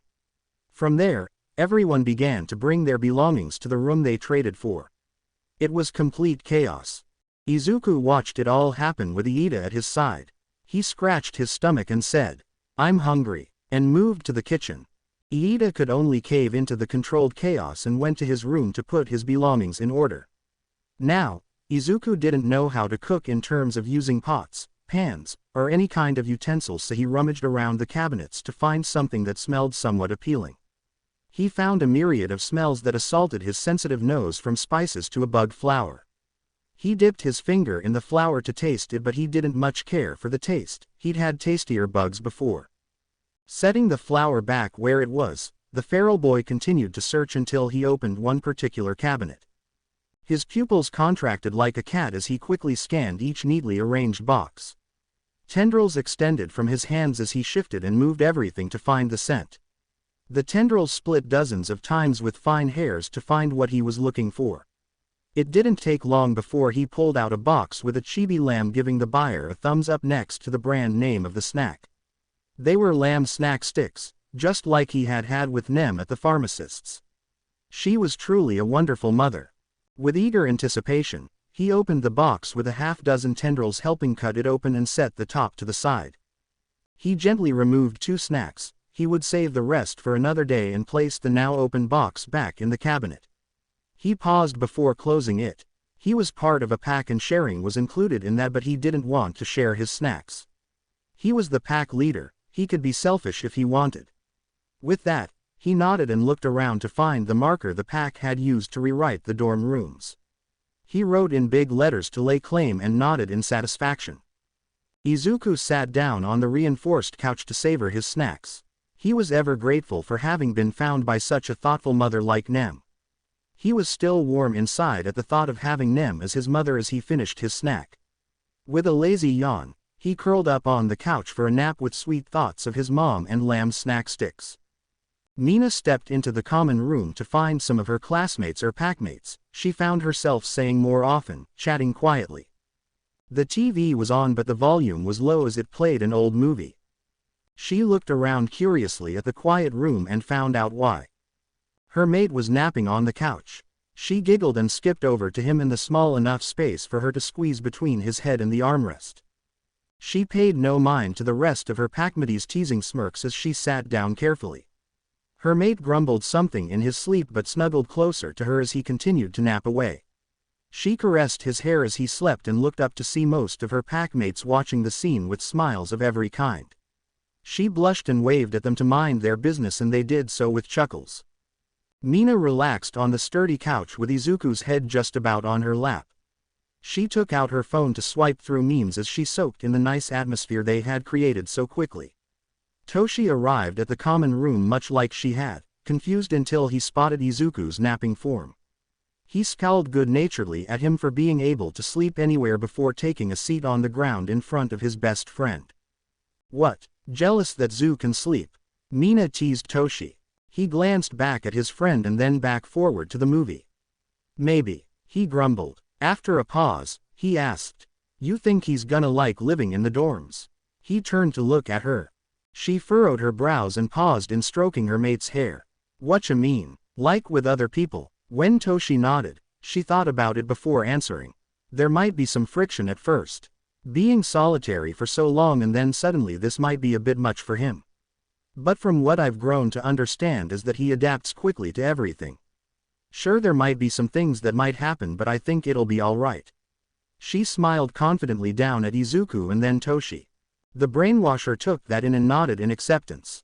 He does have that well down. Adaptation is part of him. He glanced from Izuku's paws to his slowly transforming arm from tendrils to a regular arm. Izuku is the definition of adaptation. It's honestly terrifying if wasn't so neat to see. Jiro said from the recliner next to them. She used her earlobe to point at Izuku as she continued. I mean, it would be scarier than shit to see him on the opposing side and not holding back all the time. Holding back? Izuku doesn't hold back. Kaminari snorted a laugh. Kachan strolled up behind the couch where his old friend was sleeping and scowled down at the electric user. Earlobes is right, he does hold back, a lot. The only time I've seen him not hold back was at the USJ against that Nomu. The only reason that thing isn't a bloody steak is because it could heal fast. Shoji nodded. I remember that fight, it was animalistic. I saw the aftermath of the Nomus at the camp and it wasn't any different. He stared at his friend sound asleep. It's quite endearing to know he wouldn't go that far with any of us. He chuckled. It's not that bad, right? Kaminari asked a bit paler than usual. He's literally the perfect bioweapon and has the mind to use it. For fuck's sake, he would have had parasites eat the guy who ashed his arm if he wasn't lucky enough to just lose a leg. Kachan grimaced at the memory of being so useless for that short time of being discombobulated and vulnerable. Bad words, Izuku mumbled in his sleep and leaned into Mina's hand on his head. His mate smiled warmly at the action. Toshi snorted. Don't say bad words, Kachan. He laughed softly. Kachan scowled at him and then the rest of the present class when he saw the smiles. Shut up, troll hair. He left Toshi offended in favor of following Izuku's footsteps in scavenging for a snack in the kitchen. You guys don't think he'd, go eldritch horror on us? Kaminari asked shakily and eyeing Izuku snoring softly on the couch. As likely as any of us would. Hiroshima gave the benefit of the doubt to the feral boy. He just can do so easier as all. He shrugged. The class who were present in the common room continued to chat, jumping from subject to subject. It was easy to get along with their class president's way of greasing the wheels of coming together. The pack of 1A began to become more comfortable with each other as the hour passed. It would make things easier since they would be living together for the foreseeable future or until Aizawa got sick of them, whichever came first. Izuku groggily woke up with his head on his mate's lap. He wasn't sure how he ended up there but smiled anyway at seeing Mina look down at him with her golden black eyes. She dipped down to kiss his forehead. Have a good nap, she asked smiling. Izuku felt that warm feeling in his chest again and nodded dazed. I like you, he said bluntly. There were many snorts and coughs of surprise from around the common room. But none so loud as Toshi, who barked out a laugh at the side of the couch. Mina's face darkened from being flustered but was becoming used to Izuku being blunt about his feelings about who he cares about or anyone in any matter. After cleaning her throat and regaining herself, Mina responded. I like you too, she said more quietly but no less honestly. Her face was still hot as she ignored the others in the room. You remind me of my parents, it's nice, Tsuyu said just as bluntly as Izuku. Izuku got up from Mina's lap and stretched like a cat as he took in the room of just about everyone in his pack. He caught the scent of Aizawa, who had come but left quickly after. He absent-mindedly scratched his arm with a tendril and remembered that he still needed to work on breaking down the iron supplement for reconstructing the missing limb. Maybe some more reading of Asato's gift while at it. With a nod, he got up and patted Toshi's head. He waved his hand off as he passed him on the ground. Where are you going? Mina asked while still a bit flustered from before and Tsuyu's comment. Getting pills, he said cheerily as he looked around briefly before finding where his room was with his stuff. Conjuring his room key from his forearm, he quickly went inside to grab a few bottles of supplies and his book. One benefit of his tendril arm was that he could split a few from being a hand to hold onto the pills and open the door for him.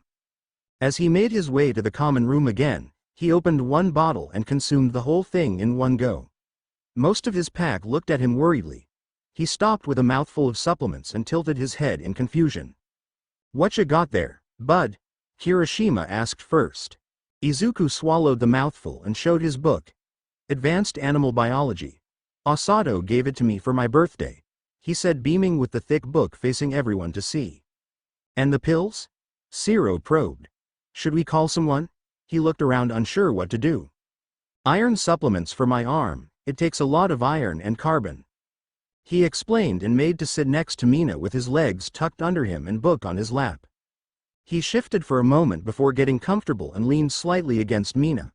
"I still have to eat lots of charcoal for the carbon, and that's tedious. I could make a new arm right now, but it would be weaker and break more often than not. Although, I'm not minding this arm." He rambled on about his thoughts like he usually did alone, with no one to hear him talk to himself. He missed the relaxation of most of his packmates except for his closest friends who already knew of the pills. "Is that healthy? To take so much at a time? I know your biology is very different, but it seems excessive." Yaoyorozu asked tactfully and motioned to the bottles of iron supplements. "I can manage this much, but it can be too much to break down, so I just do one bottle at a time." "How much carbon do you need? What ratio are you using?" Yaoyorozu asked in curiosity. 2 grams per every 100 grams of iron." He shrugged. It was the easiest way to manipulate the steel in his bones. Yaoyorozu nodded and produced a bottle similar to the one Izuku held and handed to him. "Carbon supplements, come back if you run out," she smiled. Izuku took the bottle gratefully and held it to his chest. "Thanks, Ruzo," he said, beaming. He made a note mentally to bring food for her as a thank you gift. Yaoyorozu blushed slightly at the earnestness of Izuku. Of course, happy to help a friend. Mina smiled happily at the scene and leaned on Izuku's shoulder. He smiled down at her and continued to do his work between building his arm and reading about unique animal biological systems and organs. Currently, he found himself engrossed in the subject of ribbonworms, which are commonly known. They have an interesting way of consuming their prey by extending a net of sorts and eating it after injecting a mild poison into their prey. While Izuku had played around with the idea of venom, he didn't have any good way of testing the potency. He could test it on himself, but his cells and body are much sturdier and resilient to most things.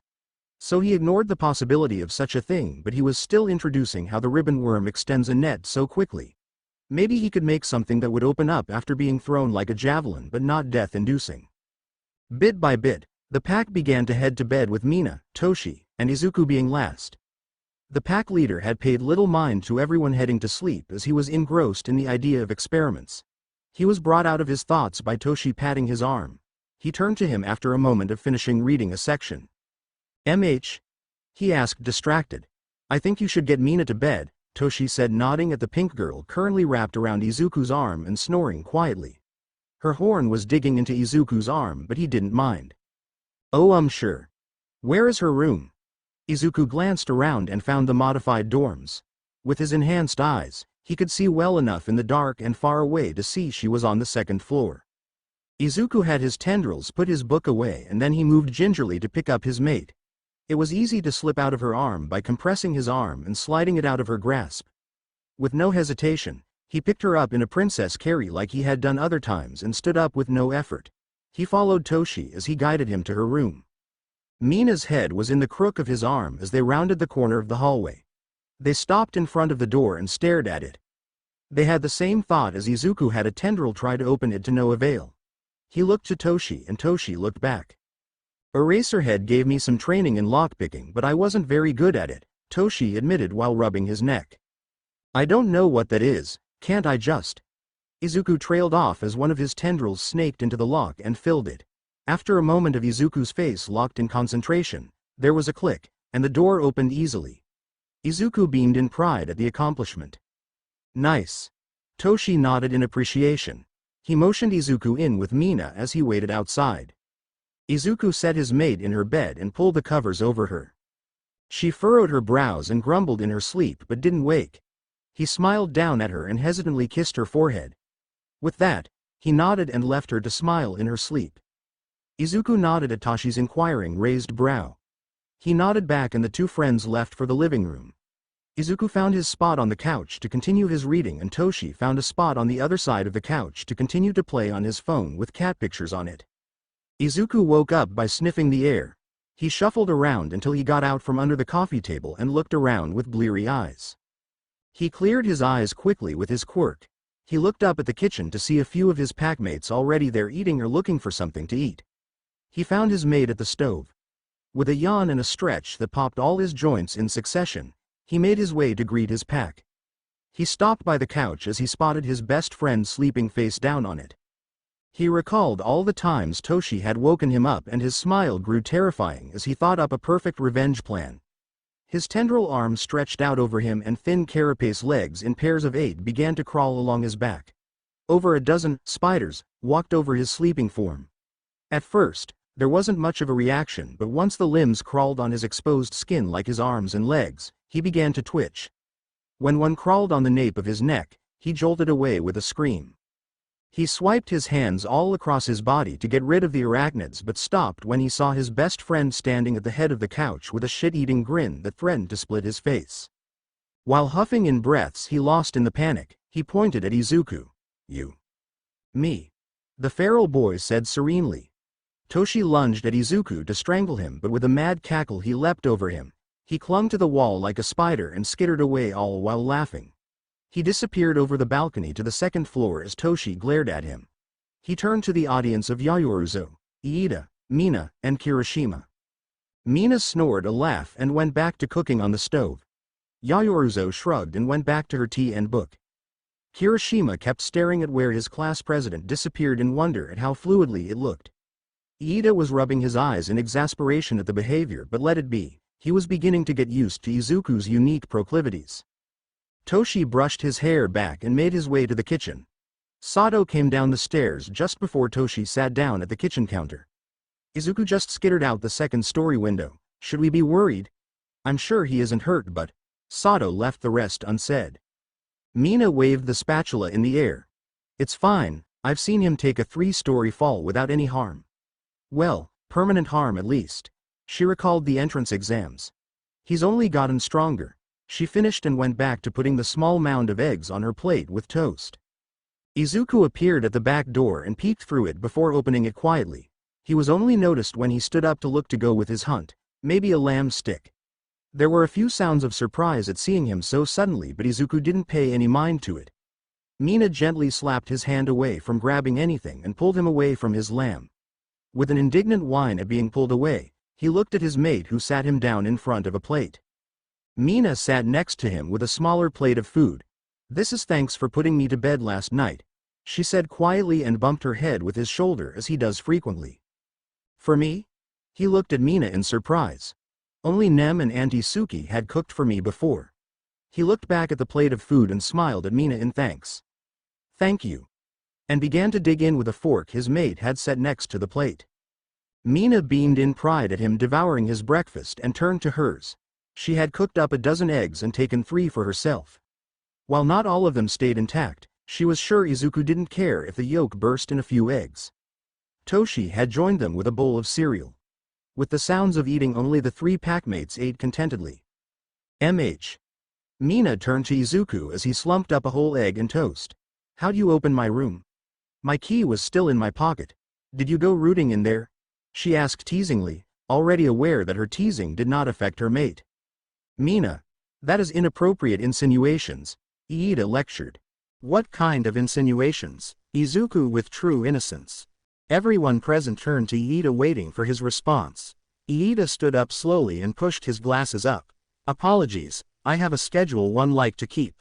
With that, he placed his mug of tea in the sink while speed walking out the door and then sprinting with a water bottle in hand. "It's nice to keep a schedule." Izuku nodded. "Anyways." He moved on to Mina's question. "Toshi told me about lock-picking. Aizawa taught me it for underground hero work," Toshi added quickly so as not to look like a criminal. "Right, so I put one of my tendrils inside the lock and just filled it the slots until I could turn it," he said proudly. "Now I don't need keys, I am the key," he said while puffing out his chest. "You're something all right," Toshi mumbled with a smirk. One of Izuku's tendrils became a fake spider and skittered toward him. He squashed it with his fist. "Stop that." The dead spider was reeled back to Izuku and was absorbed into him. We still don't have classes, so what do you all do? He asked, looking around at the present pack members. Work put usually, Kirishima said, and Sato nodded in agreement. Or help with my parents' shop, Sato added. Train and study on formulas for chemical compounds, Ruzo said. Much like you do but with inorganic material, she said, looking at Izuku. Just chill, Mina shrugged. Or exercise, whichever is better at the time. She smiled. What are you nerds talking about? Kachan walked down the stairs in a black tank top and sports shorts, much like the other guys. What everyone does on their time off. What about you? Izuku answered with an egg balanced precariously on his fork which he wasn't holding properly. Kachan took 2 pieces of toast and made a sandwich with the egg Izuku was holding on his fork. He nodded in appreciation of the taste and ignored the dirty look Izuku gave him for stealing 1/9 of his breakfast. Work out, that's why I'm up so early. Kachan finished his sandwich and headed out to run with Sato and Kirishima joining the explosive blonde. Izuku watched him go with narrowed eyes. He stole my food. Mina does it all the time, Toshi said while finishing up his cereal. But she's my mate, she can have what I have. He said in confusion at having to say the obvious. He turned to Mina who pushed her face to his arm to hide the obvious blush on her face. When she peeked at him, he beamed at her. Toshi groaned at their actions. Get a room you two. He placed his bowl in the sink and washed it quickly before heading to his room. Izuku shrugged and turned back to his eggs and Ruzo who was watching the 2 mates with sparkling eyes. She blushed at being spotted and lowered the teacup she had been holding to her mouth during the whole interaction. She cleared her throat and set her tea down. I apologize, I quite enjoy romance novels and... She looked away embarrassed from the 2. Right, I remember you told us earlier. I suppose I can see Zoo and I could be something like that. Mina said sheepishly but didn't stop leaning on his shoulder. Izuku let the 2 of them talk as he finished his eggs. More and more of his pack woke up and headed to the kitchen for their first meal of the day. Most of them dragged their feet in semi-states of slumber. When everyone separated to do their things, Izuku went to continue working on his arm. It was now right above the elbow and Izuku was ecstatic to be almost done. He still grumbled at the villain who turned it to ash but he felt somewhat satisfied knowing he took most of his leg and he couldn't regenerate it, probably. While he worked, he moved on to reading one of the other books Osato had gifted Izuku, Quirk Biology. As it stands, every quirk is unique to everyone. The closest similarity between any 2 quirks is family relations. A parent and child could gain quirks that could be alike in every way but there will always be a distinct difference between the 2. Whether it be a different light glow while activated or a different backlash for overuse. The feral boy continued to read in the branches of the front tree while the day passed. He was interrupted when the same cat stared at him from the branch next to him. The Bengal cat stared back as Izuku watched it carefully in return. What do you want? Izuku asked the cat. The cat's response to the query was to leap onto his branch and walk onto his lap where she, as Izuku noticed, began to walk in circles until she found a comfortable position and laid down. The cat purred in contentment and closed her eyes. I see, now. Izuku nodded and went back to reading his book. Anyone see Izuku lately? Kaminari asked suddenly in the common room. His question didn't distract him from the video game he was playing on the TV. Probably eating some poor animal that caught his attention, Kachan said on the couch, playing the same video game against Kaminari. He said he eats only when necessary, Kota said quietly with his pet rabbit on his lap. He's fine, Juro said while she played on her phone. She didn't look up as she pointed outside. He's in the tree, I think reading, and talking to himself. Juro looked up to look at Toshi with a raised brow in question. Toshi shrugged at the unasked question. 10 years of mostly isolation would make you do that. He does talk to himself sometimes but less now that he has others to speak to.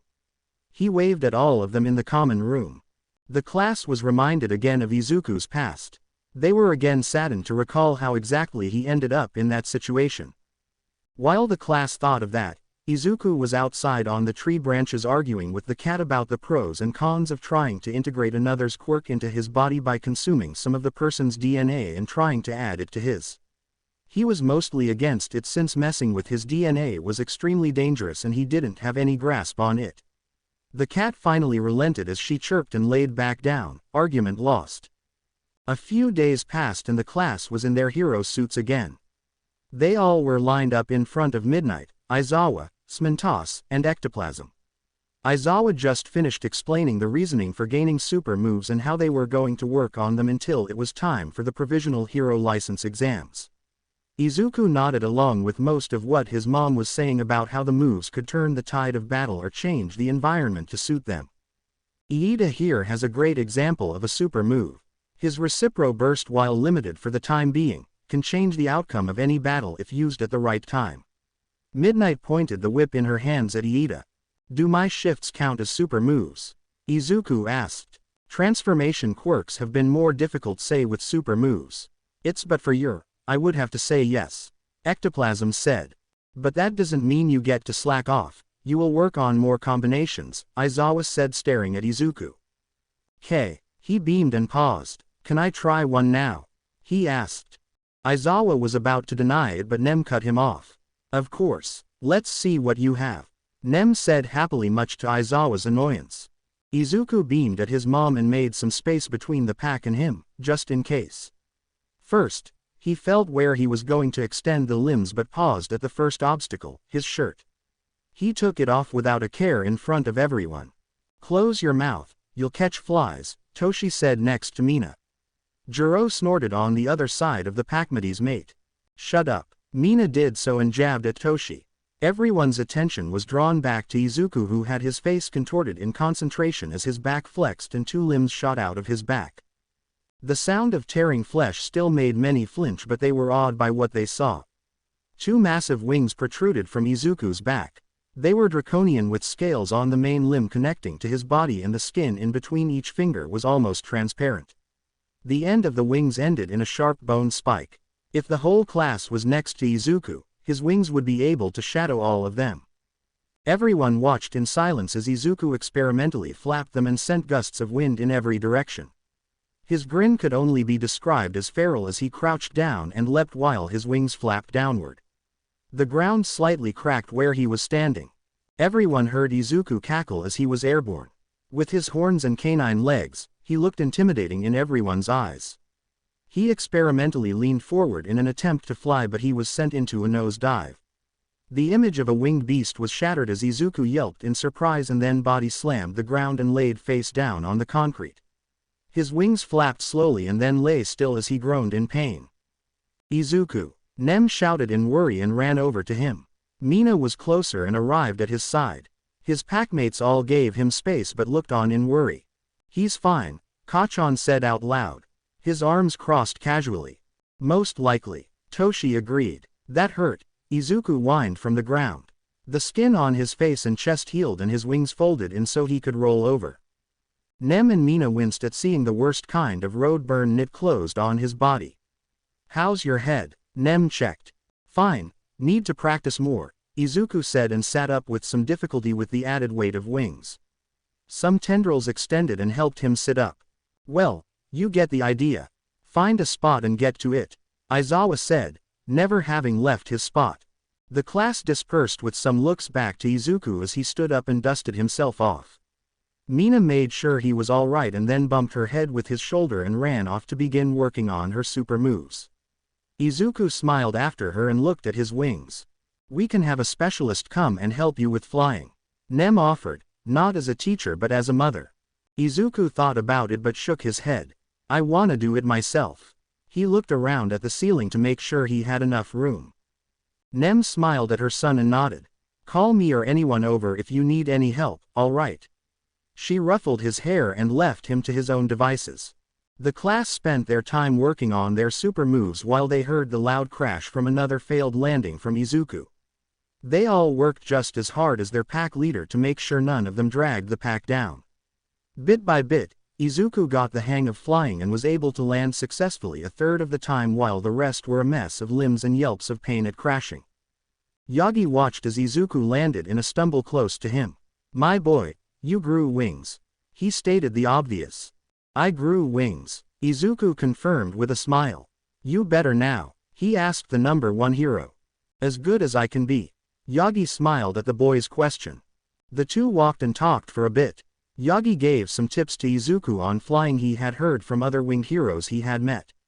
Izuku took it all in stride and tried a few of his suggestions only to crash against the wall when he tried to push off it. Yagi gave him an encouraging smile and headed off to help others with their moves. Izuku continued to lie on the ground in thought. While he could flap around for a bit, maybe he was off balance. He hummed in thought and grew his tail to see if it would help him with flight like it helped him keep balanced while running.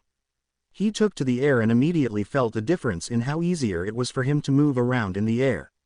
He did laps in the building and even landed successfully without stumbling. He beamed in pride as he took off again. To be continued. I hope you guys enjoyed this video. Please make sure to like and subscribe to the channel, and now we will see you in the next video.